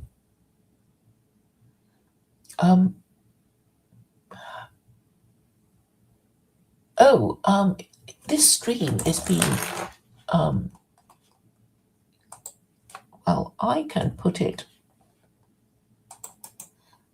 Can I put the link in? I think that GCBA wants to join. Sure. God's Child Born Again. He's a kind of is that Nathan? Christian nationalism sort of person. Is that the Catholic What'd you say? guy? Is his name Nathan, the Catholic guy? Oh yes.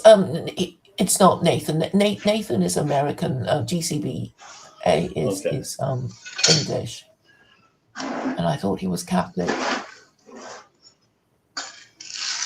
So where did you stumble upon your kind of like pet projects here of this stuff? Well, I was always You interested. say you practiced law, right? Yeah, you used to practice, or at least you went to school, but you never practiced it itself, or what? That's right. I never practiced law, but I did pass my exams. What was the purpose of that, or reason, I suppose? behind not actually practicing? Well, I thought I would want to practice, but I just, I never got around to it because I was already pregnant when I was just about to finish the course, and then I because of the baby, I didn't do it, and then what happens is your legal knowledge is deemed to have deteriorated, and then you have to have all these refresher courses, and that's another course of study, and I just didn't really want to do it, but it's been, so were you primarily a stay-at-home mother then, or? Oh, okay, cool. How'd you like that?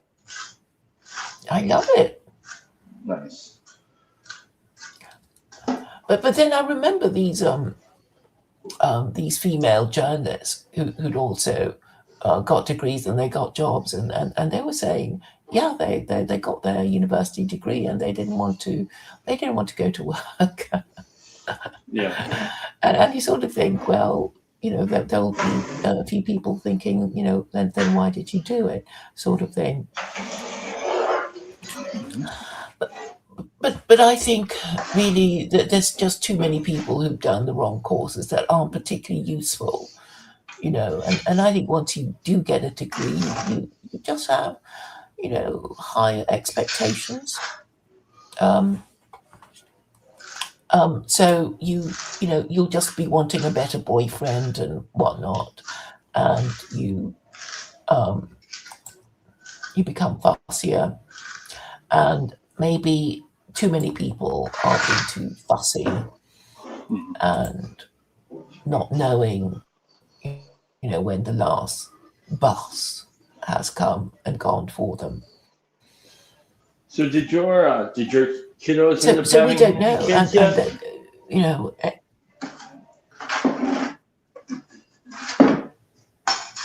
Did you become a grandmother as Not yet? yet.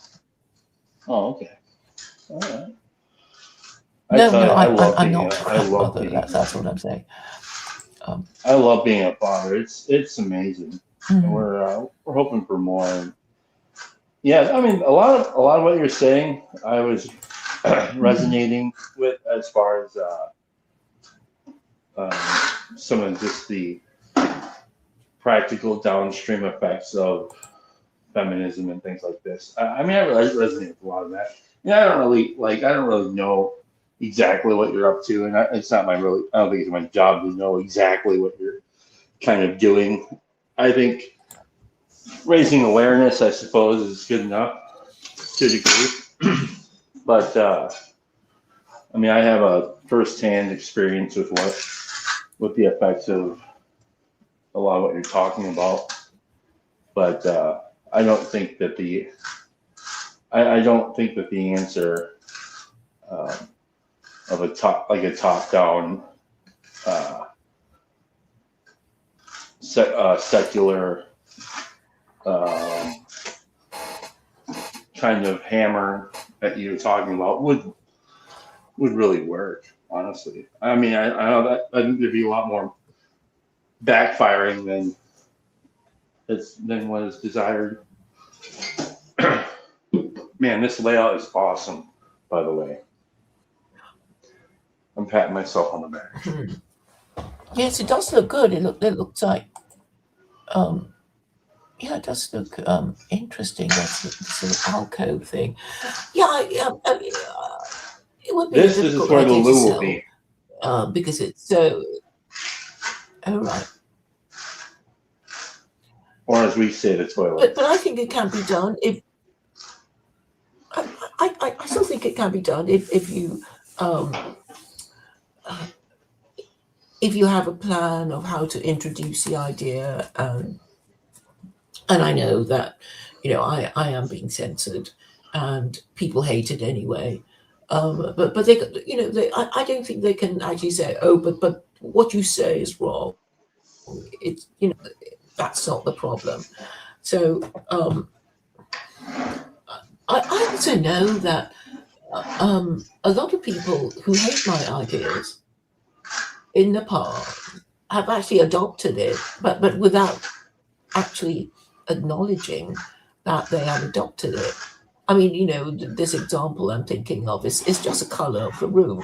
So this person was like, the color of this room just makes me sick. You know, and then I thought, okay, you're being a bit, you know, insulting, but I didn't rise to the bait, and then a few years later, she was using the same color in her own bathroom. So, and I did mention it to her, but it seems kind of strange. But you know, I think like everybody else, you know, the things that you thought you'd hate, you grow to like. As they say, you know, it's an acquired taste. I mean, a lot of things are acquired taste, right? Like chili or beer or, you know, wine or smoking. Yeah, but there's like cilantro, which I don't think is an acquired taste.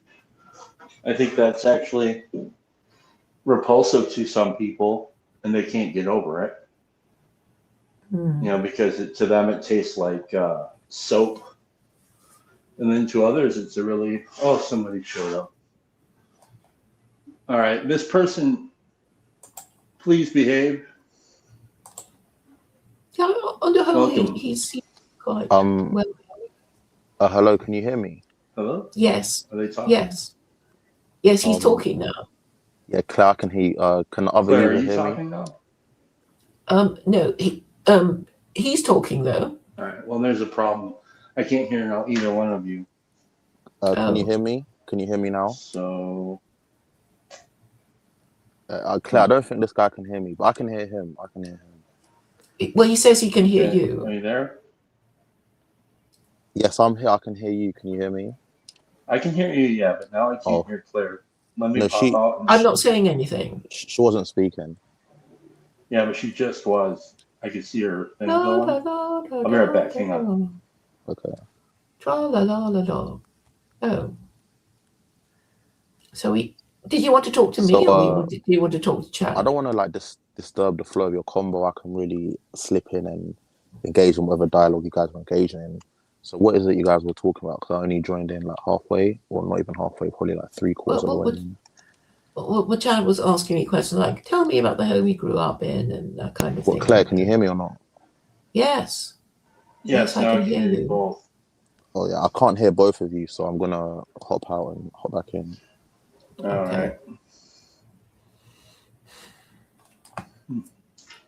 How's this gentleman?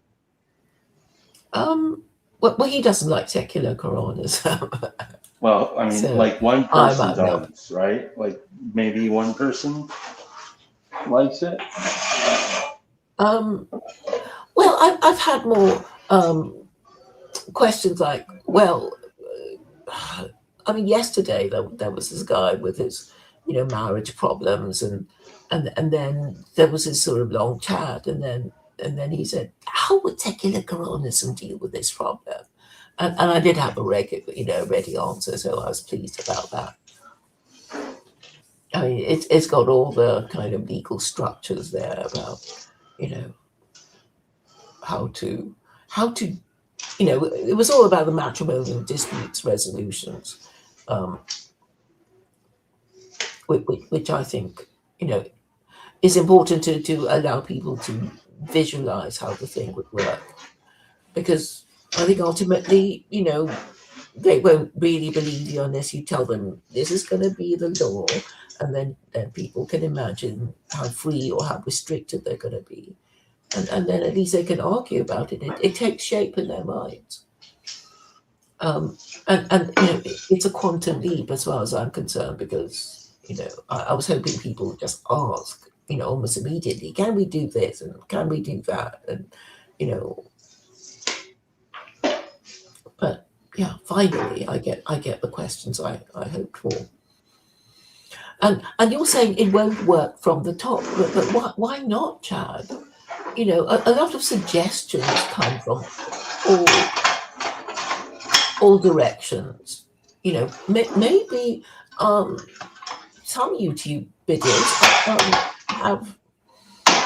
Well, maybe it'll from work in the on high. UK. They were, Maybe it will work in the UK, but I don't think it'll work here. Sorry. well, okay. The narrative would be that hey, the founding fathers. I mean, that not was gonna what they work. meant. It's not gonna work. Most people don't even can't even agree on. Well, first of all, we're dealing with authority issue. Okay, I think this guy goes back up. All right, now can we hear him? Hello, can you hear me? Yes. I can hear you. And I can hear you guys clearly as well. Thank you great. for allowing me up on stage. Like I said to Claire, I didn't want to interrupt whatever you guys were talking about. No, I'm glad you showed up. Thank you. No, thank you as well. So what I was just telling her is that, well, I think what it's inevitably boiling down to, what we're really dealing with here is an authority issue,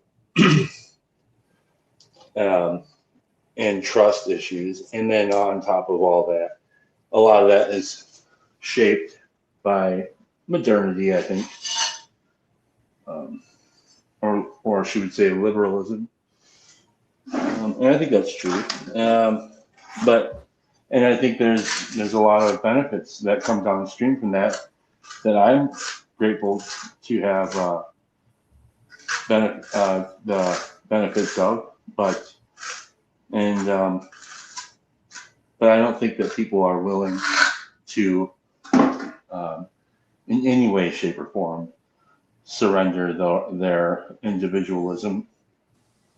So You mean that culture of casual sex? wait, so you know, as people change, as time changed, America has added or removed amendments depending on the times. Do you think that's what's needed now, or do you think it's going to have to be like a much larger change than just adding some amendments? Do you think it's a much bigger structural change that needs happening, or is it like a cultural Are you change? asking me or her? Yeah, you, because well, I'm your country not for sets the standard, you know. Yeah, I'm not for her idea at all. I'm more for individualism, as much as I have my issues with it. I do not abide the ideas that she had put forth, but I did want to give her a place to talk about it because I've been in the similar community that she's been roaming around for a few years now, and I figured, you know what, just gotta listen to what she's got to say and let her say her thing. So, but the things that Claire talks about, is there anything you agree with, or? Yeah, I think that as it relates to, let's say, the individualism as like a source of chaos, I think that's true. I think when people took individualism itself and made it the highest order, like almost like a religious perspective, that was a problem. And like, what do you mean by it's not rooted to a higher authority. What do you mean by individualism? Are you talking about the absence of the idea that we're part of a bigger community, like we're working towards something bigger, or something like how your neighbors would also be part of your community? Like, what do you actually mean by individualism? Well, I think the individualist discounts or fails to recognize that they actually never were an individual. And so they live by a lie, essentially. They don't consider that the carpet they're standing on was not made by them. They don't consider the screws in the drywall behind the paint that they didn't make or set, or paint was made by somebody else. They don't consider that every bit of food they've ever eaten was never grown or harvested by them. So they're like these ideal or idealistic false. They're living in an idealistic false narrative, and so it makes it very hard for them to consider that other people not only exist but have better ideas or help contribute to their thing. And some of those ideas might be things like religious or things like that. So I think that's what I'm getting at.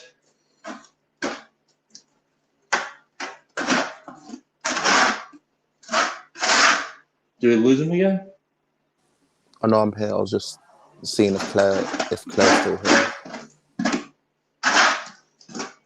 She's probably on another platform typing something. I prefer to type. So I'm posting in the chat, which actually is what I prefer to do anyway, because it's just so much easier to say what I think. Can you say it out loud? Because I can't really read it from what I'm looking at.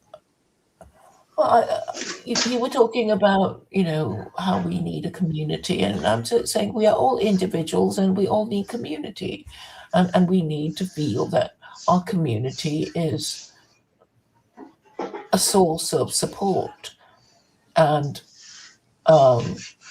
company and comfort for us, and we want to. Yeah. Well, that's why me personally, I've just accepted the fact that, my generation are what they are. So I'm just going to have to compromise with them and then slowly introduce decency again and a collectivism sort of mindset. But I've just accepted it. I don't think you can change them and try and make them, be something they're not. This is how they've grown up. This is the world they're in. This is how they think. It's just fantasy to think you can change them. So I've accepted that. And I just think, we can make a compromise because, like you said, everyone needs a community. So I think, the liberals and the more conservative people can, find a middle ground for the betterment of that community. So I think once people stop looking individualistically and look collectively, then we'll be able to find these middle grounds quite easy, in my opinion. Well, it would only be easy if you had the same beliefs and the same values. And unfortunately, the people in charge, I don't think they know what they're doing. Do you think they know? Do you think they care about us? I used to think that the people running the show were they have to be really smart, but then you see Kemi Badenoch, she got BDD in her A levels or something like that. She's clearly not intelligent. So, or I think it was what's that woman, Chris Phillips or something like that. No, that's the Conservative. I can't remember. There was some Labour minister or whatever, and she literally didn't even get her A levels, and she's running the country. It's just a ridiculous situation. So you are right. I generally think that some of these people, it's not even they don't have any malice. They're just generally not that intelligent. Kemi Badenoch got BDD. No, they're high because how is she in government? They just hire mediocrities. Right, because they're easy to manipulate, and I've noticed that you get more women, and there's a lot of over promotion. So if you're over promoted, it doesn't matter if you're male or female. You suddenly you're kind of, if you're on your own, you don't know what to do, and then they tell you what to do, and you happily follow their orders, and that is how they take over. Right, they deliberately over-promote people who are not qualified to do the job and who will take orders and who will be, grateful that they got the job and are being patted on the head. Oh, you're CEO and you're only 20, and I think that's actually quite easy to do if you're the government. And that's how you get people to just threaten or bribe, and especially especially if they're women. Women have a very long list of excuses they can use when they do get things wrong. I'm only a woman. I was on my period. I didn't understand. I was very frightened. All the rest of it.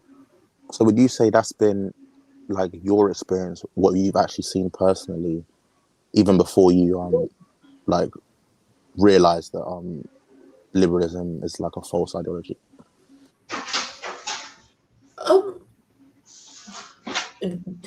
This is how I notice, that they operate. But I mean, I think I was only very briefly a liberal. But you I never thought, actually. But did you actually? Liberalism keeps changing. But did you see that, like, experience that firsthand in the workplace, or is it just your assumption? Because some young person was telling me about this really responsible job they'd just got, and I thought, you're far too young. I don't know why they've given you it. It's because we've got the enthusiasm. We have the naivety to just walk in and like, oh yeah, let me get this role, because we just have that excitement. So I think that's why they do it.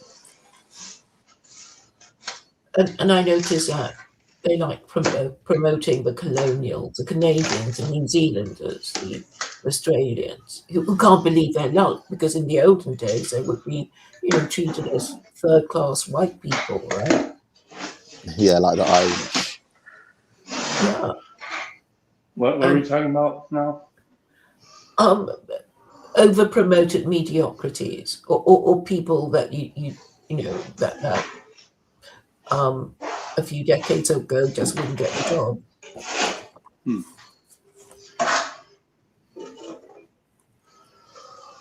But I think, like what, like for example, I was thinking of Kamala Harris, actually, because I thought she was such a terrible. Like, can we bring it down to, like, I don't know, like people you and I might run into? Well, you wouldn't know about them. So I was applying for judicial review against a Conservative Party. You mentioned the Nigerian lady who is now leader of the Conservative Party, and this means basically that Conservative white men, they don't have a leader, or they're being led by No, it's because lady, which can't be comfortable for them. No. It's do you not remember that David Cameron interview where he was like, we can't be having the Conservative Party just be full of white Christian men. So this is like their own internal policy. Like, they want to appear more inclusive, open, inclusive. Yeah, exactly. So I think that's why they had her as the leader, because it's ironic to be called conservatives and then have a woman in charge. But I mean, that's the internal policy, and I really don't think that anyone like trick them into doing it. I just think that we live in a liberal world. Even the people on the right are actually quite liberal on most cases. They just don't like certain people, but in general they're also pretty liberal. Yeah, and there's also a kind of avoidance to say, I'm one of those people who have been a victim of this policy, because then you're kind of saying that you're a victim, and you further lower yourself in status by complaining. And I think for TLC that there's a lot of this. It's like, I'm not even going to talk about this subject, because it means that I am suffering from this bad policy, and and then they don't talk about it. What policy are you talking about? I don't know what we're talking about.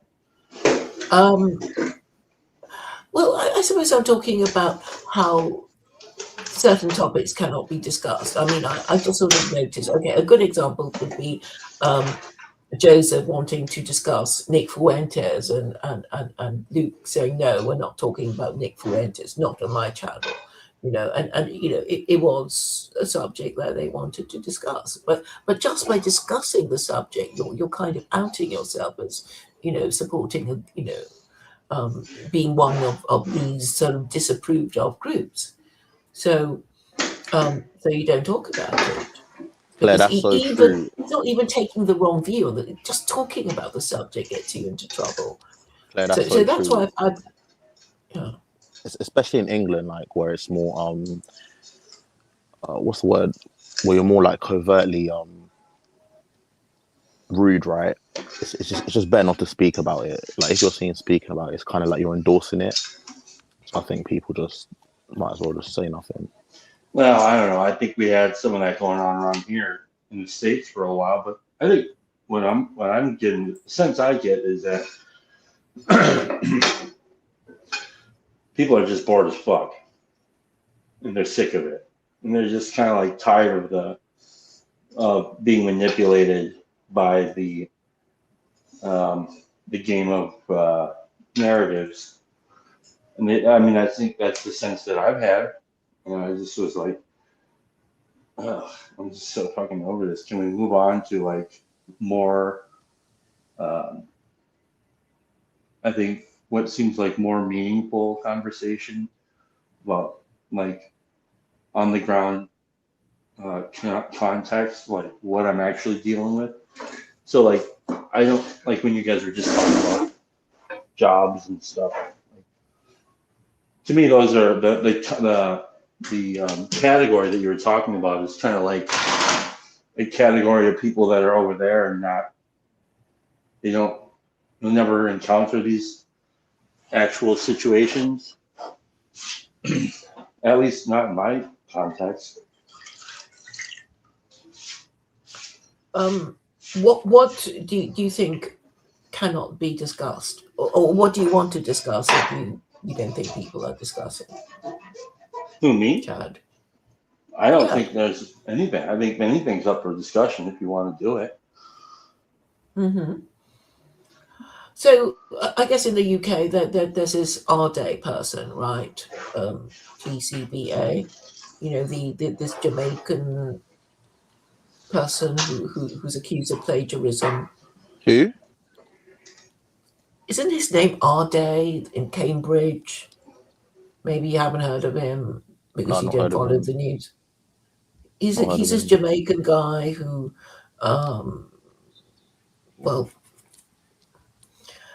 who became the youngest professor because his thesis was so original, and then it was discovered by Nathan Coffness that he was plagiarizing somebody's words.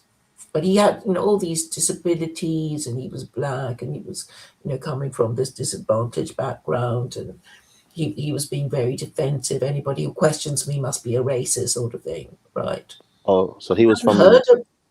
So he was a DEI. RDA, you haven't heard of RDA? No, I've not heard of him. Well, even I've heard of him, and I'm not even particularly on top with the news. Jason Ardie. Is it Ardie or Ardie? So I guess that's a sort of subject that you might not wish to discuss. I mean, a lot of supposedly controversial subjects I find I'm not really that interested in discussing, because as Chad says, just by talking about it, people are going to accuse you of something. His name is Jason Ardie. I don't know him. But that's the culture in England. Like, if you bring it up, it's like you're endorsing it, kind of. So it's better just to not speak about it. Well, what I've really noticed is that, especially over the last couple of years, maybe in 21, in 22, and 23, there might have been more actual instances of like,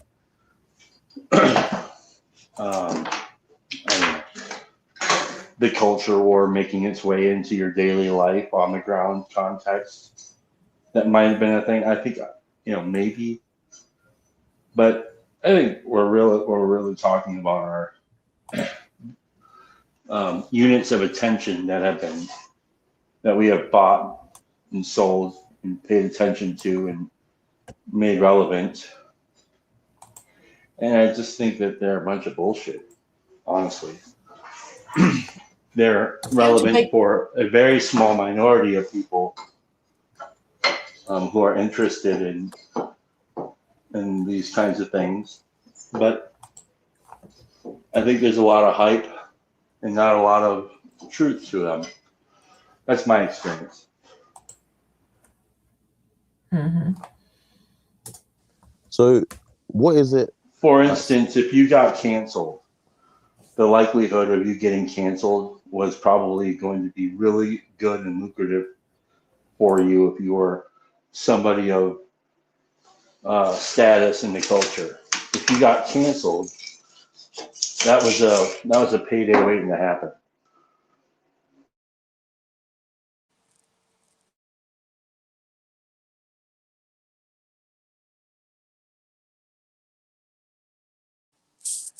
Claire. So Yes. you know how you was recounting your childhood memories or whatever. Mm-hmm. So, I mean, it's kind of weird that like even someone like me who's young, right? I loved my whole childhood. So, I guess the question is like, when did you feel like things have gotten too bad or it's like getting worse? Like, because for me, I generally feel a difference from when I grew up.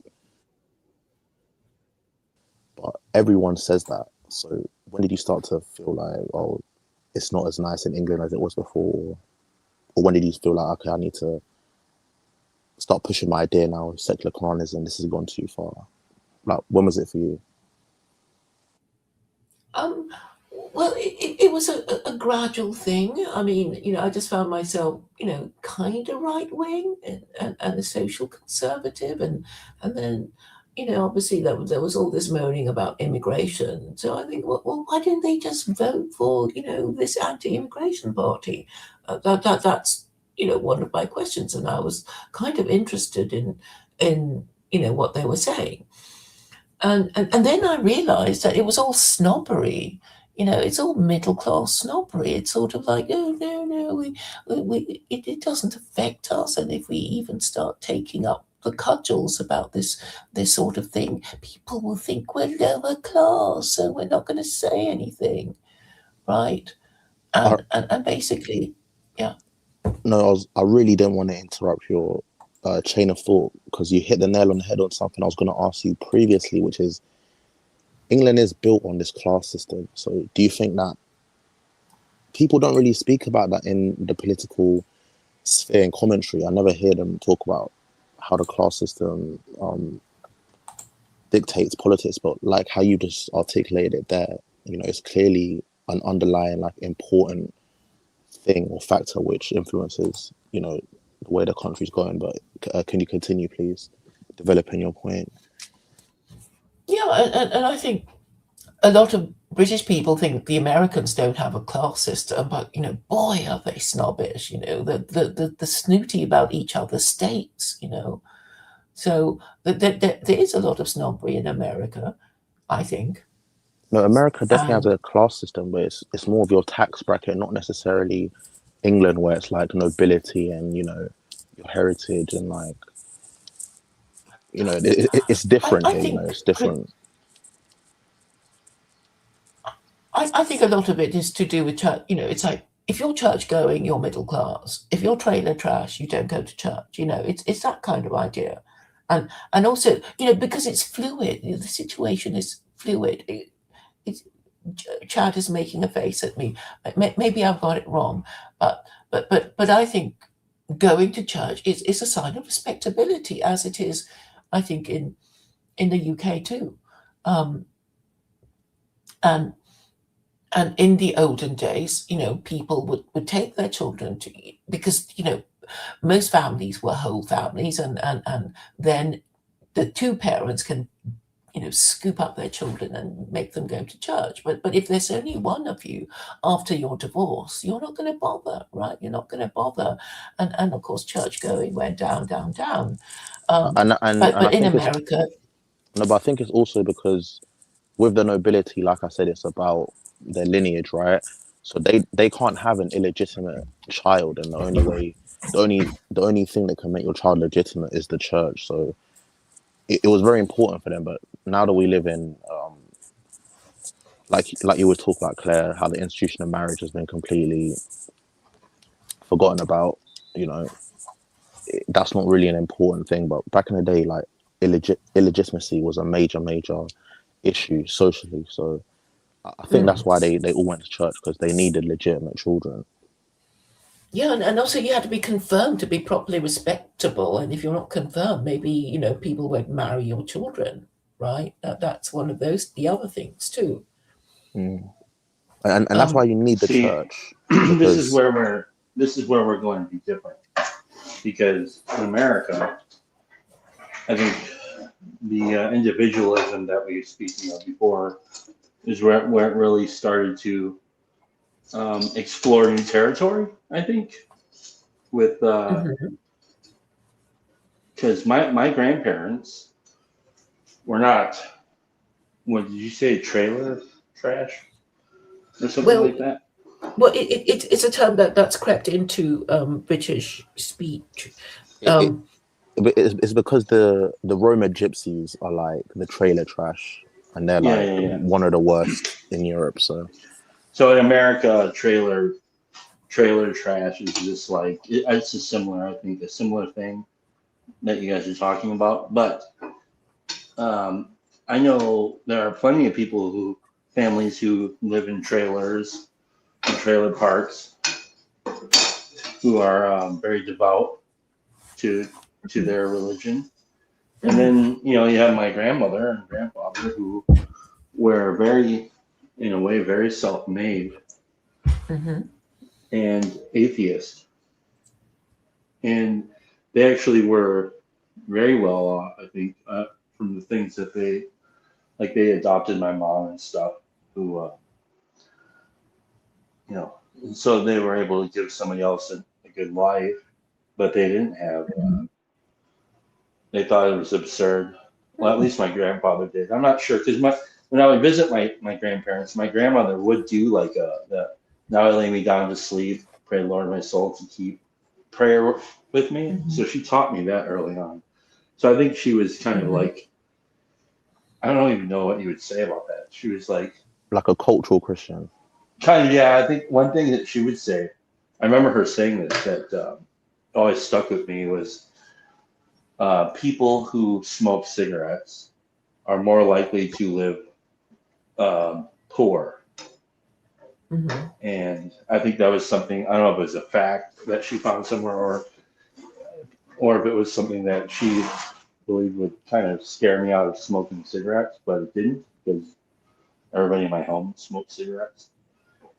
And so yeah, I don't really buy the whole, I think the right to do what I want to do is more of what's at play, not social or economic. I'm sorry, not economic status. Oh, is that somebody? Oh boy, bro. It's Teo. What's up, bro? He's unaffiliated. What's that? Who is affiliated? Yo. Yeah, I just joined the discussion. I'm gonna make a cut, so I'm gonna mute. You've had a haircut? What have you been doing with Chad for the last 5 hours? I've been reading to him as he asked me to do. Oh, you're still reading? Oh, well, I've only got a few pages left, but he told me to stop. And then GBCA came on. I like the way he's got, oh, I don't agree with that. And then he's got this sort of little short to show that he doesn't agree. But yes, I've done most of it. I'm quite pleased, very surprised. You basically got your audiobook. Did you hear any of it?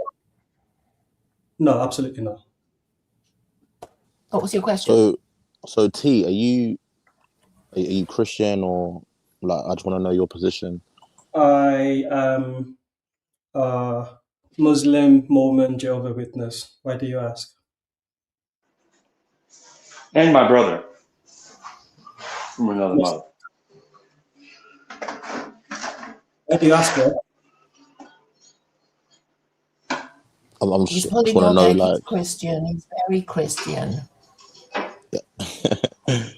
yeah, I just want to know your position because Claire's agnostic. So I just want to know your position. You sound British. Whereabouts are you from? I don't want to give my location, but I am British. Yeah. How did you find Chad's channel? Did you get from Claire's side of the internet? Yeah, through Claire. Claire's always been attacking Christianity and just the decay in this in English society and Western society, and yeah, I think she has a lot of good points. So Don't sound like a white man. Sorry, You don't sound like a white man. What's your ethnicity? I can't give too much information away, but I got my girlfriend told her. this guy cracks me up, Claire. He's like, you don't sound like a white man. Well, some white people talk What do you that. mean? Oh man, I do detect a few I love kind of Tyler. Elements of. Well, what's your position on things? You mentioned collectivism, so are you kind of like a Christian socialist? So this is where I'm kind of like trying to iron out my position and see what I am, because I was kind of leaning towards republicanism, but the issue with that is republicanism is it's a Protestant idea, and I'm not really a fan of Protestantism in general. So yeah, I don't know. I'm trying to think, and that's why I was so interested in what Claire was doing, because she's kind of trying to create a new like governing system, and I think we do need something new, you know, like how America was in Protestant as fuck, bro. Yeah, exactly. So yeah, that is. But again, England is a Protestant country, so I was brought up in that sort of worldview. So, bro, we're all Protestants now. But I am Christian, yeah, and I do think that the Catholic. church and the state are needed. Are you Anglican or Catholic? I don't belong to a denomination right now, not because like Claire thinks it's because of a lack of conviction. It's because I need to pick the right one. So when I was more of a layman, yes, I would just go to, you know, a type of church, but as I got more into theology and church history, I feel like I need to pick the right church. So that's why I'm That'll get you every time, dude. Yeah, but because it's like the more you dig, it's like, oh, nobody has the answer. But the thing is, like, I do have to admit that, you know, I am a westernized individual. So, you know, even though I'm a Christian and traditional, you know, I still, like I said, I'll be happy to compromise with the liberals, and, you know, they can keep some of their principles. You know, it's not really going to bother me. But yeah, I guess that's my position currently. All right. Well, I'm happy you came. Thank you for asking. You like Claire, the would tie? you have to reply on that? Yeah. I was gonna say I like to see that you're actually, like, you know, doing a skill, you know, like actually working. Yeah, I'd like to see it. But Claire, do you have anything to reply on that?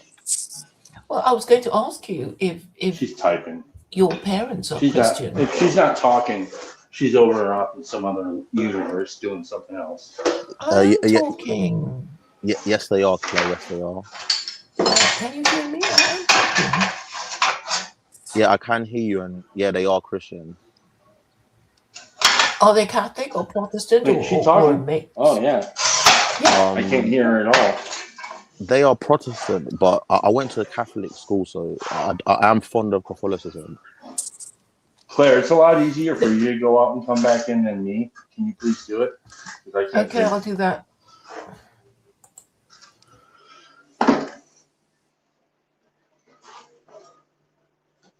So how long have you been like doing tiles for? Like, I don't know, off and on for like a decade, maybe more, something like that. Okay. So how did you get started in that? My mom's My mom's boyfriend Taught you? was like, "What? Your What's your that?" mom's boyfriend taught you? He was like, "Oh, you know, maybe here's a job you can get into if you're looking for work." And so I went and Hi, welcome. you can hear me? Everybody can hear Can I me? hear you? Yes, Claire. Okay. I don't know if Chad can She hear me. talking? Can Chad, can you Yes, hear I Claire? am talking. No. Yeah, I'll maybe. get. Yeah, maybe you need to exit because she exited. So Man, story of my life. Kick me out of my own place.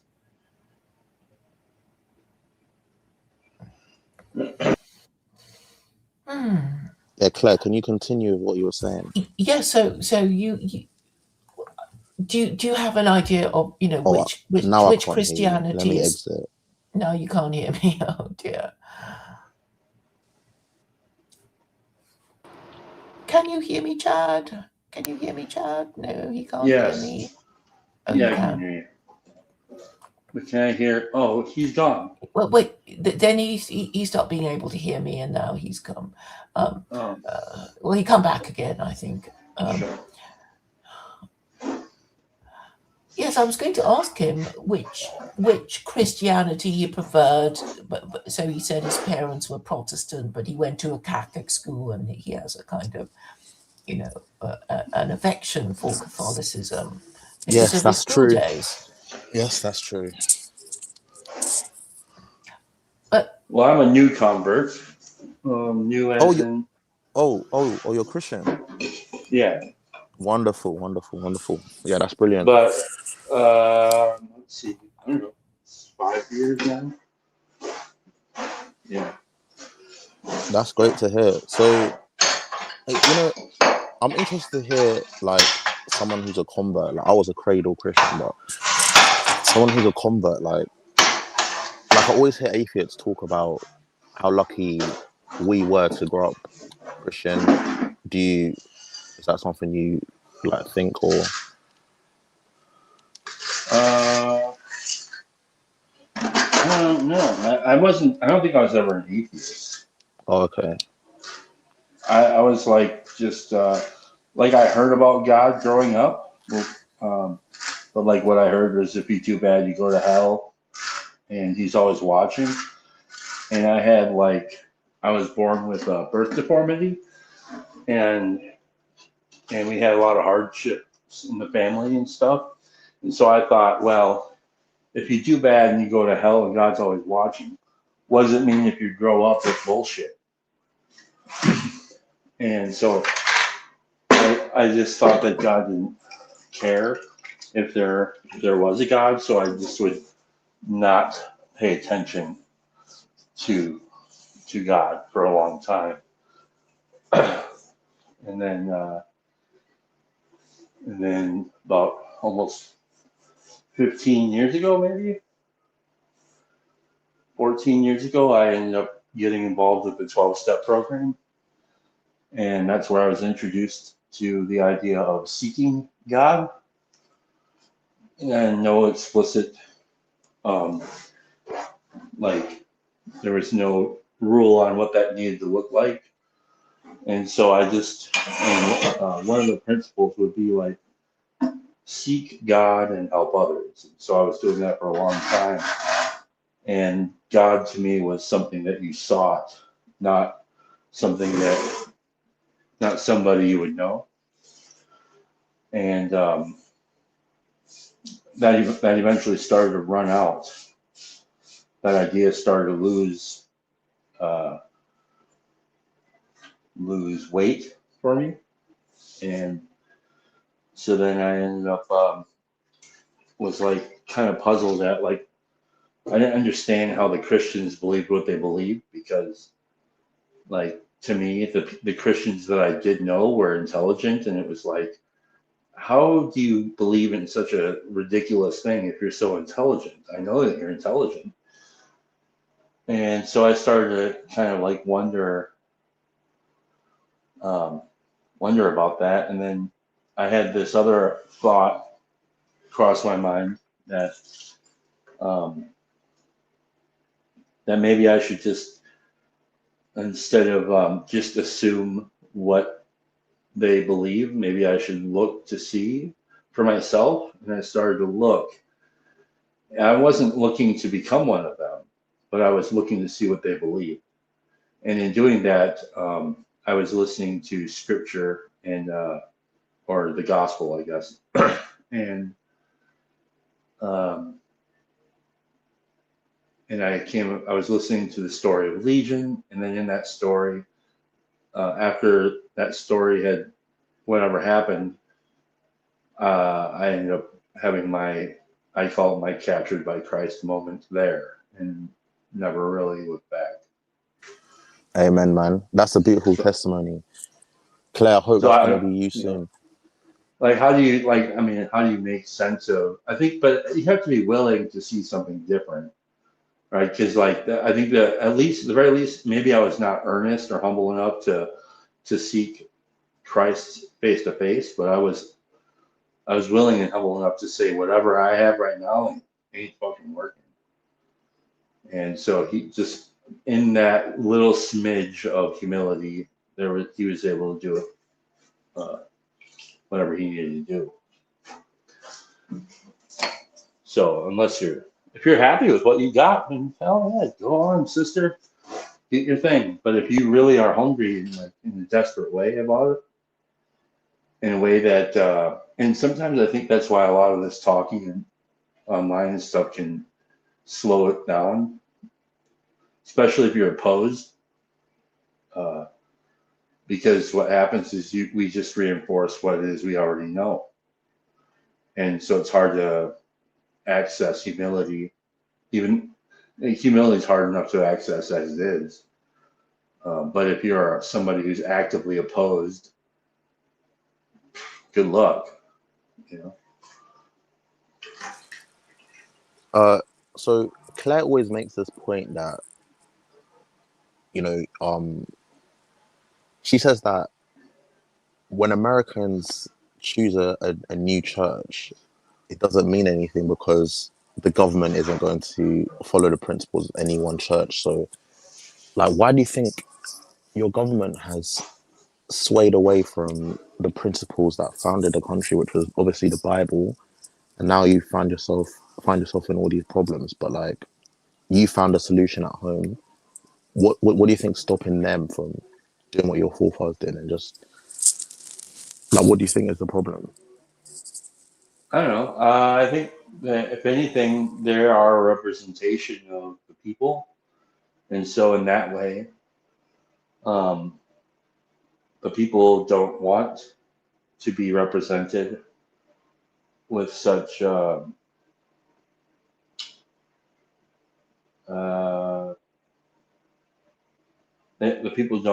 people don't want to be. They want to remain individuals in the way that they are, and asleep at the wheel in the way that they are. So they don't really want to be accountable. And so what happens is the natural thing of a body like the American government, which represents its people, is it looks like its people. Does that make sense? Yeah, that's a great point, and I agree with that, because even, Claire, I don't know if you agree with this, but I think even the conservatives, even the people on the right, they are actually quite liberal. And, they are pretty liberal. So, Claire, I don't know if you agree with that or not. I don't know a single person. I don't know a single person in the West that isn't liberal. The last real conservative American that there ever was, I think, unfortunately, was a weirdo named Uncle Ted.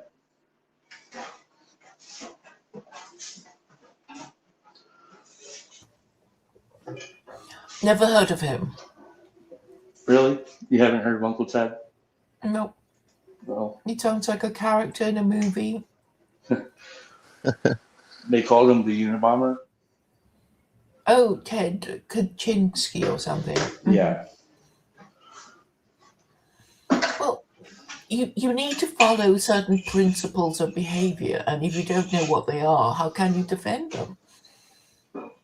And I do follow certain rules of I do. That's what I have. I think that's what the 12-step process is giving. No, but she's talking about the government, but then you're also right because you're saying all the government reflects the people. And I said, that's definitely true because even the conservatives are liberal, like in general, that like, they actually are liberal. So, and even me as a Christian, I can admit I am a westernized individual.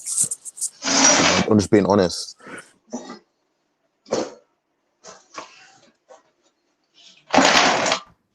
These words are undefined. So, like in Australia, the Liberal Party is the Conservative Party down under. I mean, they can't even be bothered to get their story straight, right? Because you sort of need to know. I mean, if it means nothing, it just means middle class, right? Labour is working class. Liberal is what? Is middle class. And then people just think, oh, I'm middle class, I'm going to vote, you know, for the party that is supposed to represent middle class interests. But does it? You know, are people just being fooled by the labels? I think they are, because they refuse to read the small print. What does it mean to be middle class? How do you keep yourself middle class? You know? And if you're working class and you want to do, you know, the only way to do it is to get married and hope your children are, you know, going to be okay. So you have to stick around to at least tell them what's what. Well, I think that there's something to what you're saying. I think the only time I ever became anything that looks anything remotely like middle class, I would say lower middle class, was when I decided to get married. Yep. That is true. Mm-hmm. Thank God for that. Mm-hmm. Yeah, but like it took me kind of like an exorcism from Peterson, because like if you would have asked me what marriage was before that, I had very little reverence for the so-called institution of marriage because I was an idiot. And then it took listening to some Jordan Peterson to kind of like have my eyes open to what marriage was. And thank God for him. Mm-hmm. What are you eating for dinner? Pasta with pine nuts and peas and lemon juice and courgette. That sounds and it's good. very nice. It sounds almost like pesto, but it's peas instead of basil. Claire, are you vegetarian? No. But just tonight you're having a vegetarian dinner. Well, I just eat whatever's available, whatever the person cooking decides to cook. Who's cooking tonight? What, do you not cook? Yes, I do. But if somebody else is cooking, I just eat whatever there is. Right? I'm not going to be fussy as long as it tastes good. Who's cooking tonight? I think we're just having more of what we had for lunch, which is this pasta I've just told you about, and very nice it is too. But Chad, don't you think it's hard to even want to marry without being in love?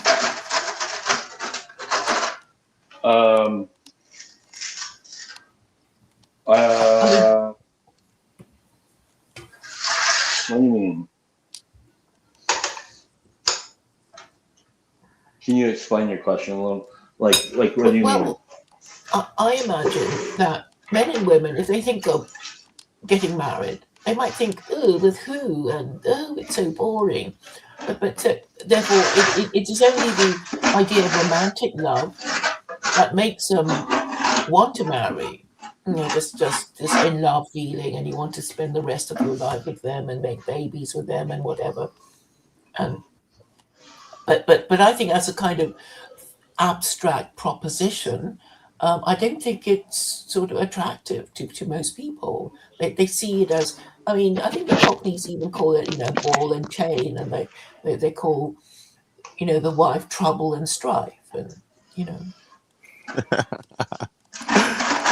I actually don't know what you're talking about. I would So say that basically, It's Cockney rhyming slang. it's Cockney rhyme. So Rhyming slang. in Cockney, if they say I'm going up the apples and stairs, that means I'm going up. Sorry, up the apples and pears means the stairs. So when they call the wife trouble and strife, like it's actually quite funny. And when they go to the pub, they call it I'm going up, to the backward cruiser. That's actually quite funny. But I mean, marriage is a divine institution. It's a sacrament, and without the church there to, let you know about that, it falls apart because. Well, I was. Because me as a Christian in this new generation, like I want to get married, but like if I wasn't Christian, like it would be very difficult to convince me. Well, I mean, Chris Howard, who I talk to reasonably regularly, he gets annoyed with me when I say, religion was probably created for the purpose of supporting the institution of marriage. Otherwise, we just go pumping and dumping each other and neglecting our children and not caring if they grew up crazy and drug addicted and underachieving. We just wouldn't care until this culture of shame was created. Oh, she's a slut. He's a 3-5 times divorced man. He's a, womanizer. And then you sort of knew to avoid people like that. But this, it's a construction of all these rules about who we can and can't have sex with that created the patriarchy. And of course, if a few of us break these rules from time to time, the sky won't fall in. It's just that, if nobody notices and everybody else is doing it, then it's very hard to change the culture without a revolution. And then if you talk about a revolution, everybody's going to freak out and hate you. No. Yeah, let's talk about that because I was going to say there's only 2 ways in history we've seen these things change. It's either through voting or through a revolution, like they'll have to kill the king or something. So, can I ask you a question quick? Yeah. So you think Constantine invented the church for marriage? No, Claire has this I know. like wig history sort of. Well, I don't think he did it for the fun of it. Because if you lived through the times he did, you would know that there was a year of the 5 emperors when all these 5 Roman generals fought each other to become Roman emperor. And I suppose he thought, well, maybe if we had a different and better religion, we would do better. Yeah, but I don't think it was like because of marriage or something. I don't know. I don't think there was like a conscious plan of action. Exactly. I think there was the early some thought. The early Republican Romans, they were really, really strict, and the father really had the right of life and death over his children, and it was kind of a month later the mother of his children after birth would present the child to him, and if he didn't like the look of it, he would say, well, I don't want it.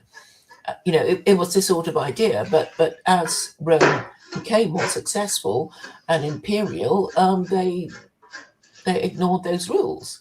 And because Rome had a very long history, it lived through 2 different systems. Basically, they started their existence as a people who hated kings, and then they ended up being a people who worshipped their deceased emperors. And I don't think people, really get it about the different systems of government that they lived under. Yeah, I don't think that it was. Well, first of all, I'm only assuming some things, but I don't assume that that it was merely the marriage thing. I think that is probably one of the things that goes into the shaping of it. Sure, but it's like one of many things, and I think there's like there was some things that took shape and developed, and probably even some things that were discarded along the way that didn't work, that were tried out. And yeah, so I think but the way that I thought about marriage in the American life, at least, of somebody who was a highly individualistic liberal thinker, was that well, it's just a piece of paper. And since I don't have a lot of respect for authority as it is, especially the law, I mean, I'll follow the law, but what I thought it was something to do with money or taxes or some shit. And so I was just living a very unexamined existence, and so that was my thinking on marriage, just kind of upside down, unexamined, convenient. I didn't have to feel bad about being a single man because I could tell myself that it was stupid to get married, basically. And now I don't believe that. So I mean, the Greeks and the Romans, they were mostly gay, right? Because when they were young, I mean, they actually were proud that they indulged in pederasty. So an older man, at least under the age of 30, could be gay, but after 30, he was expected to get married. And then he would kind of induct a male who wasn't quite adolescent. And this was how they got their rocks off, because, obviously if you had a daughter, she wasn't going to any singles bars to, meet men. They would all be kept safely under wraps at home. They had singles bars? Well, no, I mean, that's the point. So because there were very few women who could be available to men, I guess men had to make do with each other. And then they got used to it, right? They got used to it, and maybe they thought, well, maybe I don't need to have sex with a member of the opposite sex forever. Don't forget about the sheep.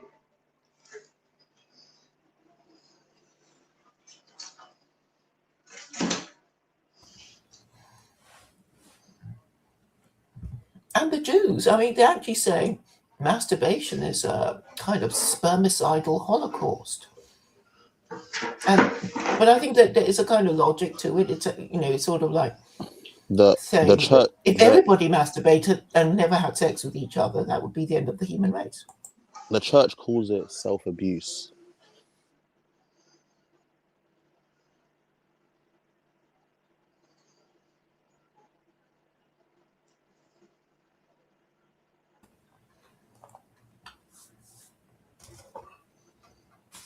So I think you're right about, sex being a kind of sacrament to the next generation. So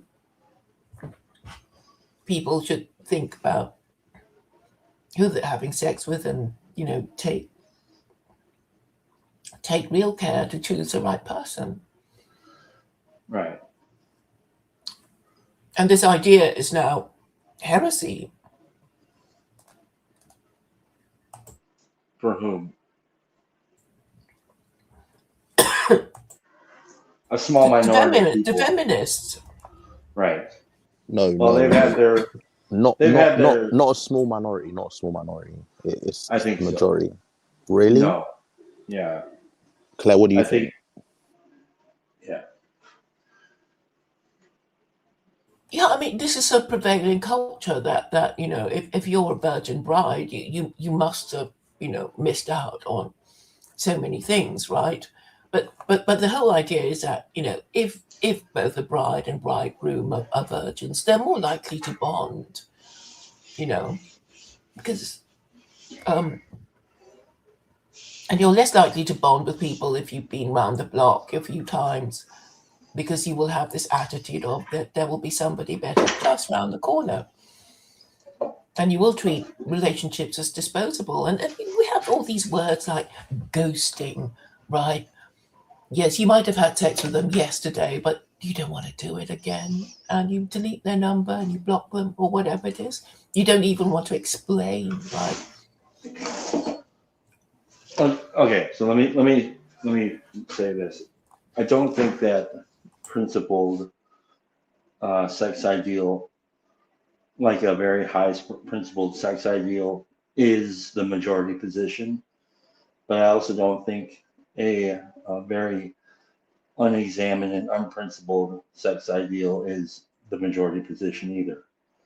So I think a lot of people are nominal on this topic and they just don't really know what they should believe because it's convenient to not examine such things.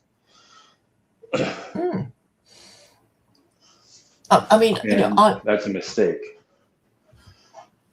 Well, yes, because I mean, it could mean that women are choosing even worse than non-human females, because you know, if you're a non-human animal, you know, you think, oh, I like his tail, I like his colors, I like his, you know, whatever. And he's big like and a he's life strong. companion? Well, no, I'm talking about, you know, peacocks and peahens and squirrels, and you know, because a female would be thinking, oh, do I? Oh, I thought you were talking about crazy what? cat. I thought you were saying like the crazy cat lady who's like, oh yeah, I like my cat, and then hey, functionally, yeah, I see what you're saying. Okay, go ahead. Mm-hmm. So the animal kingdom has females that choose in a more strategic way, right? Well, the female, you know, who gets knocked up, well, you know, she's basically made it hard for herself to marry, and you know, and nobody seems to want to address the problem. And of course, we face the paradox of the wide availability of contraception, making it more likely for women to become pregnant and ask for, you know, the morning after pill, the abortion pill, and abortion on demand, and of course this is tremendously upsetting for men, because you know, I guess they have to, you know, spend a lot of time and energy just knocking that woman up in the first place, and then she goes and aborts that kid. But then why should he have a right if he's not even married to her? So all these issues are not discussed, because I think, you know, a lot of men just don't want to go there. If they, I guess, if I were a bloke and I wanted to have sex with women, I would not be saying the things I'm doing, because then I would get a reputation for blah, blah, blah. And I guess all the women would run from me if I were a bloke. So I guess that's why men won't talk about these things, because they hope that they'll get lucky, right? And I think that's the idea, without actually changing the rules. Or they say, okay, well, I'm not that bothered about, you know, not having legitimate offspring as long as, you know, I have a kid or two, even if I don't, if I never meet them.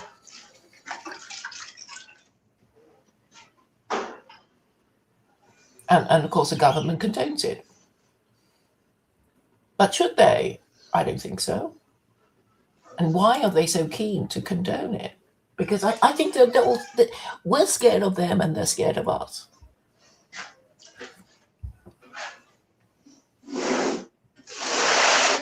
And worst of all, I don't think anybody's in charge. What's your name, dude? Is he talking? No, he's not saying anything. He's muted. I'm just letting Claire finish her thoughts. Okay. Yeah, what is your name again? He won't say his name because he's afraid of being doxxed. Yeah, I can't say my name, but you know, unaffiliated, or, you know, you can call me that. What does DOP stand for? No, it's just it's like cropped out. It's not. It doesn't stand for anything. It's just some picture I got. But you.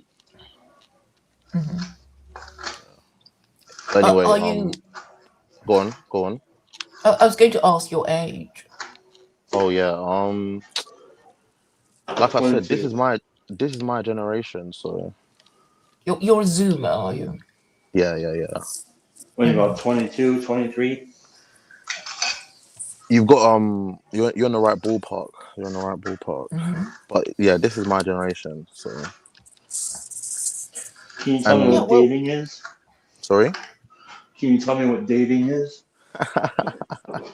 it's fornication. It's fornication. Like in Or the hope of it. yeah, I mean in our we've now got this new thing called a situationship. So basically, because a lot of people are like cultural Christians, they understand the weight of the label. Like if that's your girlfriend, you're expected to marry her in it. So because people understand the weight of the label, there's now this new thing called a situationship where you basically have the benefits of a girlfriend without her actually being a girlfriend. And then so that's like the most common thing now. It's not even like a relationship, it's a situationship. That's But the how most many common thing. situationships are you allowed to have at one time? Oh, only one. Like it's you're meant to be exclusive, but again, it's not like there's real rules because you're not actually together. It's weird, but that's just our generation. I'm sure if you look it up, you can find the full definition. What an Situationship. occasional sex partner, that kind of thing. No, oh yeah, but you do have like What are the expectations? Well, that yeah, you guys get to sleep with each other. You probably go on dates if you want to, and she's not gonna sleep with anyone else, and you're not gonna sleep with anyone else. You have to tell the truth. Well, yeah, but again, in our gen, that's not common. Or are you, but like in practicality, you don't really have to tell the truth, right? Well, I'd say each girl's different, but if she's in a situationship with you, then you should be telling the truth with her. Yeah. The first thing I would do, I would tell anybody who's your age who's playing this game. Yeah. I would say reject it outright. Oh yeah, of course. But you see, it's like when one of your mates asks you for advice, right? And then you give the logical advice, whatever. But then, if you were actually in the situation, even though you know the logical thing to do, when the emotions start playing around and swirling around, you just can't help but pick the wrong choice. So I just think there's so much pressure on young people that even people who know like they shouldn't be doing it, they just end up falling for it anyway because it's difficult, Yeah. Yeah, it's difficult. I Even for the understand. people who were like raised Christian, because it gets to a point where like Yeah, you know why I asked the question. Yeah. I mean, I would imagine you know why I asked the question. Because, Go I on. mean, I've had the same, I had to ask myself this question before I could actually even consider getting married or anything real. Yeah. Because, like, I was functionally retarded in this area. And I didn't really know because I wasn't in a position where I had to be honest with myself. Yeah. This led me to like suicidal ideation for months and months and months, and like all sorts of stuff. And then what I realized was I had always been operating by some like faraway ideal that somebody else that I somehow picked up along the way. I never really examined it. And I never really knew that I was the one who was responsible for my boundaries and barriers. And like, once I realized that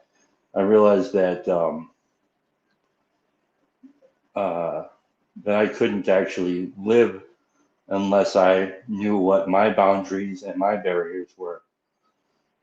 And then I realized, I never knew what dating was. That's because I thought dating was just hookup. I had plenty of fish. I had all that stuff. So yeah, that's why I say you're responsible for it. I don't care how hard it is. Yeah, no. Because at some point you're gonna have to be a man. You're gonna have to grow up. And so why wait?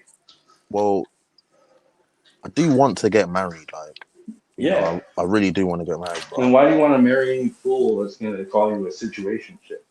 No. I'm just saying that's the most common thing in England right now. It's not what I want. Of course, I don't I want know. that. Well, I'm using you as a proxy for my Yeah.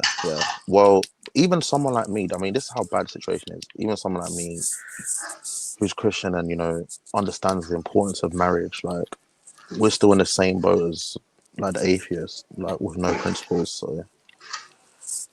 Yeah, I mean, having children Claire, is unethical. yeah, I mean, Claire, like, fell victim to this, you know, before she, you know, realized, you know, it's just hard. I don't know how to describe it, you know. Well, what it is impossible to live by self-made values. Yeah, 100%. But what you said, Spawn, like, you just gotta, like, look yourself in the mirror, like, what do I actually want here, yeah?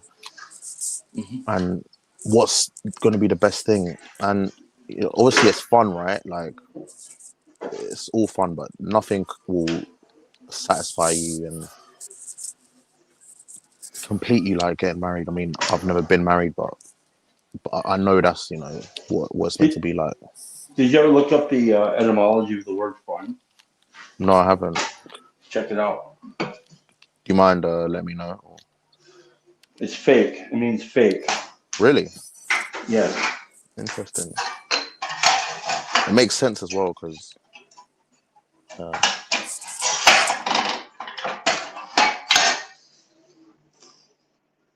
we grew up to have fun. That's the plight of the individual. Claire, I've just seen your comments. It's not the same as friends with benefits. Friends with benefits is like basically a situationship.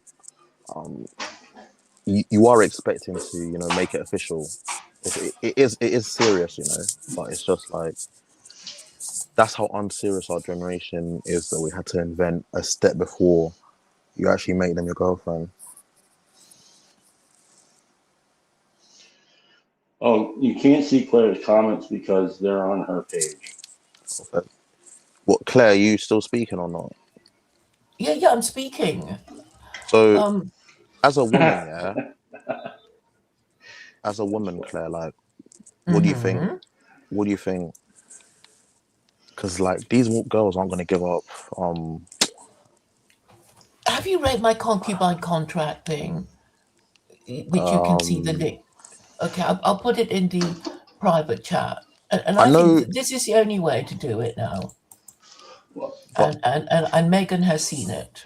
And she said she was going to let her father, who was a divorce lawyer, do. Listen, in a world where there's no such thing as kings, it's like,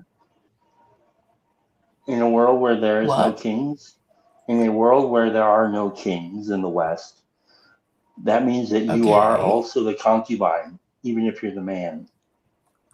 So, good luck with that.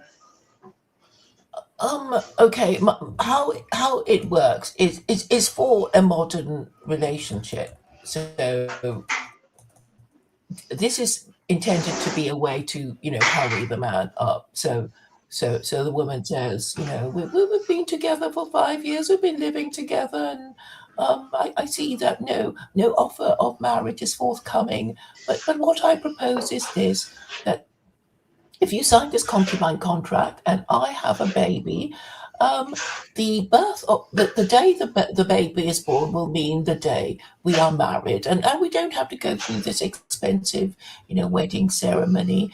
The day of the birth of the baby will be deemed to be the date we are married, and so the child will be legitimate, because otherwise there is no way of, you know, forcing you into, you know, what? But Claire, legitimacy is not just like, oh yeah, here we've signed this piece of paper, you're legitimate. It was a concept. Like, it wasn't just when you were born; it was also how you were brought up. So I don't see how that's going to help things. Well, it won't. It's a way of slowly edging people into the idea that you have to apply jointly as a couple for a marriage license before you have children. But a lot of people don't get it, and if you try to explain it to them, they'll get angry with you, right?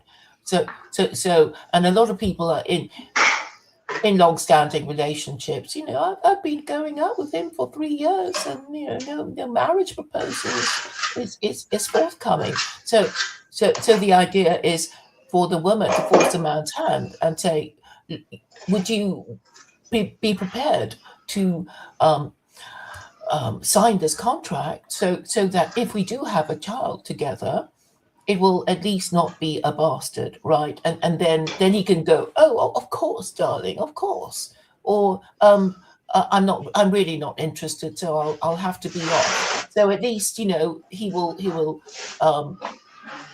show his colors, and the woman, if she still has time, can, you know, has time to look for another bloke, you know. Okay, well, so if you sign the paper, though, by signing the paper is one of the stipulations that she cannot have an abortion.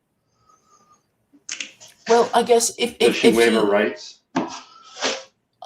Yeah, I mean, she can still have an abortion. It just means there will be no marriage, right? Because the marriage will be deemed to have taken place before the arrival of the child. You know, in legal terms. So the child is legitimate. So it's a marriage. It's just a legal device. Yeah, so it's a marriage legal device. Yeah, it's to hurry the man. a secular legal device, right? Yes. But this Because is like, I it's know pretty a lot of narrow, women though, are because waiting. I know a lot of men who, or I know a lot of women who are playing. Yeah. So that device, where's the man's version of that device? Well, okay, the marriage contract protects his interest in that this would mean the end of no-fault divorce, because the idea of no-fault divorce is that you can either you can walk away and nobody need be at fault.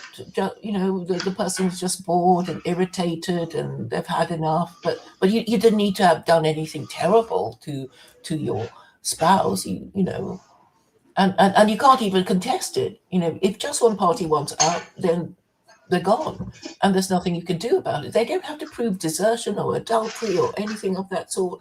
But under secular Quranism, you can't marry until you have a contract, agreed a marriage contract. So for the concubine contract, there will be a kind of pro forma, you know, this is how, you know, the usual marriage contract, which the government will kind of imply or supply. So all it takes, Chad, is for the government to say, yes, this is what we want to do, and this is how it's going to be. And they won't even do that because they don't care, right? They don't care about people marrying or having children. They just don't care. And you can't even, you know, ask them because they're not listening and they're not answering questions. And this means that they don't care about us. But maybe you can guilt them into, well, you have children. Don't you care about your children, Mr. Politician? Maybe they don't even care about their own children. But obviously you're going to have a more rational and productive citizenry if you try to ensure that most of the next generation are properly parented by their two biological parents living together. Well, but they won't even support that. Well, there's a lot of baggage there to support potentially. So I'm not in favor of, like, okay, so like let's say your secular Quranism gets instantiated as law.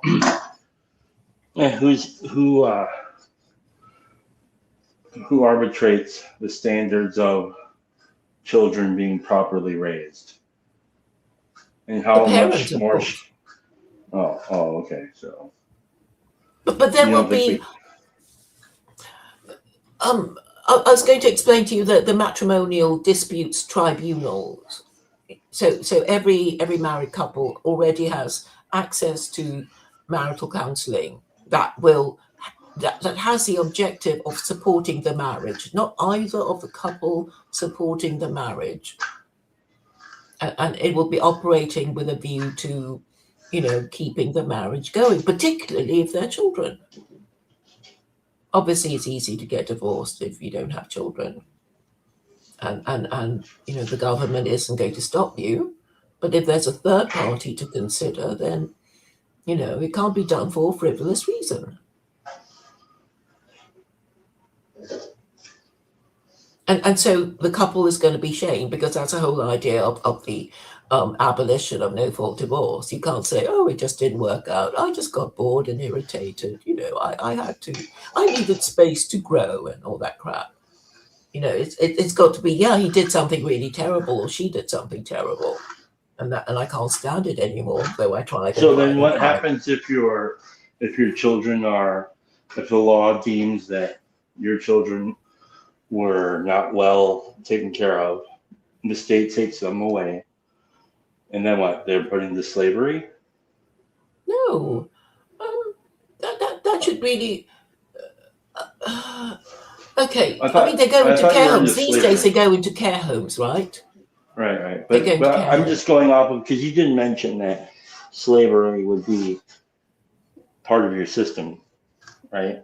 Yes, and then when I try to read a bit more, you change the subject and want to be conversation. Really. Yeah, because this is a lot better right now. Maybe we get back to it some other time. Mm-hmm. But I wasn't planning on enslaving children at all. Oh, okay. No, because children should not be slaves. So you have to ask. What's going to happen to abandoned children if they're, both parents, if the mother's an unfit mother and she was abandoned, and of course they would be taken into a care home. Right. Well, my point is, who arbitrates what unfit looks like? And I think that's what probably people are afraid of with your system. Mm-hmm. And that's the role of the church. Like they have to be doing that, setting the standard. Well, these days it's neighbours and the teacher calling social services, right? Yeah, but in the days of secular Quranism, what is it? That's the point. Like he's saying, who's going to judge what the standard for an unfit parent is? Yeah, you fed them a hamburger with bacon on it and cheese. We're taking your kids away. No.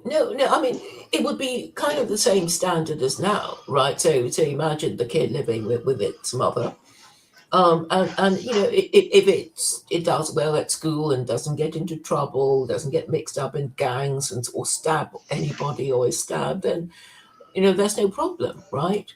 But if he becomes a juvenile delinquent, then it would be implied that it can be inferred that the mother is unfit. Claire, there's a question for you in the comments about who's going to protect if they scrap no fault divorce or something. If you can address that comment. Okay. I think it's Neil, is it? We've outsourced marital disputes to the state better than the local community sometimes. But what if there's no local community?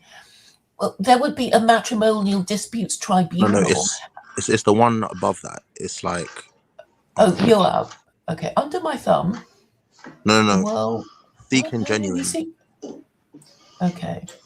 Who protects the men, women, when there is abolition of no-fault divorce? Because to get to the point of bringing up a worthy event reason to get divorced, it's likely a dangerous situation. Well, if you have a marriage contract, right, and you think your spouse has broken it, then divorce would be a breach of the term of the marriage contract, right? So I don't see why that's scary or bad. And obviously, adultery is considered a ground for divorce, and unreasonable behavior, desertion, domestic violence, nobody's forcing anyone to stay in marriages that are abusive. But of course, you'll also have to say, well, choose your spouse carefully, and try not to, have a child and then divorce, and then have a problem with your child not adjusting properly post divorce. Is that a reasonable answer, Megan? Oh, also then, can you address the one you were addressing originally about how they've outsourced? You'll see it down there.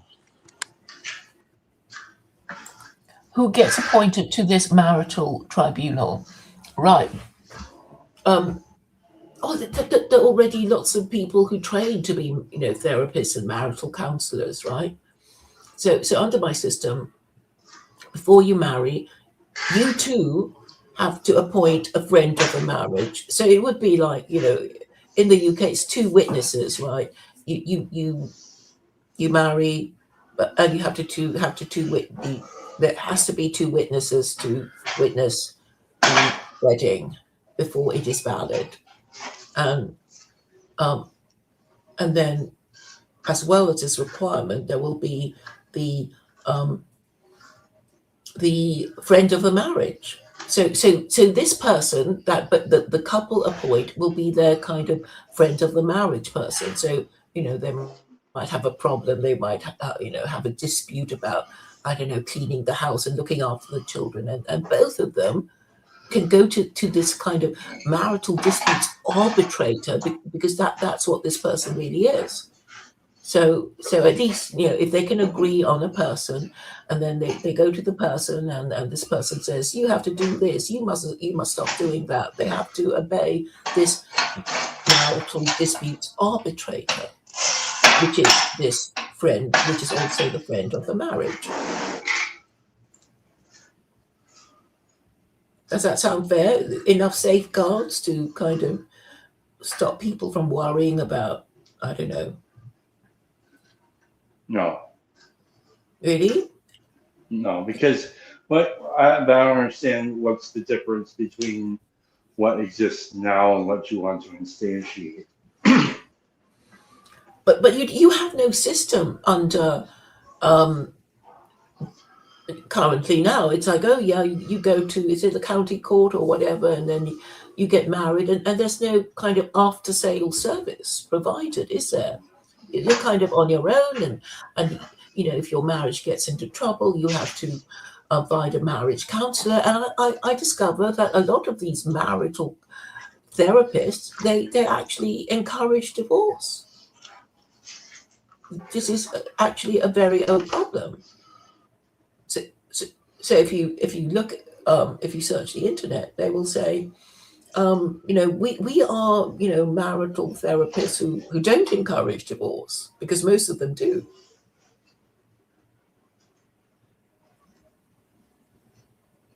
Sorry, I was trying to make sure everybody can see stuff. The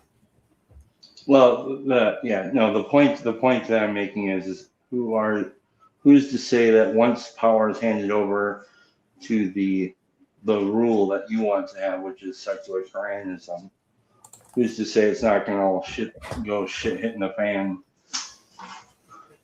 And so there's really no difference, basically, until it's handed over. And then once it's handed over, then it sounds like a bad idea. You still there? Yes, I am. I'm.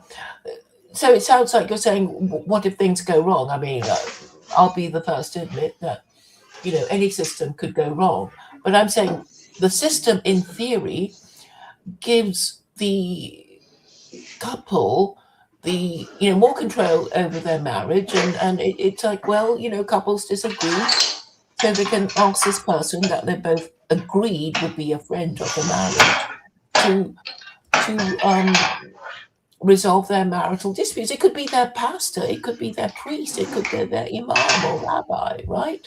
Because actually, Muslims tend to go to their But Claire, imam and Claire, I think that's the point Mhm. that person in your comments was making when they said that we've outsourced this. So before, that's what the church would do. Like, you know, you'd go to the church and, you know, they'll tell you how you're meant to administer your marriage, you know. But now it's like, why should I listen to my counselor when, you know, like Kemi Badenoch, he's probably not even intelligent. So, you know. well, I don't know why you mentioned the leader of the Conservative Party. No, because Um, if you're saying, okay, we'll outsource this to my counselor, but I know that my own like MP kind of failed her A levels, why should I trust this random counselor? Whereas at least if it's like a pastor or priest, you know, at least like he's trained to administer these things. Like marriage is a sacrament. They have to train to be able to deal with this stuff. Yeah. Okay, and then let's say everything is the law is instantiated, okay, and and everybody has to live by these laws. And you don't think people will game that? Of course. Yeah. But So at it's least it's dumb. you don't have no fault divorce, which is a protection for the No, but for the Claire, man. one of the comments says they don't understand how what you're proposing is any different to no fault divorce anyway. No, obviously I can't say nobody has a right to divorce because it's a human right, or you can argue it's a human right if you say that according to the Quran you are allowed to get divorced, but under Christianity, you know, Catholics just had to pretend that the marriage never took place. So you have a right, you know, a right to it, but it shouldn't be easily granted. So if you're going to say you want to end your marriage, you have to say, well, what went wrong, and it has to be, you know, pretty bad to allow the state to end it. I mean, even now they have things like, well, I don't know about now, but you know, they have a decree nisi and then the decree absolute, right? You know, to just remind the people you can still back off if you want to. Perhaps you could reconcile, and then you have to wait a bit before you get your decree absolute. You know. But I think people already know the problem, and obviously it's cheaper for people to live together in one household than be living in 2-bedroom flats or studio flats, and you know, with these people getting lonely and drinking themselves to death and whatever. Maybe there should be more generation households, like in the old days. I think some of that's happening in America. Well, probably because of poverty, right? You know, children can't Yeah. afford to move out, and then they have the, you know. So yes, that's happening again. Or fear of poverty, yeah. It's happening in England as well because, Claire, I don't know if you know, but like Indians, they tend to like live in like large households with like their aunties and their uncles and their parents, and you know. Mm-hmm. Yeah. So the more well, they work together, right? These people who live together, they you know, they look out for each other and they support each other financially, and that's why you can kind of run shops and post offices and stuff like that. But you know, white people who don't marry, who don't have family, can't do, because you know, if you run a shop or a post office, you kind of need slave labor. You know, and you kind of need to get your children to do it, or even an Italian restaurant. But Claire, which like, used to be successful. How are you going to convince like people to change? Because you know this generation isn't giving up like the majority of liberalism, because even the conservative people are liberal as well. So you know, well, like okay. seriously though, like how do you think this changes? Well, as soon as secular Quranism is properly understood and they've decided not to completely ignore it, then people will go, what? It'll be terrible, it'll be blah, blah, blah. And it's like, they can go ape, and I will address their concerns, or others will help me. But it needs the oxygen of publicity, which I know is being suppressed. But I'm heartened to see that, if you ask AI about SK, it gives you pretty sensible answers. But I know that the newspapers are not. The very tightly controlled newspapers are not talking about it. No, but I'm saying, like, how are you going to change the culture of this generation? By changing the law. No, but okay, how let's say am I going to really it through a referendum? okay, right? so there's, for example, like, we all know weed is illegal in England, but the consumption rate has increased over the years. So it doesn't matter if something's illegal or, it's just a culture. Like, people are going to do it regardless. So, like, how are you going to change that? It's actually a serious problem, because even like I say, I keep mentioning this point, but even the people on the right are liberal. Like, how are you going to change this? This is like a major issue. You can't just make something the law and think people are going to follow it. Well, of course, it has to be done gradually, so you have to talk about it, right? So really, ideally, the media does a shock horror. What's his secular Quranism? It's fascist. It's Islamist. It's blah blah blah blah blah. Even bad publicity would be helpful, right? And they know who I am. They just don't want to talk about it. And a lot of people on the dissident right. They're mostly bachelors, right? Greg Okay, Johnson. but how are you going to gradually introduce it? Like, how would you actually bring about the topic, or where people are ready to even hear it? Because when you say certain things, it's like buzzwords come into people's minds and they shut their brains off. So how are you even going to get to that stage where they're even going to be willing to hear you out and actually listen to what you're saying? It has to come from the media. So really, in theory, whatever media outlet who decides to talk about it. But now, because of Twitter, you can have like alternative media. So is that what you wish for? Like, do you want your idea to like go viral on Twitter? But how would you start that process? Because even in my generation, there's all these podcasts about like, like what we talk about, like all the fornication. But they have no solutions. But at the end of the day, no one actually has to give it up. Look, I know most members of the dissident right. They've already heard my idea, and they hate it, and they, want to deprive it of the oxygen of publicity. That's what they're trying to do. But I think what's happening now is people at least asking obvious questions, like, can we do this? Can we do that? And what if blah, blah, blah. And I think some of it will be useful.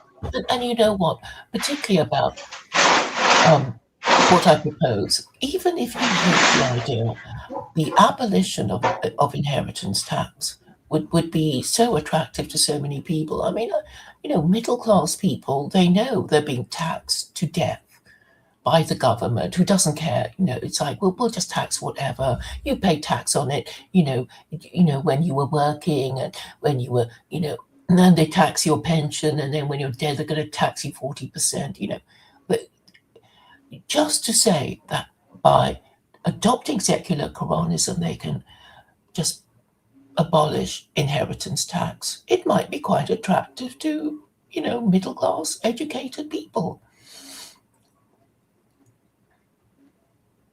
But as I say, I need high caliber people prepared to challenge me about it. And, maybe the reason why they won't is because they're too controlled, or they're too Islamophobic, or they've given up. I mean, I know most of these people, right? And they can't actually argue about it, because they haven't got a better idea under Christianity. How are you going to do it under Christianity? You're going to just, revive all the old laws of, blasphemy.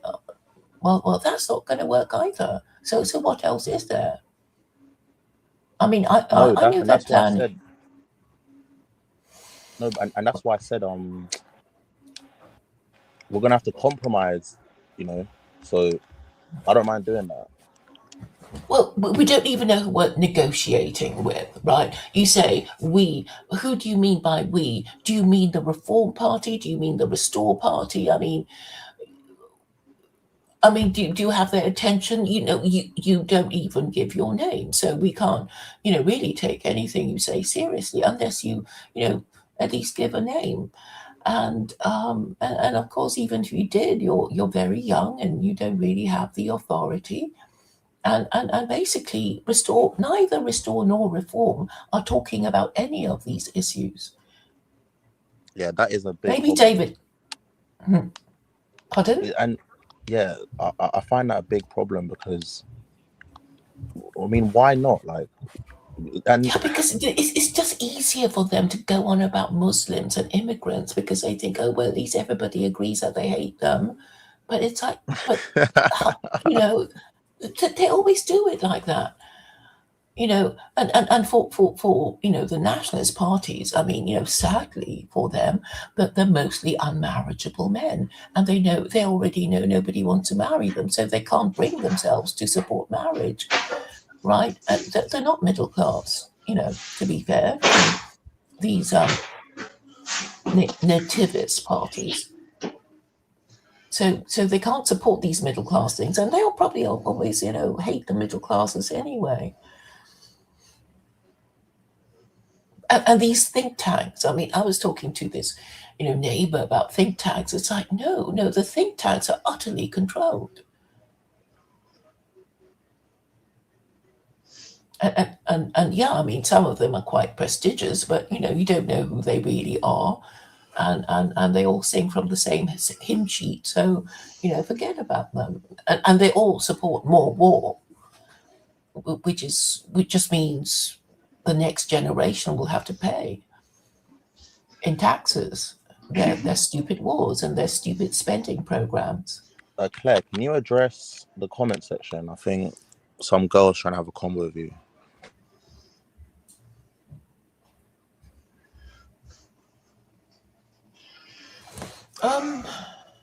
With the trust that the law will keep them in place. That's not.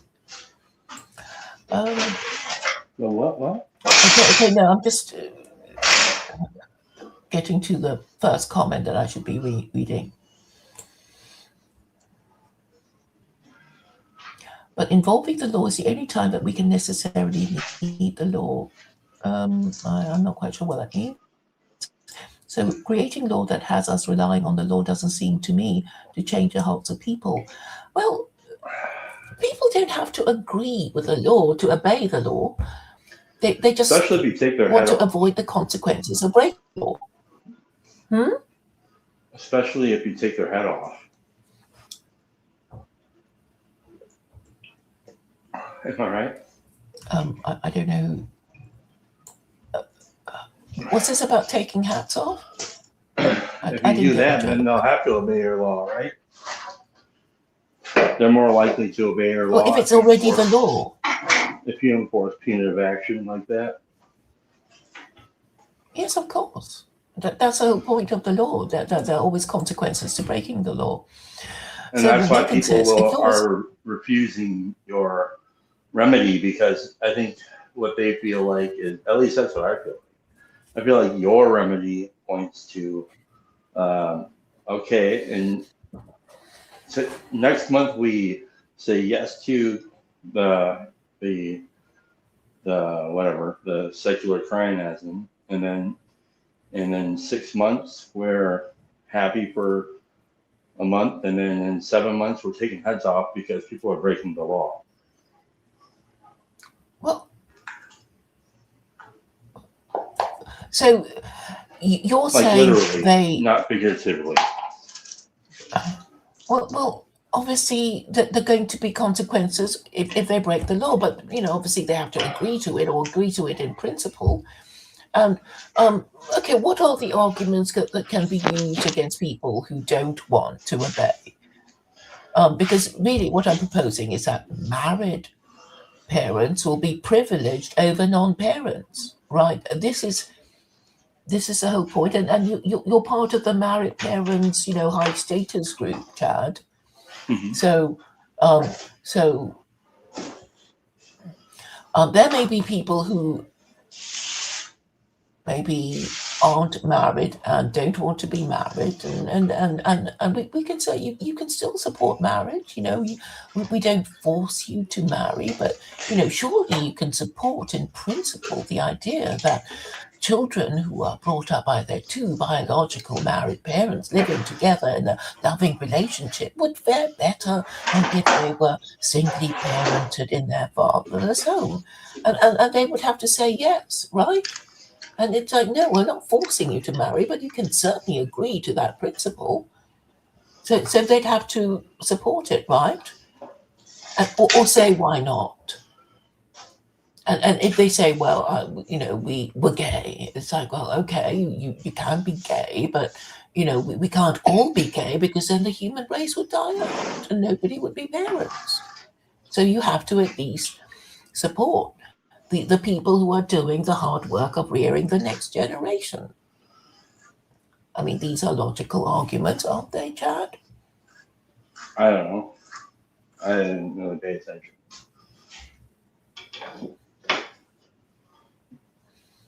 Oh, I think that would work. I mean, so I can imagine, a gay person saying, but what about our loss of status? And it's like, well, but you're not, doing the hard work of rearing the next generation. So why can't you at least, encourage the people who are, by giving them a higher status instead of doing the harder job, right? They have to, parent their brats, right? And pay for them to holidays and school and all sorts of things. So you should be at least saying that they are higher status than a confirmed bachelor, for example. I think that's fair enough. Sure. Yes. I think it's a different a matter of nations, different things. So like you're dealing with a completely different set of outcomes in your nation and in our nation. No, it's the same. We all have the same social problems, complaining about immigration. And this is all linked because, obviously, if you have a labour shortage, then you will be importing immigrant labour. I mean, that's why then, that's why they're in the West, right? It's not the same. It's not the same as what? No, I think your situation, your context is different than our context. We're not dealing with the same things. Aren't we? No, I don't think so. How is it different? Because I think America's like 50% like European, whereas the UK is still like 81% or something. What do you mean European? Oh, I thought you We're were talking 100% about. American.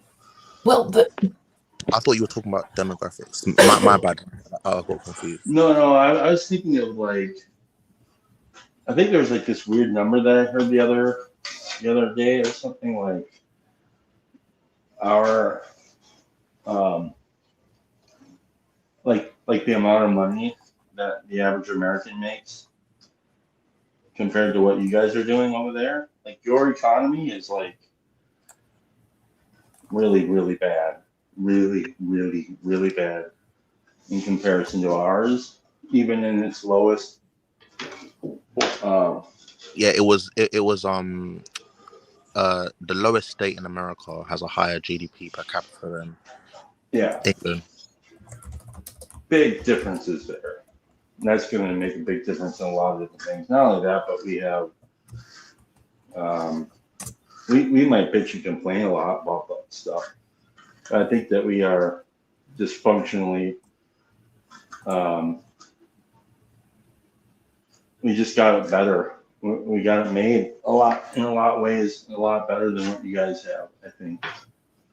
Now we are dealing with some of the potential infringements on our our local freedoms and things like that. Like I think you guys have had to deal with CCTV problem for I don't know how long. CCTV has been ubiquitous in your where you live, but I thought it was like something like at least a couple of decades.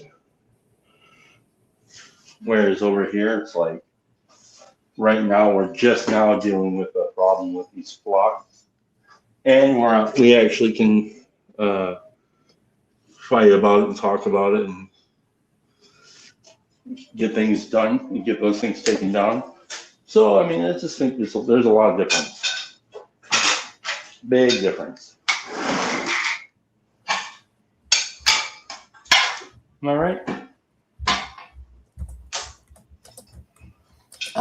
I don't quite see that. I remember a recent demonstration in London, and a few people would say, "Are you coming? Are you coming?" And I said, "Well, I don't really attend demos," and then a few of them were saying that all these cameras that have spatial recognition, and some of them didn't want to go because they were afraid of these cameras. I assume that they're these flock cameras, or they have facial recognition anyway.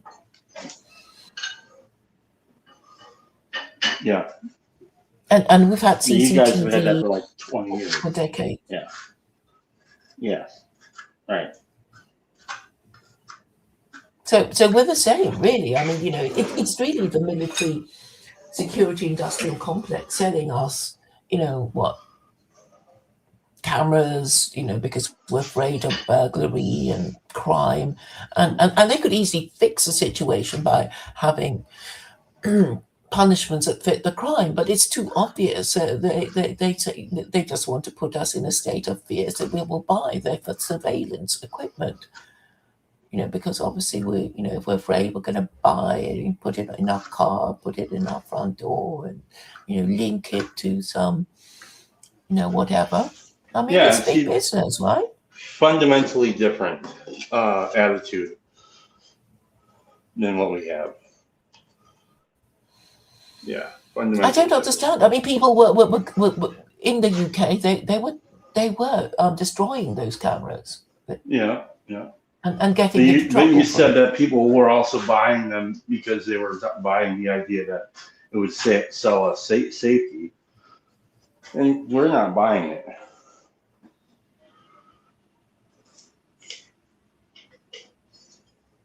You're not? So anyways, that's one. No, I think most of us are not. When you wake up to it, like, oh, what the fuck? What was that? What's happening? And there's that. And again, I think the economic situation, even though we bitch and complain about ours, I think it's vastly more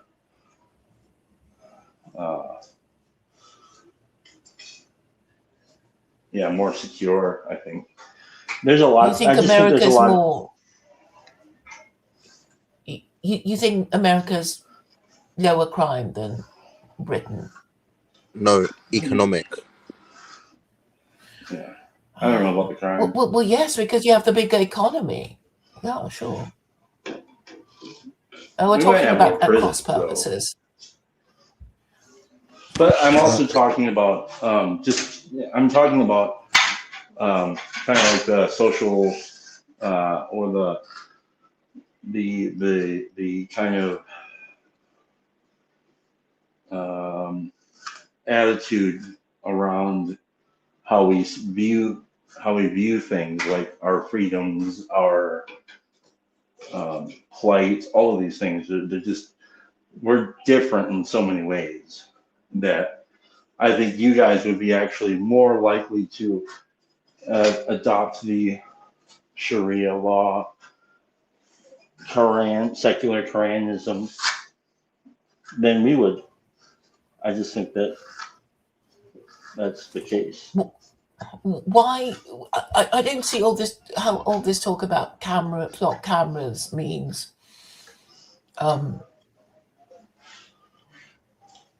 Because you think your economy is doing better, and I'm pointing to like our basically. I'm pointing to like the I don't know how to say that.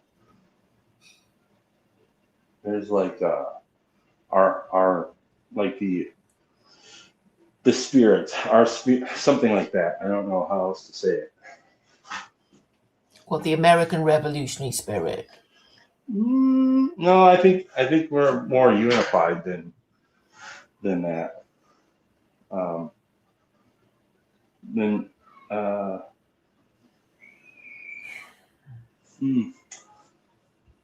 hard to say exactly. Well, it's hard to predict how people will behave. I mean, we can always have an idea that, you know, we are this sort of people or that sort of people, but, you know, we don't really know until we get the reaction when the people are, you know, when it is explained. And I'm saying the only way to get the message through to people is for an actual journalist who asks obvious questions. I know they're all control, you know, CNN, BBC, you know, they promote a certain kind of narrative.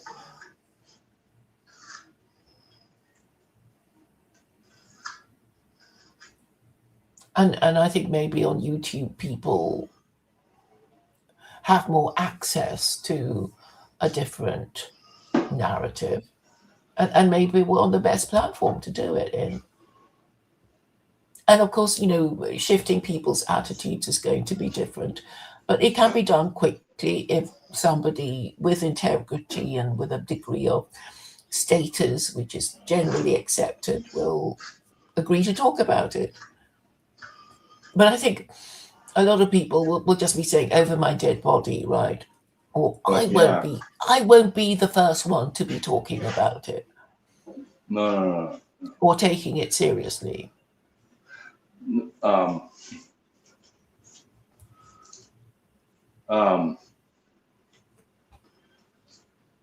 think Americans complain a lot, and we do. But we don't really want to change. We really don't want things to change. Yeah, I agree. And yeah, of course they don't want to change. And the enemies of America know that. I think they also know the best thing that they could do is work to confuse and separate Americans. The last thing any real enemy of America wants to do is push us over the edge. Yeah, but surely Americans the only way that the only place that the American attitude can change is kind of like the extreme, we'll fuck all you up, basically. I don't think that we can go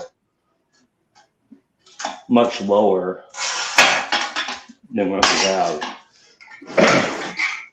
But it's how you draw the battle lines, right?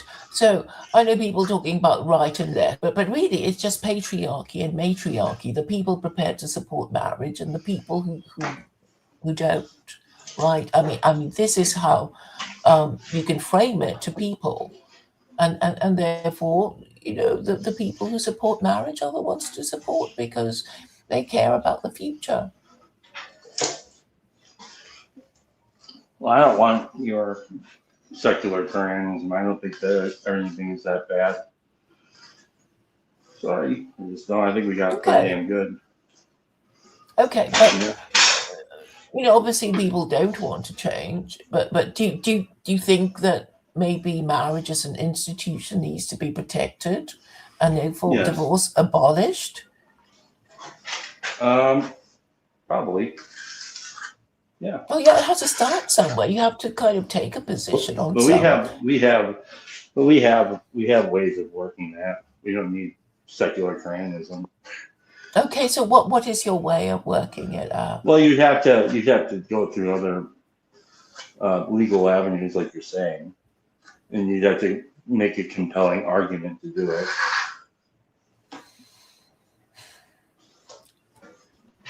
Well, I suppose get enough people to co-sign it. But before you even do that, you have to change the culture, because as we how saw can with you change the prohibition, culture without changing the law? Because it's horse and because carriage, isn't it? the law is downstream from the culture. How If can you you just prove that?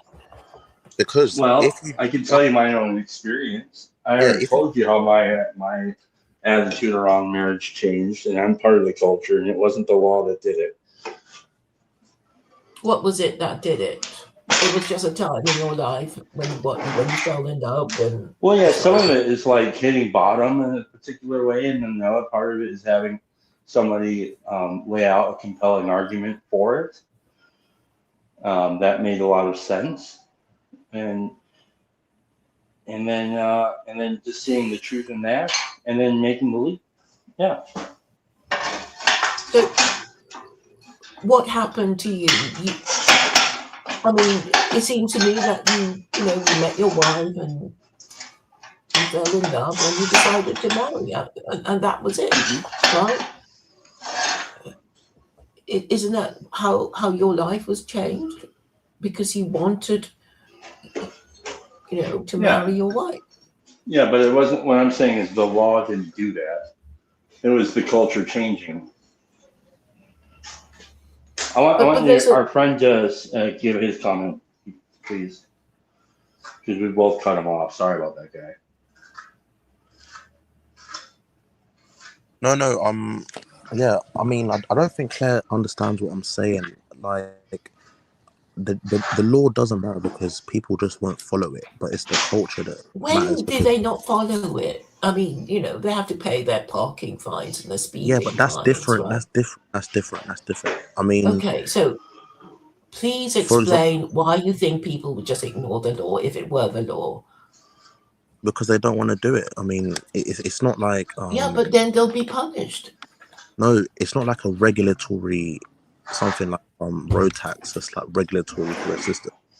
It's like when prohibition was in place, and then because people weren't following it, they had to change it. So it's going to be like that. It's like with I always say it's like with weed, right? It's illegal in England, but everyone still does it. So I mean, Yeah, because the government allows it. It's saying, yeah, you can take all these drugs. We don't give a shit about you. And they allow it in prisons because it stops the prisoners from rioting, right? So, yeah, they allow them to get themselves stoned because then we won't be rising up against them. That's why in America, you would have to convince the culture that secular Zionism is a better answer. So you'd have to change the culture first, not law. And I think it's probably the same in the UK, I think, maybe. So in that way, yeah, it's going to be the culture first. Well, I don't see how you can change the culture without changing the law. You're just making. Well, how are you going to convince the law to adopt your law? How do you do that? Obviously expect, intellectuals to show that it's stupid, right? That's what I'd expect. I mean, this is a logical thing, So if you're saying we don't think it will succeed, then I would have to ask why, and then they would say, "Oh, we don't think the people will like it." Well, they don't need to like it. They don't like a lot of things, and it's all been pushed through, right? Yeah. A lot of things they don't like, but they have to put up with it, and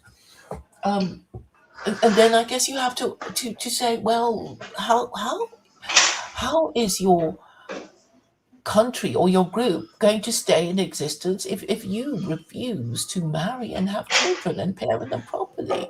This is the only way for any group. Forget, Europeans or Americans or whatever. And if you don't respect that institution, as all the religions who have any kind of lineage do, you're just not going to make it. If you can't even do this, if you can't even say, well, perhaps our screwing around is not helpful to the parenting of our children. But of course, somebody has to say it. I'm happy to say it, and I'm happy to deal with somebody who goes, "Oh, that's terrible. We want to be gay and transgender. How dare you threaten our, sexual liberation with your silly ideas?" But yes, we would need to have a dialogue or a debate, and people need to. Yeah. So I'm glad I've been able to discuss these ideas, and I thank you all for all your questions. But the way I see it being implemented would be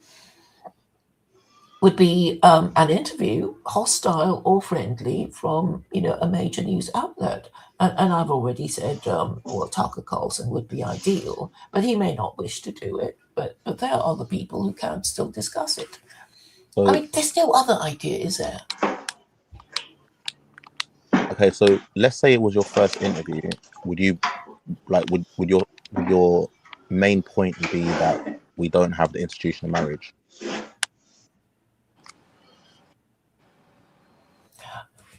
If we do not respect the institution of marriage, we do not respect the idea of continuing our group by producing young and rearing them properly. So we don't deserve a future, do we? We can't even be bothered to have offspring and parent them properly, or just even support the idea that, well, it would be better if they weren't mostly growing up in fatherless homes. I mean, then I guess we don't deserve a future, do we? I mean, if you're going to say it's better if we just all became gay and transgender, then yeah, I guess we don't deserve a future.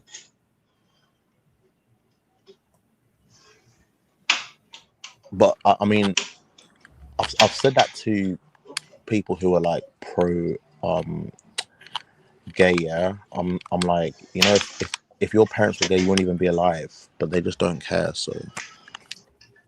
Sorry, what was this about gay people and parents? I didn't quite catch what you said. I make the same point to gay people that if we were all gay, like no one would exist, or like if your parents were gay, you wouldn't even be alive. Yeah, but they just don't care. So. I don't know if that's going to work, Claire. Okay, I'm going to summon my gay friend, okay? And hopefully he will arrive. It's Vincent Bruno. Do you know him? Oh, you must be getting tired of me. I've seen your contact with him, but I've never spoken to him or anything. I don't know if I'm getting tired of you. It's just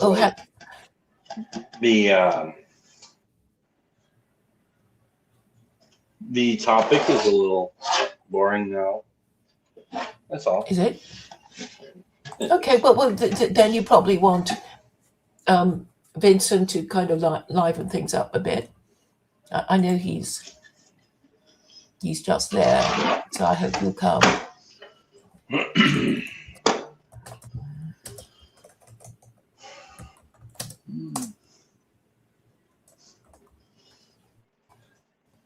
It'd be kind of cool if some of my American friends would talk. Help me out, you bastards.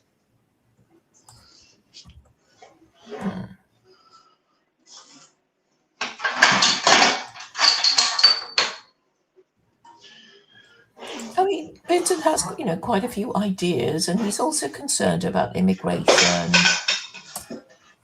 I'm not concerned about any of this stuff. I'm really not. I don't know what the big concern is. What are you concerned about then, Chad? So I feel like, here's what I kind of get. I feel like you're doing like this interesting move where you're like saying, nobody's paying attention to like the dangers of Sharia law. Not really. So what if we frame it like this, and then we get them to actually look at it, and then so you're doing. That's what I get. That's how I feel like you're doing it. So that's all. I don't understand what you're saying. I'm afraid you're saying I'm trying to present Sharia in a good light. Is that what you're saying? So that people actually examine rather than do this thing where they're like, blindly not paying any attention to the dangers of other cultures. something like that. Well, Who is this I would have person? thought that Vincent. it might be. Yes, it's Vincent. Okay. Hello, Vincent. Hello, am I on the stream? Yeah, you're on the Yes, you stream. are. Oh, what are we talking about? Hello, mate. Who's that? Secular Quranism, but I think Chad is getting tired of it. But It's just boring. Okay, we can talk. Did about you send something him your else. web? Did you send him the blog? I don't read blogs. I don't know how to read. No, but she did. She But read I've been like reading the 2 book. hours. Oh, I've you've been the reading. book on the stream. My book, I mean. Plus, I've So- talked. I'm kind of. I'm aware of Claire for like I don't know how many years now, Claire. 3 years, 3 years, something like 4 that. years. Yeah. Well, mates. But she said something that you would have something to say about it. Something. About what? I don't know. She was saying because you're gay that you would have something to say. I don't know. Well, About I'm sure. secular Quranism. Oh, As well, a I mean, if you admit to being gay in public, it's a lewdness violation, and you would probably be whipped 100 times. But which I don't agree with. No, I think the actual point was she was saying that if we were all trans and gay, like we're not going to exist anymore. And I said that gay people don't care about that because when you tell them that if we're all gay, no one's going to be alive, or if their parents were gay, they wouldn't. Okay, but exist. that'll never happen. The whole world See, they won't just ever don't care. become So gay. that was my point. No, the whole world won't ever become gay. I'm gay and I care about population. The only reason I don't have children is I can't afford it. No, gay people care about population. They care about the health of the population. They care about the continuance of the population. They may not be breeding themselves, but they have aunts, their uncles, they have nieces, nephews, cousins. So as like a gay person, what are you like in your worldview? What are you actually worried about? Because I think Claire mentioned that you had some issues on immigration, but like what else are you actually like worried about? Well, I'm worried. It's not just because I'm gay, it doesn't mean that I'm not worried about immigration or that I'm not worried about this or that or No, I don't. I'm asking like in your worldview, like what are you worried about? Like I'm generally asking. I'm worried about the quality of the population that's being produced. Okay. Can you elaborate? Can you keep going? Okay, well, I think that I don't believe in just breeding willy-nilly. I don't believe in just doesn't matter who you breed with, sick, or not, or sane or not, or whatever. I think that it's very important to have healthy bloodlines that are physically, mentally, and emotionally healthy, and who also have good input from outside stimuli, who are being raised by good parents. I don't think that, not that I'm stopping people from breeding, but I think that there's a lot of criminality being bred. I think there's a lot of sickness being bred. I think there's a lot of mental illness being bred. I think there's a lot of drug addiction being bred. I think a lot of this is happening. And I think what's also happening is that the people who are strongest and healthiest, who have the ability to really carry the race forward, are foregoing having children because they want to have jobs and careers and things like that instead of having lots of children. And the only people who are having lots of children are, people who are disadvantaged, which is going to make more difficult for the human race to advance. So how would you address those problems? Like, well, I would make it so that eugenics wasn't a dirty word. It shouldn't be a dirty word. I mean, and also to promote selective breeding amongst human beings. Not for everyone, but I would want to be part of a small society who was engaged in scientific breeding, not, oh, I fell in love with this boy, I fell in love with this girl is pretty, that boy's handsome, she has wealth, he has wealth. No, like more of like a very scientific, rigorous breeding system like we do with animals. Now, I know not everyone could do that, but I want to be part of the community that does it, which is possible. I know. No. Well, we don't do that.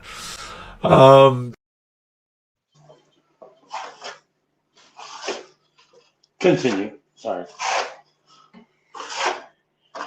I'm just being silly, but I also think no, that's horrible. But What's horrible? What's horrible? What's horrible about a small group of people that want to breed scientifically working together to do that? What's horrible about that? well, it assumes that science is going to be able to arbitrate some sort of ethical standard, which I think is absurd. Why survival is an objective ethical standard? Did your group stay in survival? Did you and your group stay in survival as an objective ethical standard? Yes or no? Did you die out? Well, then what you were doing was wrong. Did you stay in survival and did you prosper? Well, then what you were doing was right. You know, and so there's lots of things that we've learned from societies that you can and cannot do. You cannot have murder in your society. If you allow murder in your society, then anyone will get murdered. Your society won't stay in existence. Yeah, but like, Individuals what if it's like scientific murder? You know, I mean, What do you mean scientific murder? Why not? What do you mean scientific murder? I'm just using the same standard that you Okay, use. do you know of any long-lasting society that has stand the test of time that does scientific murder on people? Can you name me these societies that are so great, No, so lasting? I don't. Okay, I so then I also don't know ones where you're saying there's scientific breeding. Okay, well, I mean, it's never been done before, but I mean, you can Well, try neither it. is scientific murder. Yeah, the Nazis tried it, didn't they? Well, maybe they did it wrong. I don't know. Okay, well, they're not in survival. You can learn from them. Okay, well, then, I mean, how many times does a society have to go through a Nazi regime and collapse for you to realize that that's just not the way to do it? I mean, I agree. I agree, Okay. but I also I don't. I'm not saying that. What I'm saying about this idea of scientism is like the standard. I don't like it. I don't like it at all. Okay, the standard is survival. The standard is survival. I think is the we're surviving standard. pretty good. We're surviving. I mean, there's like Okay, and then 8 there's million, progress, 8 right? billion. There's progress. There's also progress. What's your literacy like? What's your murder rate like? Actually, What's your- scientific murder. Here, I'll give you some scientific murder for your society that they've been doing. I think the last year and the year before it was like 73 million abortions global. Okay, and do you think that a society that practices abortion is going to last long term? We'll have to see. We'll have to see what happens to a society that practices mass abortion and I think it's horrible. well, what's going to have to happen if you're practicing mass abortion? You're going to have to bring in more people because we live in a capitalist society and you need a growing population in order to keep, this ever expanding economy going. So if you're just going to abort all your children and import foreigners, well, your society is going to collapse and die. Actually, America had one of the lower numbers on that list. Okay, America has a very low birth rate, a very high abortion rate, high immigration rate, especially from Islamic countries. So if your idea of maintaining civilization is to abort yourself out to existence and import Islam, I don't know what to tell you. That's not continuity of bloodline. That's not survival. That's not continuity of existence. That's not continuity of culture. That's not continuity of anything. It's just obliterating yourself.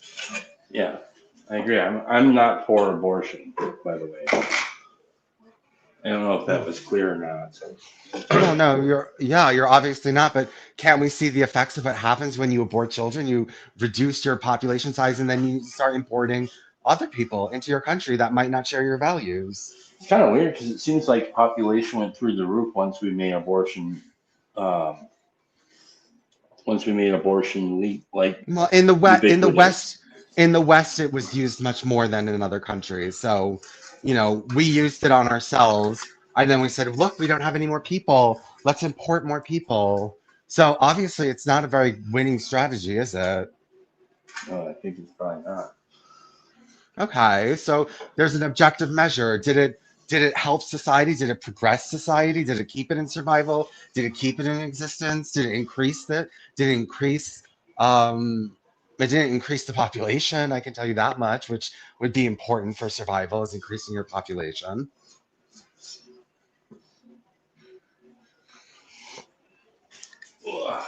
Sorry, I'm focusing on this.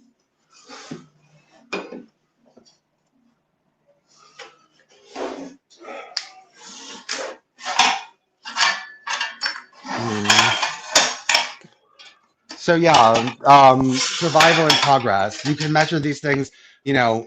So survival is the objective standard, and then you have a subjective standard like literacy, healthcare, murder rates, infant mortality rates, these different kinds of things. How is your society doing on these metrics? Now, who are you, and then you have to ask yourself, who are you going to copy? Are you going to copy societies that are dying and collapsing and have horrible birth rates, or are you going to focus on societies or try to emulate societies that have, you know, at least a positive birth rate and aren't aborting all their children and importing foreigners to replace them? But Vincent, why do you think you're in this position? Like, why have you adopted this suicidal policy? What? I haven't adopted any suicidal policy. What are you talking about? I'm talking about your country. Because you know what, it was never tried before, and people thought that it's been tried now, and we know what the ultimate outcome of it is. We know what the ultimate outcome of it is.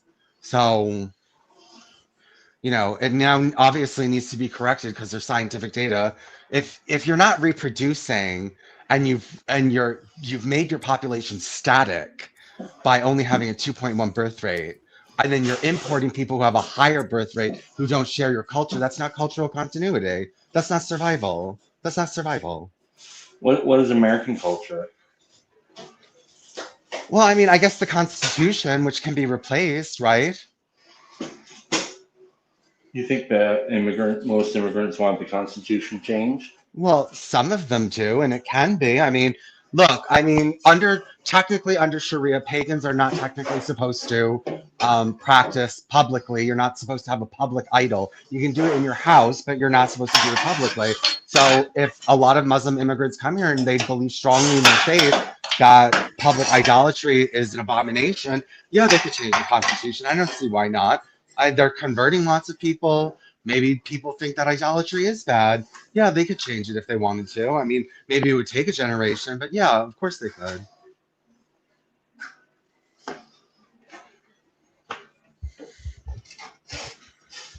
I think Alex showed up. Are you here, Alex? Yeah, how's it going? What's up? Can you hear me okay? Yeah. Over 6 hours. Wow, I must have missed a lot. Not really. Kind of lame. Well, Boring. is this a good spot to maybe change the conversation or to add whatever it is that you guys have been going back and forth on? I don't know why we need to change it. Just flow with it. Well, Chad just asked what is American culture? Because Okay, so I can run with this. And this is my opinion, so it's all opinion based. Not to say that I'm right or not to say that I'm wrong, but I do believe that there is American culture, and the reason why I say this is because I myself am a foreigner. Now, yes, I am an American citizen. Yes, I've been here a bit. Yes, I love America. However, I've seen this culture from a different perspective because I used to have a different culture. I used to be neck deep in another culture. And one of the first things that I noticed was exactly that, the American culture, which was not my own. So yes, there is one. It is, you can't, the reason why most people have a hard time pinpointing it is because it depends on the region where you live. Because different states have different cultures, but by and large, there's a common theme that most Americans share. And Which there's is a lot what? of places. So I'll give you a quick example. Now I'm going to contrast with what I was used to versus the American way. So in my culture,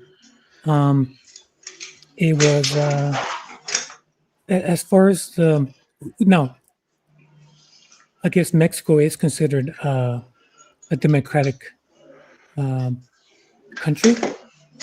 There was a different feeling as far as the freedom that I felt versus the freedom that I felt once I became an American, or once I experienced what I seem to think a freedom culture versus the ability to speak your mind to a politician, to a wealthy person, to a CEO of a multi-million-dollar company. The ability just to say, you know, I don't think what you're doing is right. Just to be able to say that in a public place and not be worried that someone's going to take out your family and they're going to, and you're going to end up sprawled with your guts hanging out in a magazine somewhere because you dared cross that line.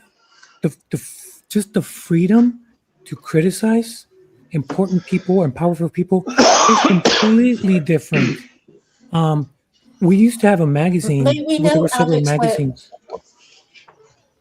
May we know, Alex, which country you come from, where these terrible things happen? If you Sure. do I these things? think I said it in passing, but I'll say it again. I was born in Mexico City. Lived there for a little bit, but I did get to see and experience some weird, bizarre things in comparison to the States. And we used to, I was going to bring up the magazines that I remember seeing. One of them, I still remember the name, is called Alarma, which means alarm, you know, like it's alarm. And what I remember seeing is the graphic pictures of the dead people sprawled about the magazine because, long story short, they had said something that they shouldn't have, and somebody, nobody knows who, nobody knows why, supposedly, just took them out in a very grotesque way, and sometimes even their family, depending on who they were giving their opinion on. And this was a magazine that was public run. I'm assuming a private corporation, but it was, as an adult, when I look back, it's a clear message. It's like, you better not cross the boundary because there's consequences. So that freedom that we have here is not anywhere near what other countries have. And I know that from personal experience. But again, that's just my opinion. What are your opinions, Alex, on the idea of scientific? What did you call it, Vincent? Science. Well, I mean, like scientifically guided breeding. Huh. Yeah. What do you think about that, Alex? Well, it sounds like we're trying to come up with a plot for a science fiction novel, maybe dystopian in nature, because I'll say this. I'll try to summarize before I give it back to you guys. There's the creature, and then there's a creator. And when we start playing God, in a sense, when we start messing with people's DNA or any of that sort, we are pushing boundaries. And maybe just because modern science might be able to, doesn't mean we ought to. Okay, all I'm saying is, of a group of people who say we don't want to, not everybody, all I'm saying is I want to be part of a group of people who say we breed based on metrics. We're not breeding because we're in love. We're not breeding because we're on alcohol. We're not breeding because she's pretty. We're not breeding because there's nothing else available. We're not breeding for any of these other extraneous reasons. We're breeding in order to produce certain types of children. Okay. I mean, so I was born with a cleft lip and a cleft palate, and like the stories I heard about babies that at one point in history were born with that sort of thing would be thrown out on a pile somewhere. Okay, and are those societies still in existence? Is Sparta still in existence? Are any of these societies that killed children and threw them off cliffs, are they in existence? Are they in existence? Well, what I'm trying to tell you is, explain is like, I don't see how much farther away it is from the science. I don't know what science is going to provide to be a hedge against. Okay. Yes, there's statistics. So can you name me one long-lasting society that practices child sacrifice of deformed infants that lasted the test of time and didn't collapse and stayed in forever and is here, and they're just practicing eugenic child sacrifice all over the place. What society is doing that? I mean, I can't think of a society that's been around forever anywhere. Okay, but there's societies that have lasted a long time. Islam has lasted a long time. It hasn't collapsed. America's lasted quite a long time. Okay. In comparison to a lot. Okay, but you can see it's starting to collapse. It's only 200 years old. It's not as like robust as a religious civilization or something like that. And obviously, we can see that it's going through problems. And at the moment, it's going through problems. So its metrics aren't very good, are they? But I mean, in survival, if there's no long-lasting society that practices eugenic infant sacrifice. There's no long-lasting society that allows rampant murder. These things don't exist. Long-lasting society, really. If we want, like, what's the metric of long-lasting?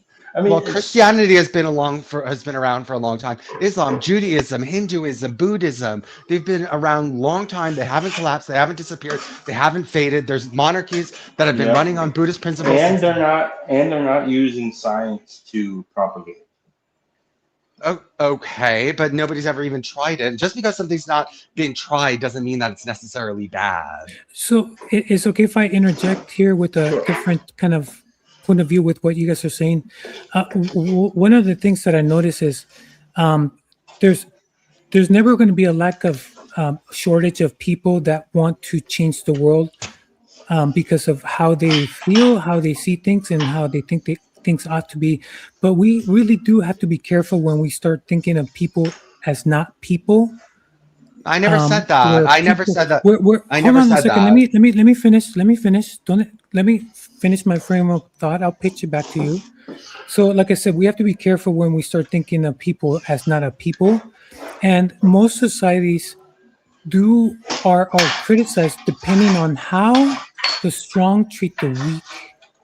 How the strong treat the weak in any society is criticized as barbaric or very noble, just by the simple fact that the whole concept of I can take your stuff, but I'm not going to, just because I'm more powerful than you, I'm not going to take your stuff. So how a society treats the weak when they're strong says a lot about that certain society.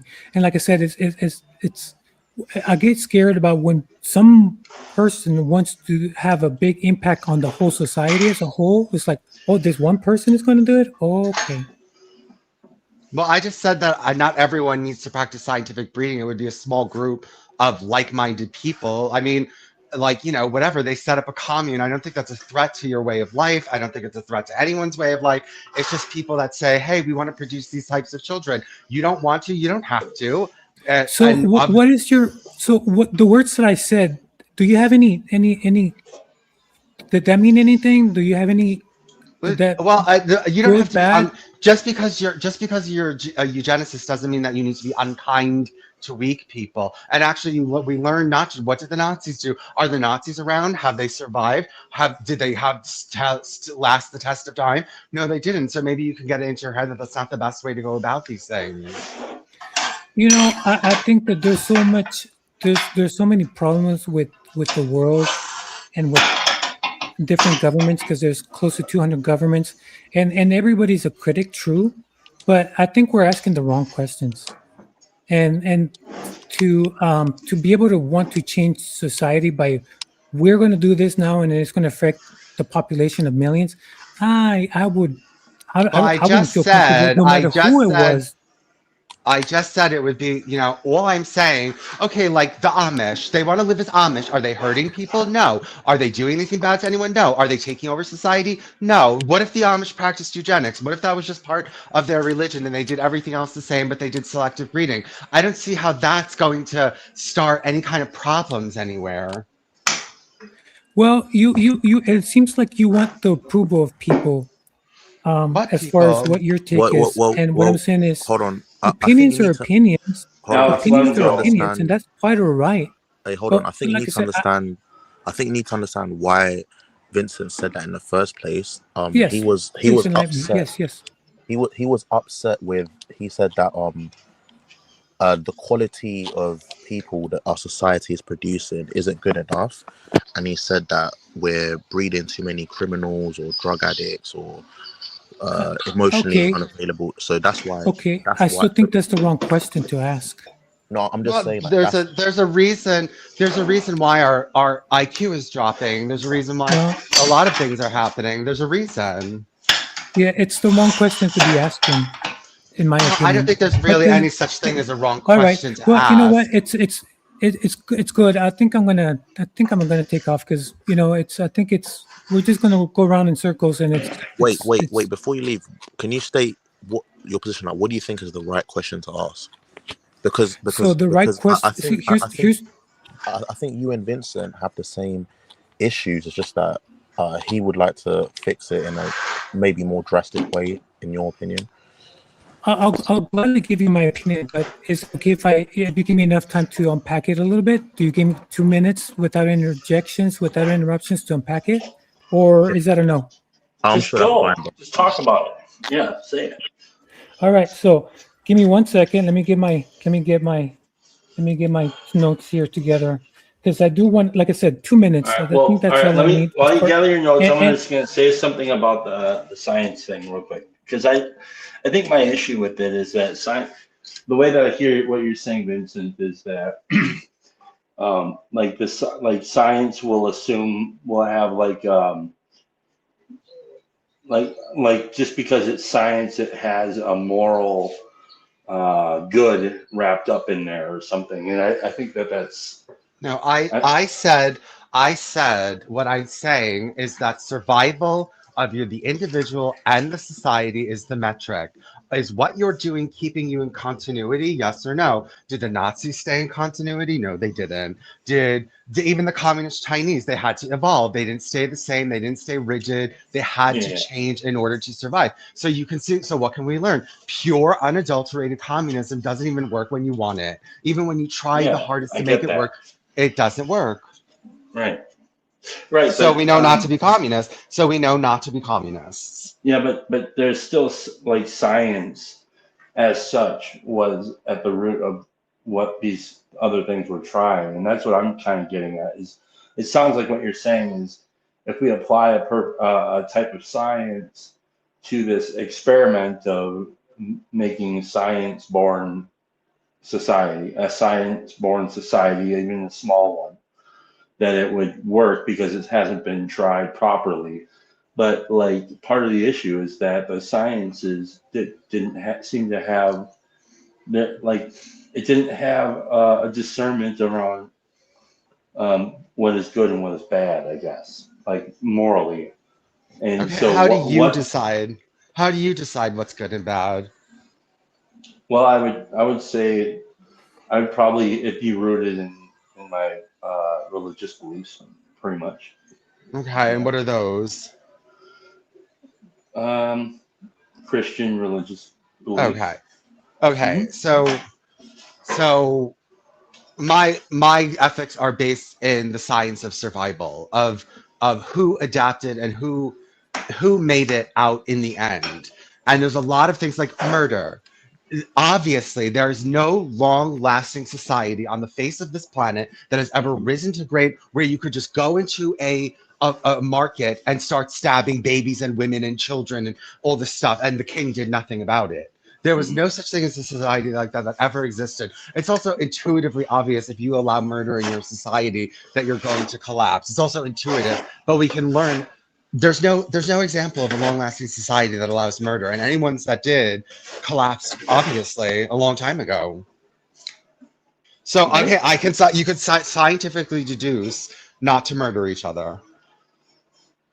Okay, as well as what else? Theft, rape, slavery, all these different things, all these horrible things that no society is practicing anymore.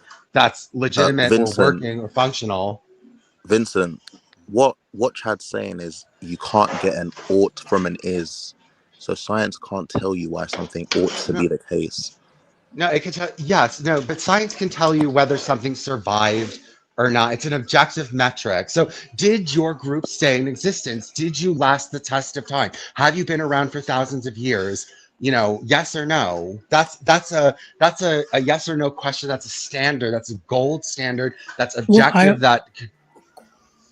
I go back to that. That's the wrong question to ask. Okay, Alex, do your thing. If you allow me 2 minutes. Yeah, do it. All right. So he mentioned science. So in science, there's tests, there's this, but there's also the science does believe in survival of the fittest, and that's why evolution happens. So in the world of science, you cannot have the world of science without tests and experiments and survival of the fittest. In the world, that's it. Survival of the fittest, meaning where does the old and the weak and the unhealthy fit in? Well, survival of the fittest says, not really. So away we go with them. At least that's the scientist model of survival of the fittest. You're not fit to live, bye-bye. So, but I have a different perspective because I don't believe in science. So when it comes to navigating life, the better question is, what exactly was causing me to have lower IQ, to have problems, to not be able to flourish, to not be able to have conversation, to not be able to have relationships, to not be able to have a job, etc., etc., etc. So the important question is, what am I, and me is you, is civilization, what am I doing wrong? That is a better question. So, but there's two ways to look about it. There's a sacred social order or desire to control, survival of the fittest, right? The science. We think this is wrong. Science says this is wrong. Look at the percentage. Look at blah, blah, blah. Off we go. Off. Like I said, if they don't value life for life's sake, if they don't value humanity, they're going to do whatever they think is necessary. And we've seen that in the past. We don't have to wonder what it would look like to run with the science without religion. Look at Russia. They did it without science. And, well, there was a lot of atrocities. So there's the rule and the rule breakers. And then there's the rule and the exception. When it comes to what is causing me grief, what is causing me not to succeed, what is causing me issues, what is causing me to be lower instead of better, right? Less thriving, more thriving. That is the better question. But rarely do I stop to think and look at my imperfections, what I'm contributing to the problem, what I could do to better the situation. And I'll give you a quick example because I'm running out of time here. As far as if I'm going to do something, I don't do the acoustic guitar, but if somebody handed it to me as a gift, it's going to take effort and time. And if I know that, it's not going to be easy to put in the work. So the better question is, what exactly am I doing wrong? And there's 1,000 things I'm doing wrong. The question is, do I want to do what is right? Do I want to put in the work to look at all my imperfections, all the places where I don't pull my own weight, where I let people down, where I criticize improperly, where I cannot have relationships. I keep, breaking up, and everybody's upset at me because I can't coexist with them, and I, et cetera, et cetera, et cetera, where I break the rules and I don't can't pull my own weight. So the question is, what am I doing wrong?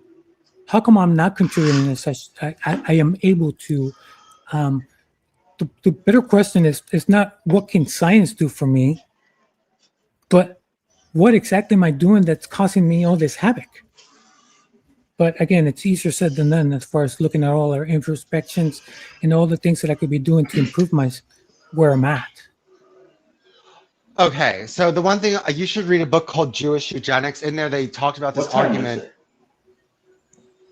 By me, it's 4:08, but I'm on the East Coast.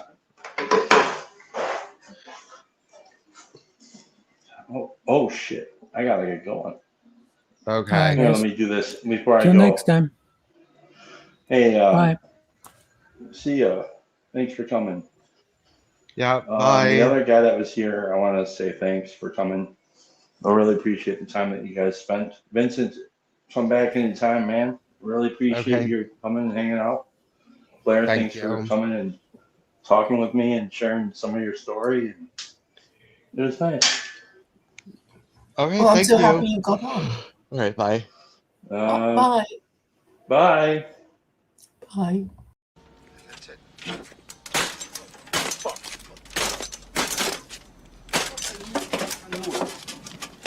I can believe it. I can't fucking.